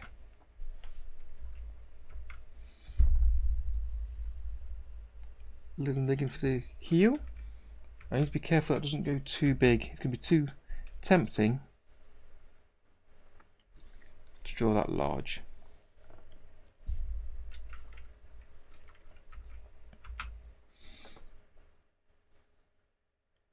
And the fore part of the leg being quite small. I notice there's some creases as well actually. If I bring that onto the screen here, some creases around the leg and thigh. I'll add those in afterwards and possibly adjust that slightly. So let's see how that looks. Okay.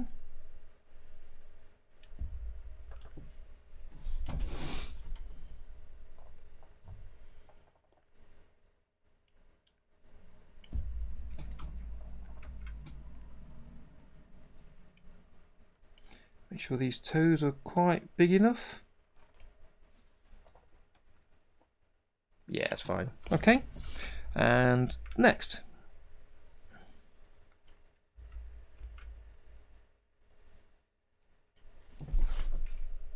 A thin second part of the leg.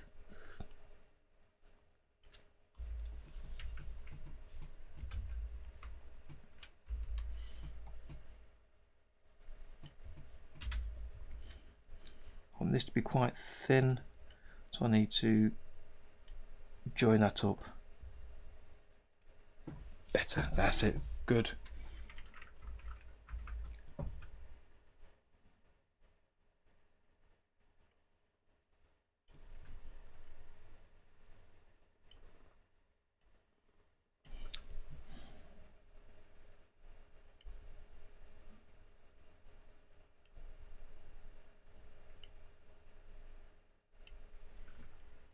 Okay, save.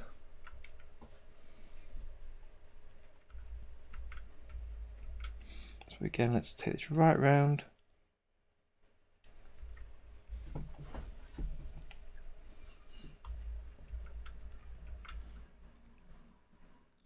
To the knee, to the foot, little heel, oop, too big, little heel, and then curling this right over.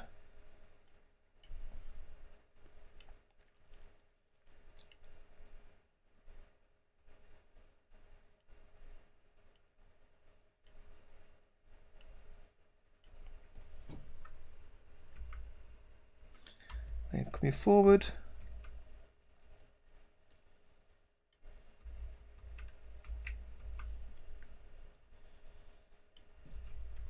Yep, and then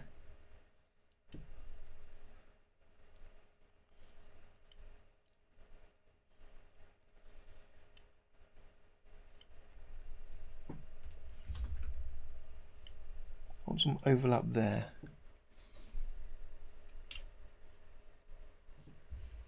Save that. Chicken legs. Little heel. And again, these are curved right round.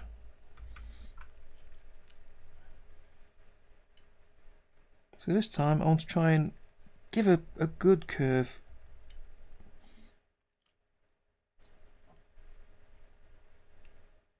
Something like that.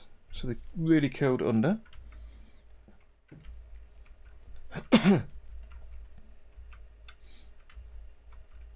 This needs to be a little bit bigger, I think.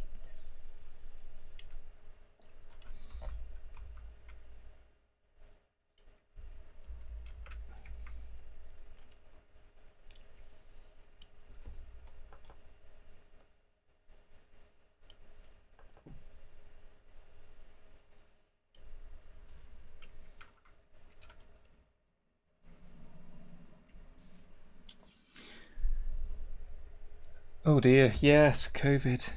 Who knows how long it'll take to wrap it all up. I think we've all got our fingers crossed for this vaccine working well enough for us. But who knows if it will.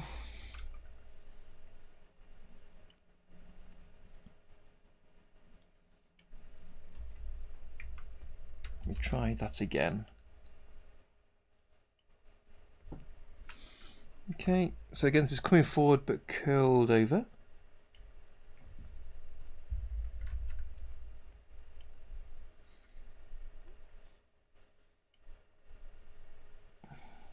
Oops, no, too narrow, getting wider. 1, 2, and the edge. 2, 3.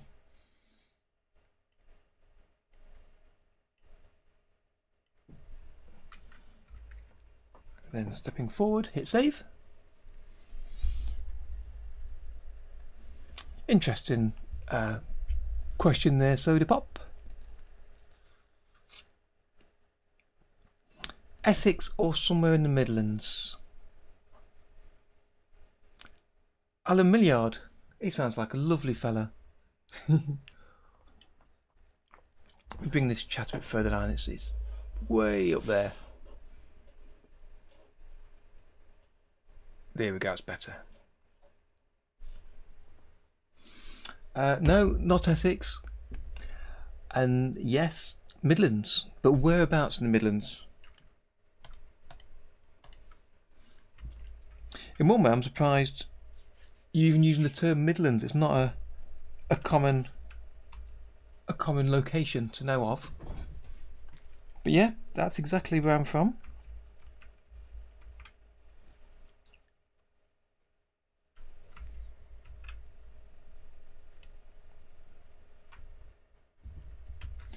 I do tend to give a slightly better location than Midlands for people to know where I'm from when they ask. Just somewhere that they'd recognise. I've mentioned it before, you may not have come across it. So I'll wait a few minutes, see if anyone's going to guess.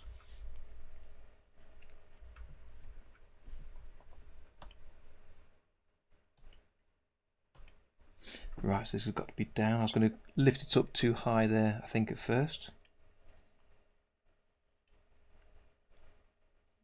3 long finger toes. 1, 2, 3.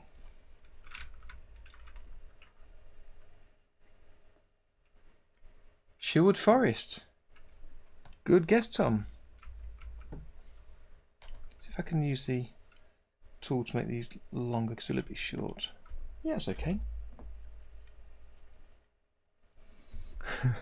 But not from inside the actual forest though. Just erase this, make this smaller. Yeah, perfect. But yes, Nottingham, that's exactly what I say to people when they're interested in where I'm from. Because most people have heard of Nottingham for one reason and one reason alone. And that's Mr. Robin Hood.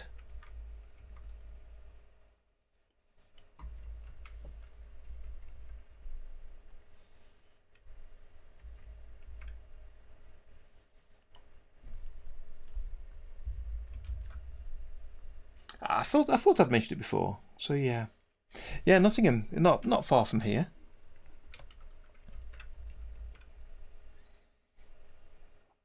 I've made this leg a little bit too long, so I'll have to draw just away from the sketch underneath a little bit.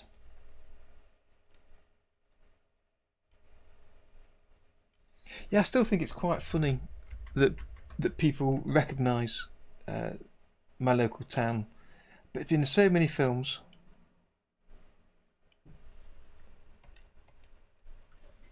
Okay, I'm going to go straight back to the back legs before I check out the inking on the front legs.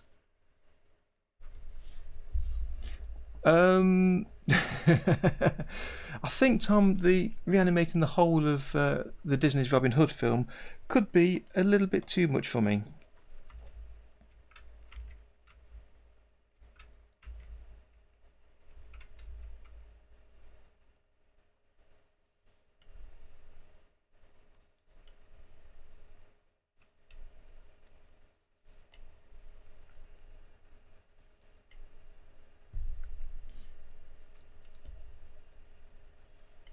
Plus, I've got a few other projects outstanding I need to get onto.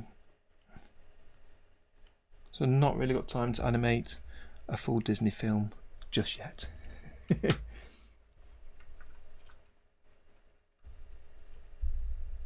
Yes. Oh, beans on toast. Oh, stop it. I can't. Hang on. I've got this right. I'm missing something. So it's pushing it down, coming back, bring it forward. I'm missing something there. That's crazy. I've only got one, two. Yeah, kind of. I guess it looks a bit weird. I might come back and redo that one. Oh, good. Okay, yeah. A scene. Yes, a scene on its own to reanimate would be pretty good. But a while back, I mentioned it on another stream before, I know I have, when we did the Dwanko Dog run animation collaboration, where everyone was to animate Dwanko Dog in their own style. I chose to put him in Sherwood Forest and give him a Robin Hood hat and quiver and bow for exactly that reason. And I'd like to get more Nottingham things into animations. It'd be quite good. I mean, maybe the background of this I could do something. I don't know. Yeah, that leg is horrendous, Tom.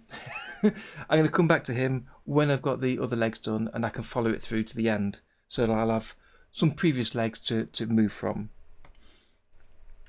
So I'm going to start from number 2, really, and then we'll erase number 1 and start again.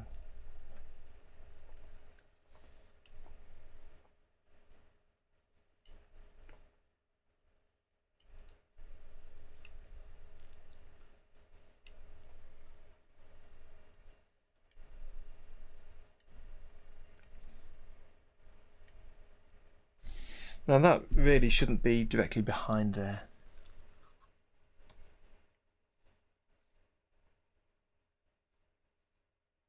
It's just kind of the right place for it there.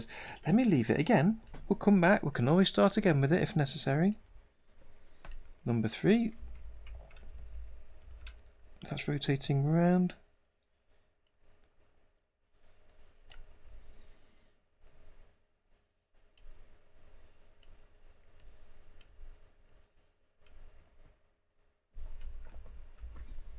This is yeah, it's very, seems very long. But again, it's one of these things that in animation you can break legs, you can make limbs move in peculiar directions. So let's not be too concerned. Let's actually just draw where the sketch went up to. And again, we can change our mind later. So this could be, oops, kind of a squash and stretch moment where the leg is stretched here. Raise the bottom, make this larger, there we go. And then we can add that little heel on. Give this a small curve. And get some giant toes on there.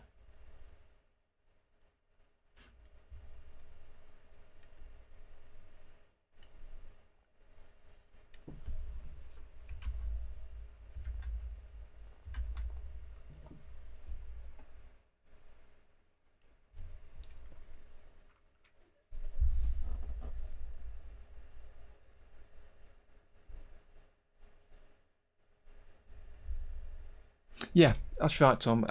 Exactly. I'm happy just to sketch through and ink what I've got here, and then go back in and edit the ones that are wrong. I'm just catching up with Soda Pop's English tutorial.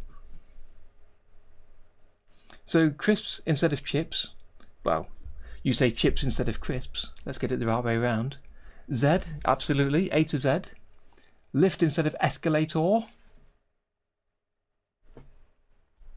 So yeah, plenty of differences between our common language. It's quite strange how we've varied away from each other in the same way as Australians have varied from the English way of saying a few things. And I had this when I went to America 10, 15 years ago, was it? I went to Disney World, and we had a small accident where my son fell over and banged his elbow and his knee and was bleeding a little bit, and we needed what we call in this country a plaster. So I went over to a member of staff and said, "Have you got any plasters? My son's bleeding." And he didn't know what I was talking about, and it took me a while to think through the translation from watching American films to realise that you sometimes call them band-aids. Well, we don't. So it took a while till I remembered, and then said, "Oh no, it's a band-aid." And he said, "Oh yes, I know what you mean," and nipped off to fetch one. But yeah, that was really, really peculiar. It made it a stark notice that you use different words for different words. That's, well, kind of soda. We call French fries French fries. They're the thin ones, but the thicker ones are called chips. Yeah, for fish and chips. So let's see where this goes to. So that, I think, is too far forward from where this heel is going here.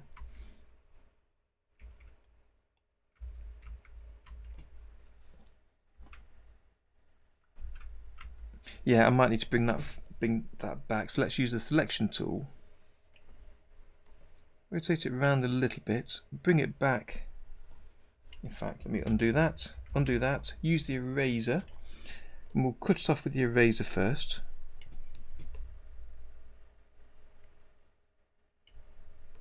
Extra line there. Use the brush to fill that in. And then use the selection tool. Rotate it around and bring it back here a little bit. And then connect it back up again with the brush.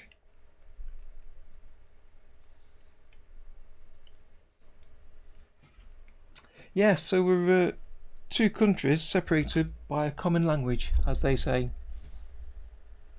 I went to there actually, the villages from around the world. That was really good. Yeah, I went to. I remember chatting to the girl obviously on the English stand to ask where she was from. We had a chat to the girl on the German stand. Bought some glasses from there, drinking glasses.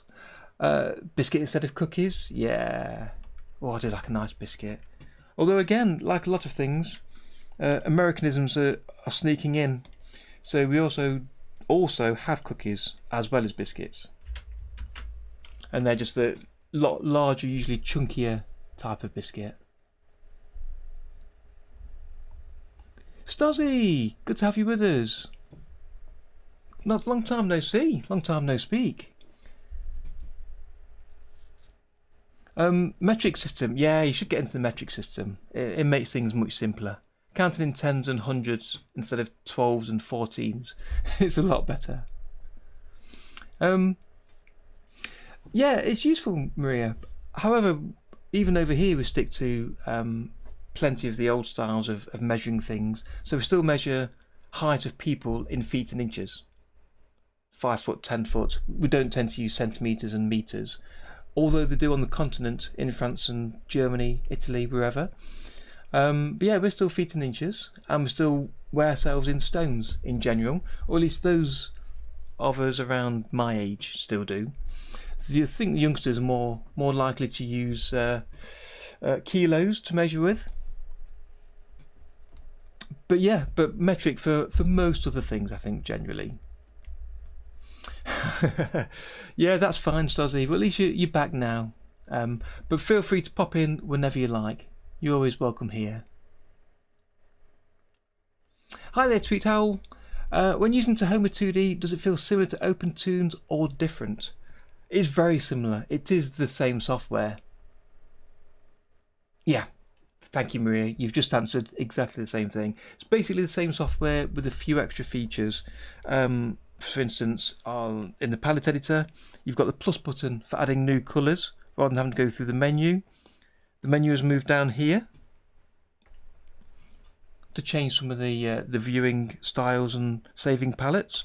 You can create a new tab by clicking a new tab where you'd expect in the tabbed area. So a few things have changed around here.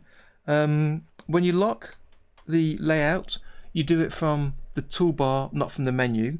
And when you do, you'll notice the headers on some of the panels disappear, so it gives you more space to draw in and to work around in. So it's slightly nicer, I think, and I prefer working with it.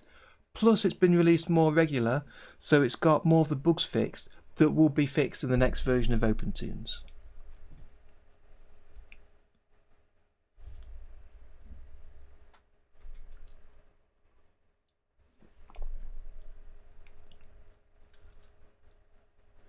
Yeah, stones of weight are peculiar, but for me it's what I've been using for 50 years, so it's difficult to get away from it. But when I've spoken to some younger people, often they don't understand what the stone is and they work in kilos. So yeah, I think slowly we're changing for kilos as well, and possibly things like height. When you go to the doctors, you measured in meters and centimeters rather than feet and inches.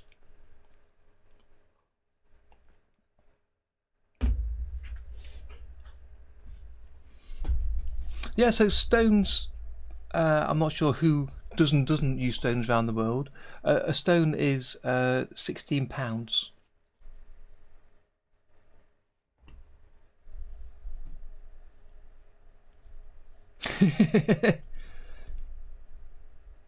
Yep, we have pavements as they should be. I know you have the sidewalks. Sidewalk? Yep, spot on. At least we're both we're all understanding each other as to what we all say, which is pretty good. Boot and bonnet. That's right. Where are we then with this rear leg? Let me crack on with this. The sooner I do this, the sooner I can get some tea.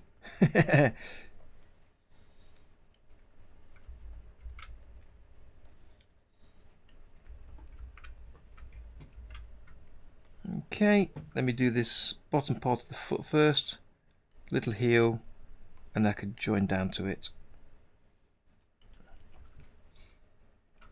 But yeah, if you chat to, as I say, Australians, they have their own words for some of the common things that we say here and in the US.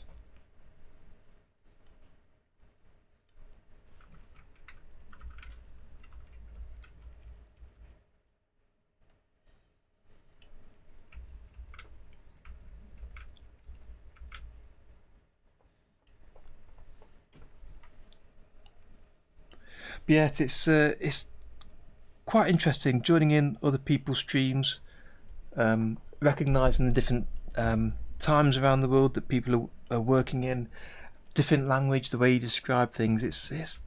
I think it's made life interesting, hasn't it? I'm about food. I'm hungry. I've not eaten yet. It's nearly 8 o'clock, Stuzzy. Although afterwards, I may well have. I may well have another cup of tea. But yes, it's food. I want my tea. And even in this country, speaking of languages, in different parts of the country, they call food at different times of the day different things. So where I say I might have my tea in the evening, some people call it dinner, or some call dinner lunchtime at 12 o'clock midday, or some call it lunch. So yeah, even here we've got different words and different languages, almost.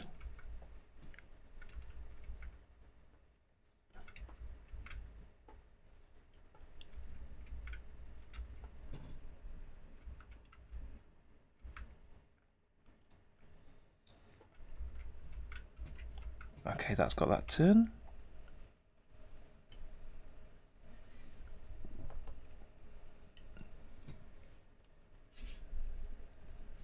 No, feel free, Sodi. We don't all drink Earl's Grey. Most people drink tea, drink something that's more like an English breakfast. But they're not really called English breakfasts. Normally it's just the brand name. So PG Tips, for instance, or Yorkshire tea is one of my favourites. I do like a good cup of tea, as you all know.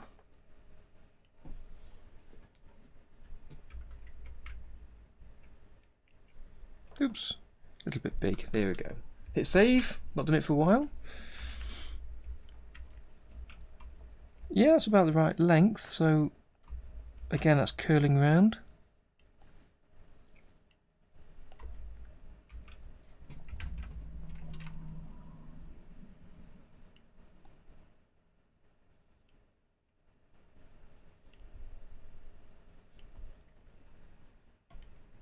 And this one curls up.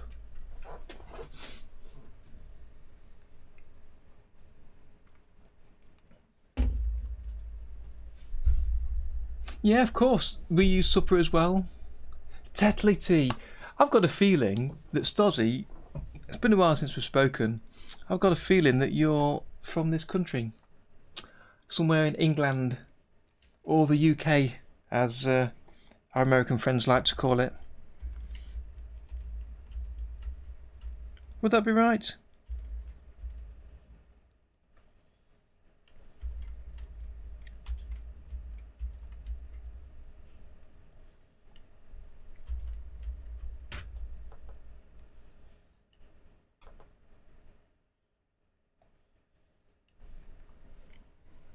Actually, I want the knee just outside, don't I?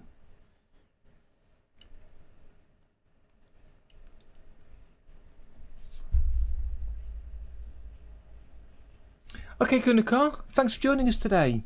I know it's late for you, so this evening, or is it this morning, would you call it? Either way, thanks for joining us. Hopefully catch you next time. Yeah, the stream it's been recorded, so you'll find it live on YouTube, so you can take a look at it later when you've got time. Catch you next weekend, hopefully. Yeah, from the UK. Thought you was. I'm sure you've told us before.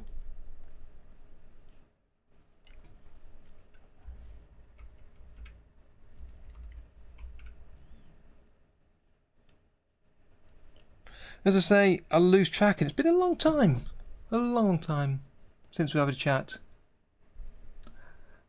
You off the Nenyo-san? Okay, fair enough. I'll be finished in about 20 minutes anyway, so I'll be tweeting out the final image, the final animation, and you'll find the video on YouTube if you want to catch up with the last part. See you later.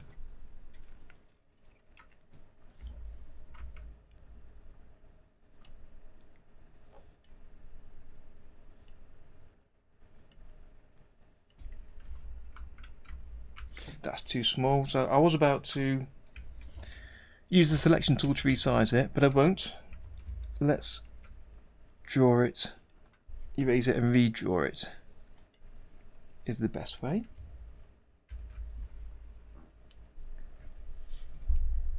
Yes, England. Different place. The UK and England aren't the same thing, but that's perhaps a chat for another day. But don't even get me started on one of my pet peeves, oops, of people talking about the British accent.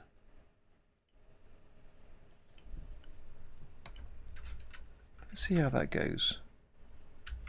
Then it comes forward. Okay, let's get this rotation in again.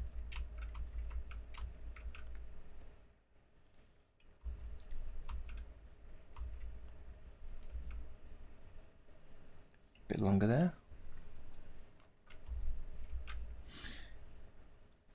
And let's get this front part of the leg in first, as we always do.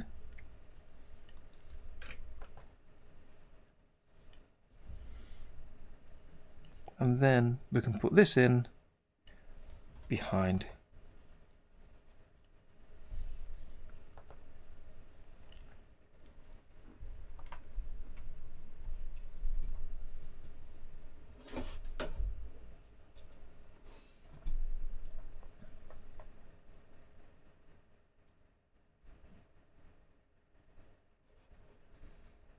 Let me just check that's working okay, because YouTube seems to have just complained for me.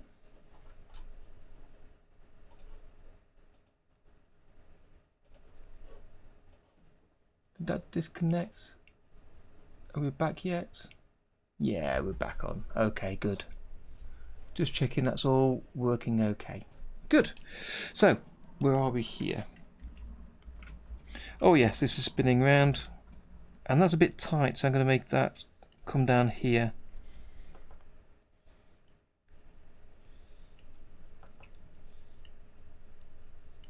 And again, I'm not concerned about overlapping, because it's just moving quite fast. And it will be filled in, so you won't see the line of the body behind it anyway.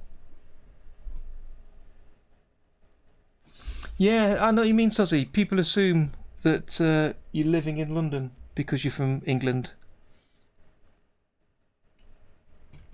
As long as they don't ask if you know the Queen, that's quite a popular question to get. So I'm going to copy drawing number 1 to the end so I can see how this looks. And how it looks is quite terrible. That's lost a lot of size there. I'm going to change that. Up north? How far up north are you? We're talking Manchester, Leeds? Higher? Yeah, not London.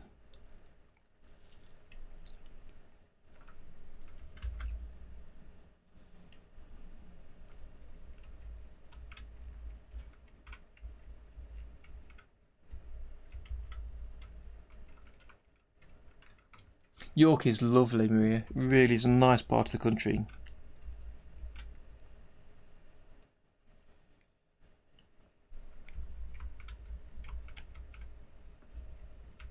Yeah, let's back to number 1 and eraser in freehand mode. Just delete the whole thing.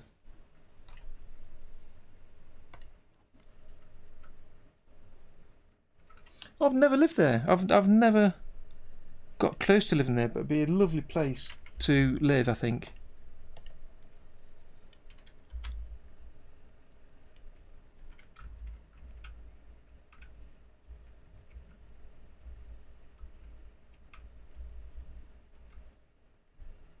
That's a long way up, so I'm going to make this foot come to here.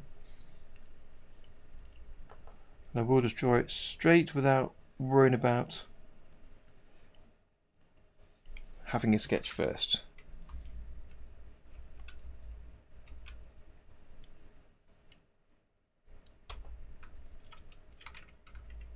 Yeah, let's have that up here.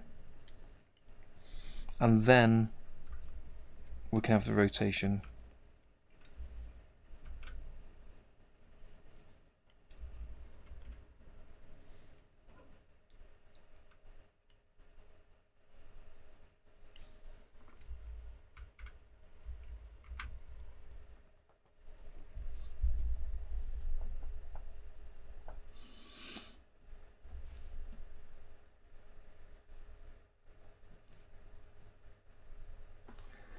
Yes, if only soda pop. All the pubs are closed at the minute for us, as they are, I think, for most people.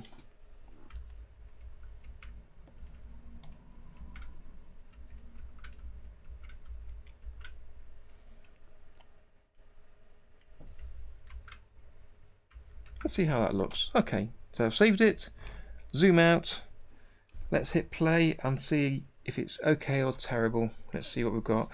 Speed this up, try 12. It's not too bad, it's not too bad. The legs still seem very small. We again look back at the original, see how that looks. I think they just are. Yes, obviously being in Nottingham, and I went to uni in Nottingham, that's full of students, so it's a different kind of atmosphere in the town to some other towns. And York being the same.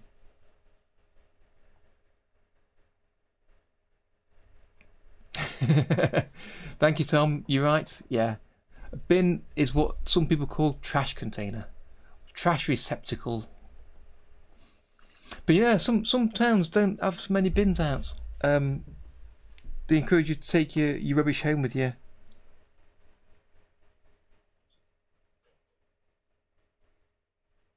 That goes quite high there, number 8. And then one goes even higher. Although it does, we are squeezing up, I guess. Let me replay that again. It seems to go a bit high, a bit too high. Let me zoom in and change that.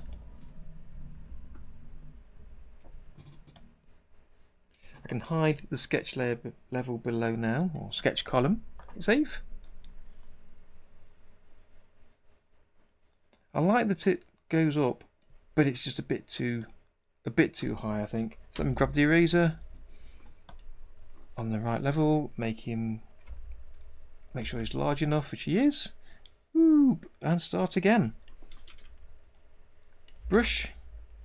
I like the way it came up. It was just a bit too high.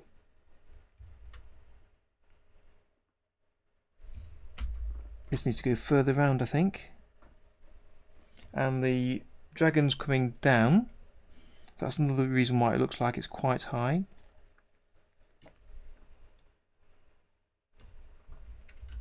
That didn't join up very well at all.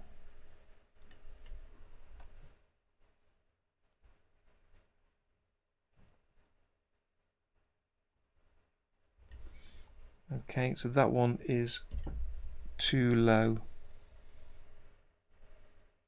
That could be where the problem is. So bring that back up here. And again, it's moving down, but it was just too low. Look at that. Turn off the onion skin.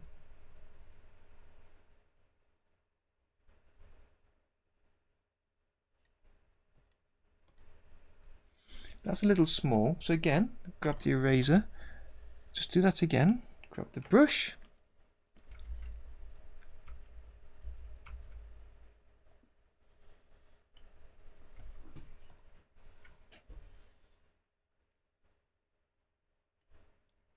Try that.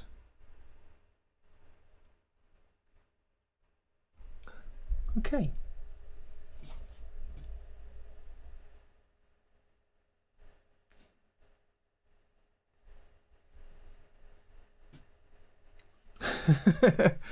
Yeah, language. It's a funny old beast, isn't it? How we use different words for these things. Okay, I'm going to add a new colour by clicking the plus on the palette entry. And I'm going to choose the RGB picker tool, so I can pick exactly the same green, and it's a different level.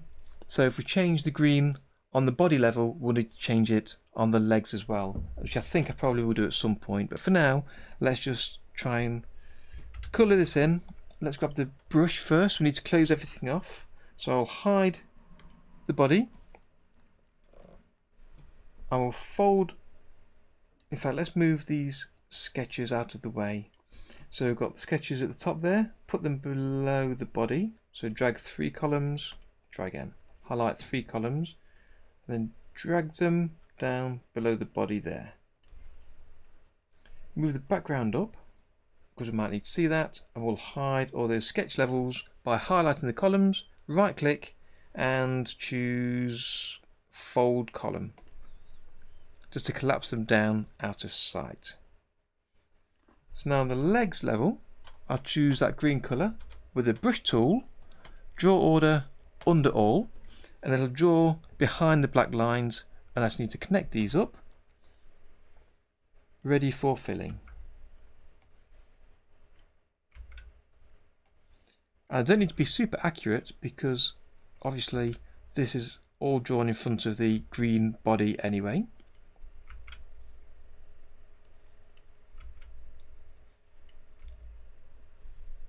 And the legs at the back. And I'll find out later if I've gone over the edge, but I'm sure I'm just in the middle of the body, so it's fine, I expect.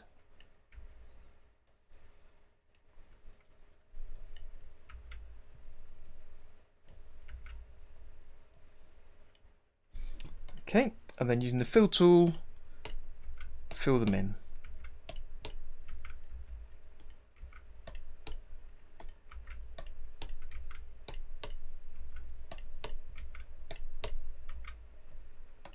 Show the body again,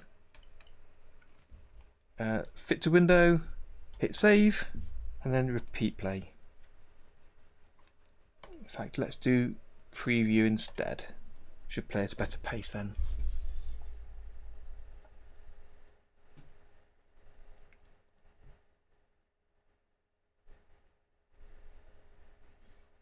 I've never heard stoop. Is it stoop or pronounced stop? No, we don't have that here. We have the yard. Usually it's on the back. It's a small place. Obviously based on the name yard. Yeah, we'd have a front or backyard if you've got both. Or front and back garden if you've got more than a yard. Okay, let's hit replay. See how this looks. He is running fast, isn't he? I want to change those, edge those toes there. That didn't look good at all, so I'm going to add.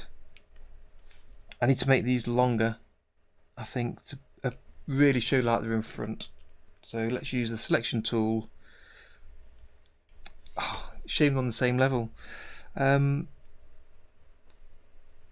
use the eraser. Oh, sorry, excuse me a minute.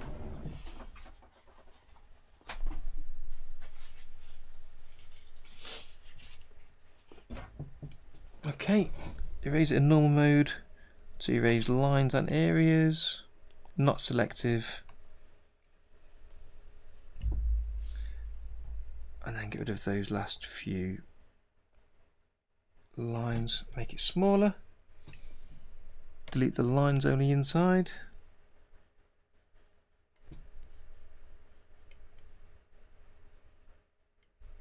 And then delete just areas on the outside there. Makes it a bit easier to choose what you're deleting.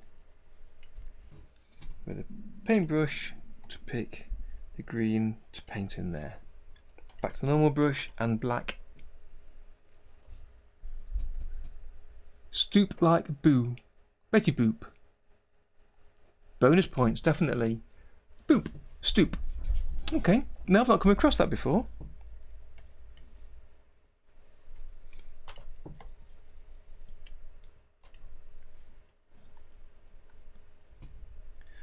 I guess stoop because stooping is breaking, bending down, so stooping down low, perhaps to go through the entrance maybe, don't know.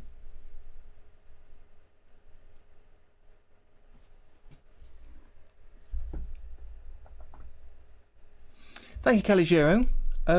Absolutely, I'm going to add some shadows at some point, not today though, but I'll be adding some shadows and things. But again, if I bring in the original, absolutely flat, no shadows or highlights, but I want to put some in there. I think it'll help bring it alive, so we'll do that separately.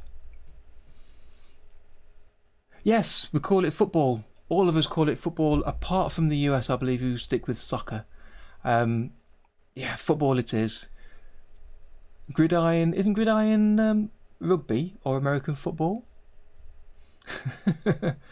Yep, thank you, Tom. Football, one word. Because you kick the ball with your foot. Although I believe it used to be called soccer football and rugby football at some point, or some combination. So it's got a long history of having a different name.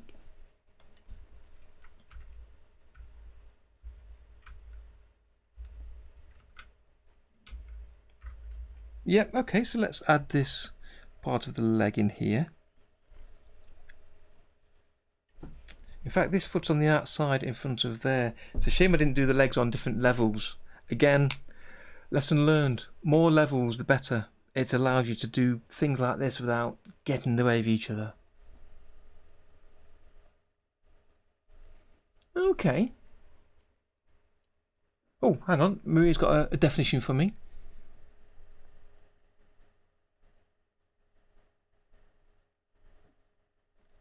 Okay. Oh. So that's just your stup. Stoop. And fussball. Fussball is table football, the little football men that you operate by the sticks on the side.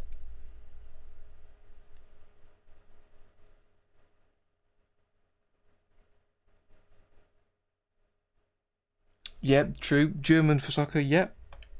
Oh, we're going all over the world today.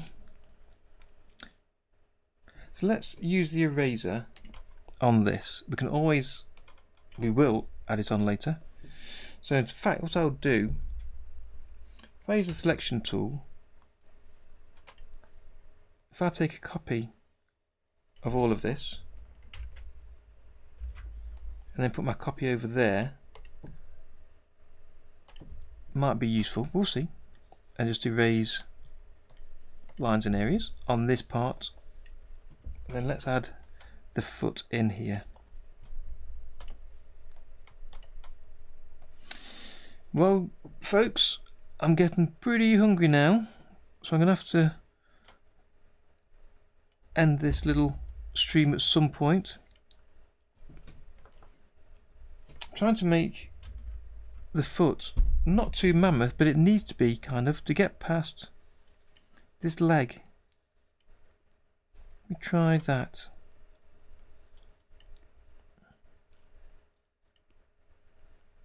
It is only one frame, so it's flying by quite quickly.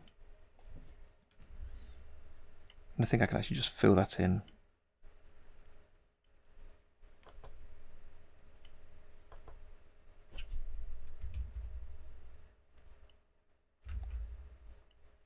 Okay, and then using the selection tool, I can get rid of that because I don't need him.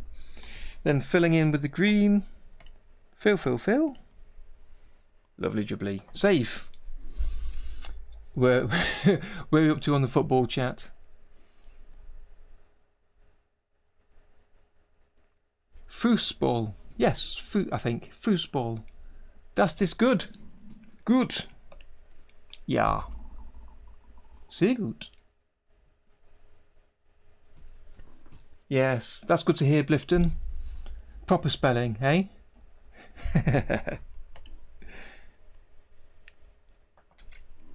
Let's see how this goes. Turn on the background and do that. That's okay, it's not bad. Let me preview that. That's right, Tom. You like, I know US like putting Zs in places where it sounds like a Z. Oh, sorry, see, a Z. But we use S's quite a lot. Analyze, analyze. Favourite for the U? Colour with a U? In some ways though, Blifton, the spelling's probably more accurate to the pronunciation now than the English way is.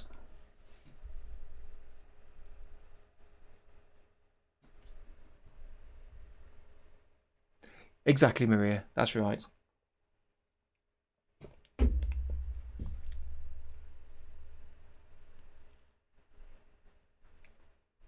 I think for first pass, I'm really happy with that.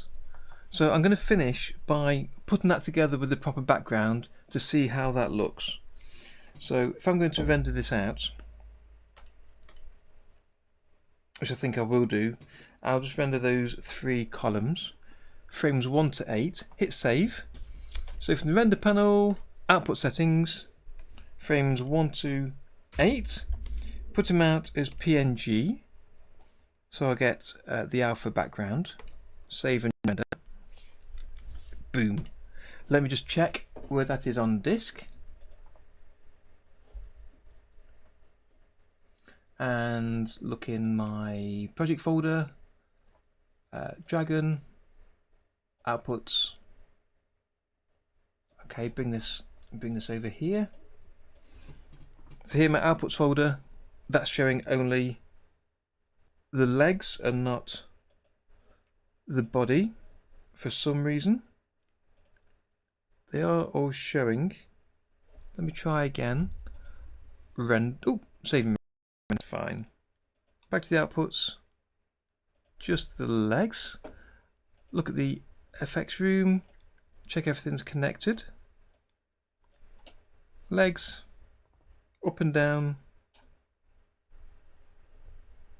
body. Oh, there's the body. I'd not shown it for the render. So again, save and render, back to the outputs, and hopefully the body is being calculated and will appear. There we go. So there's the 8 drawings. So let me very quickly, just for a bit of fun, and I really must end the stream there, go to Startup Pop-Up, create another new project. Let me cancel that and delete the Dragon folder. And now if I hit New Project, it'll ask what do I want to do. Now when I make a new project, it'll have that whole folder location in there. So I can put it in the right place. So this will be assembled in scene 32. Just to be clear, this will be the project I'm handing in, or at least I'll render it to a file. So let me just do that for now. The scene name will be I'm only going to have one scene in here, so it sort of doesn't matter. Collated. Create the scene. 2D. Okay, so we can bring in these dragon images, and because they've been exported as an image sequence, if I drag in number 1 and then choose to import or load. If I import, it takes a copy into my current project, but if I choose to load, it'll reference these drawings, which means that if I go back, which I know I will, to the dragon project and then re-render, then load this project, it'll pull in the new copies. So I'll choose load to load them from that location. So there's my 8 drawings, and I'll do the same thing with the background. From the outputs, there's the background images I showed at the start of the stream. So I'll drag in number 1.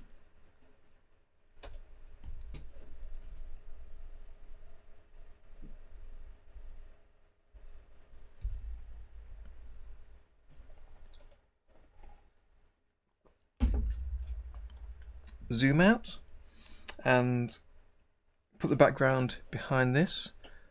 It's possibly too large, or I might move the position later with the animate tool, that's fine. I'll also repeat these, show the run cycle. I'm not sure how many times actually. The background, see how much the background moves until it stops. To be fair, I'll adjust that later. So edit cell numbers, repeat. How many times? I've no idea. Up to frame, I'll just say 151. Repeat, just to extend it through to the end. And at some point, the background stops. So I'll see where that is. There. 91. So I'm going to change this drawing on 91 to be a different drawing. I'll leave it there. I'll leave extend drawing 3. See where the background starts to move, and in fact he stays still, doesn't he? So I'm going to delete that drawing and all the remainder. Extend drawing number 3 to the end, and it's next week's job to work on this part, so I'm not going to be too concerned. But for a bit of fun, where the background starts to move,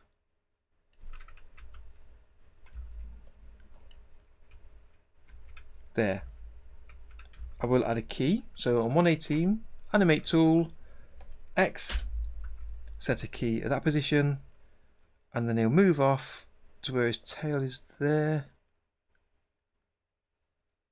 Where does this stop? Here. 136. So we'll drag that off, locking the Y. Off to the right. Is he entirely off the screen? Let's see.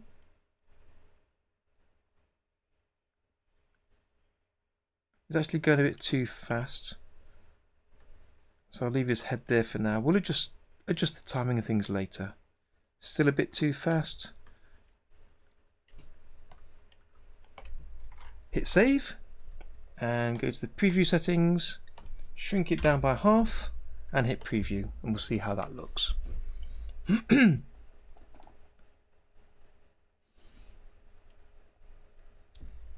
dragon is actually being ridden by Yosemite Sam, and he's a project for a future week in maybe 2 weeks, possibly. And he's being ridden as he's chasing after Bugs Bunny. And the scene previous to this, Bugs Bunny was in front of him and jumped down a rabbit hole, and Yosemite's just run past him. So it's the remainder of him still running. Then he puts the brakes on the dragon and falls off the dragon. So if I play the full scene, I'll take repeat off. So there's a couple of frames from the previous scene, and this is the hole Bugs has jumped into. So if I hit play,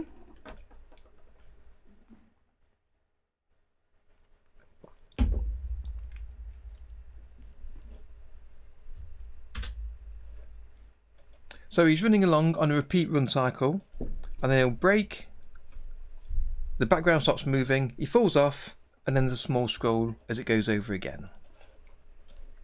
So that's the basics of what we've got here. So I've got the background and the start of the dragon. So let's see how that looks. And then he stops dead, Yosemite falls off, and the camera slides over.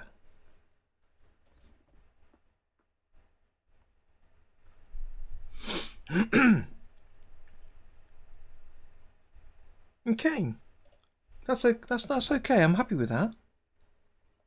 I can see that I definitely need to change the colour of the green. It's a funny colour. I would also like to put some shadows on here. I think that'll help a lot. That'll really help this look different and look a bit more solid.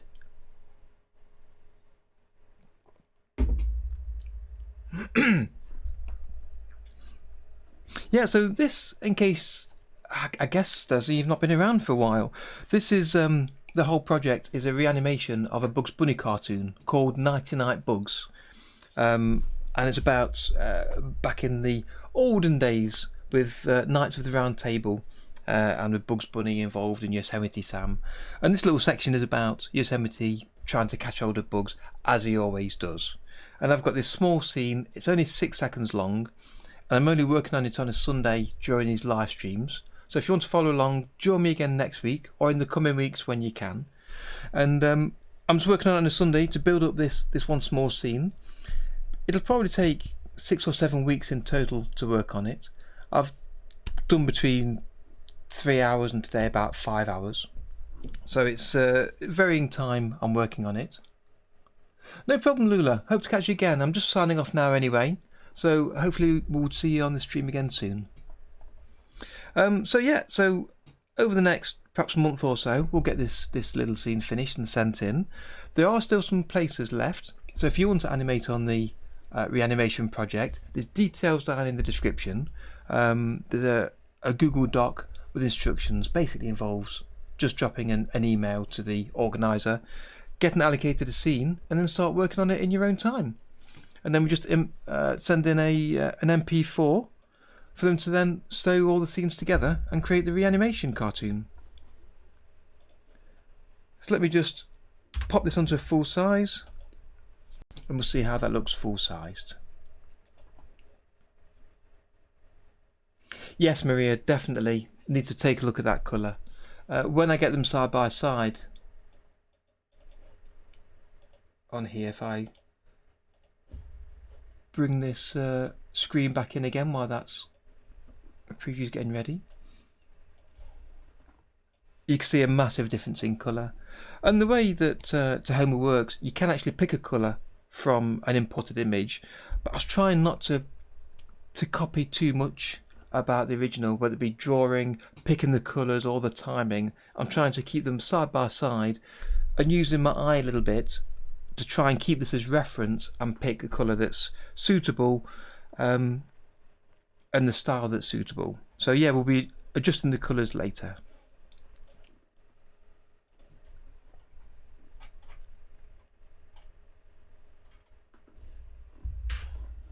So that's now ready on preview. So if I full screen mode, fit to window, and that's the actual full size. I think the dragon is possibly too large there. I might need to make him smaller. I don't know. Let's see. L, I believe, is loop play. Or have I changed that key? Let me have a quick look. It'll just be easier for me to quickly change it here.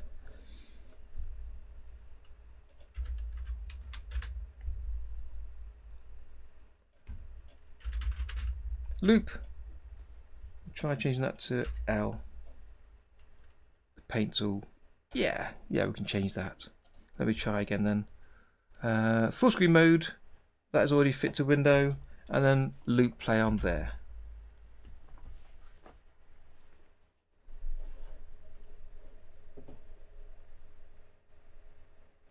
Yes, that's right, Tom. Absolutely. So I'll be changing the colours later. Now I can see it full screen and it's coloured in. You can see them against the background. So I think that's about it for today. I need to get some food, I think. Yeah, there's quite a few ways I can do that Sody Pop. So I'll be doing that next Sunday. So I'll be adjusting the colour for him, adding some shadows. See if I need to redraw anything. If anything's not quite right, I'll look over it a few more times, let it bed in, let's see how it feels.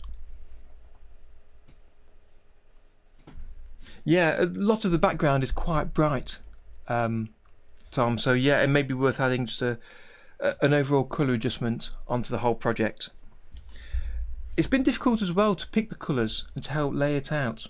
If I bring on again the original image is quite, because it's full screen mode I can't, it's quite blurred and the colours are sort of bright but kind of messy and mingled in with each other. So creating a more of a colour that's, these colours are kind of bright and clear, it looked quite a lot different to the original. So I might need to add an overall colour adjustment. We'll get to that later. But in the meantime I will be changing this to add a more yellow colour. I'm looking now at the original to try and make that match.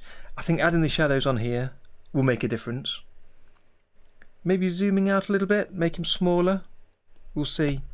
And I want to do things, I'm looking at it now, for instance, his ears are quite stiff, so I'll have those moving as well, I think. But I'm really happy with that, and I'm really happy with how it's coming out so far. So I'll carry on with this either during the week or next Sunday. So do subscribe and hit the bell if you haven't already to know when I'm streaming next to continue with the project. Next week we'll finish off this dragon hopefully and then get to Yosemite Sam the following week. So I'll see you then. So I hope you can join me for some more animation, and that's a guarantee. Have you always wanted to animate but didn't know how to start and software seemed expensive and difficult to use? Well, with OpenToons it's free, powerful, and once you know how, it's easy to use. And it's my mission to get you animating with it today.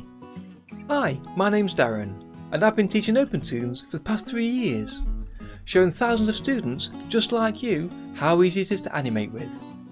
I'm cutting through the jargon to show that anyone can animate with it. And by the end of the course, you'll be able to animate traditionally using OpenToons. And the course is designed for students brand new to OpenToons, as well as those new to animation. So take a look at the free lessons I've offered below, and then why not sign up and join me animating traditionally with OpenToons.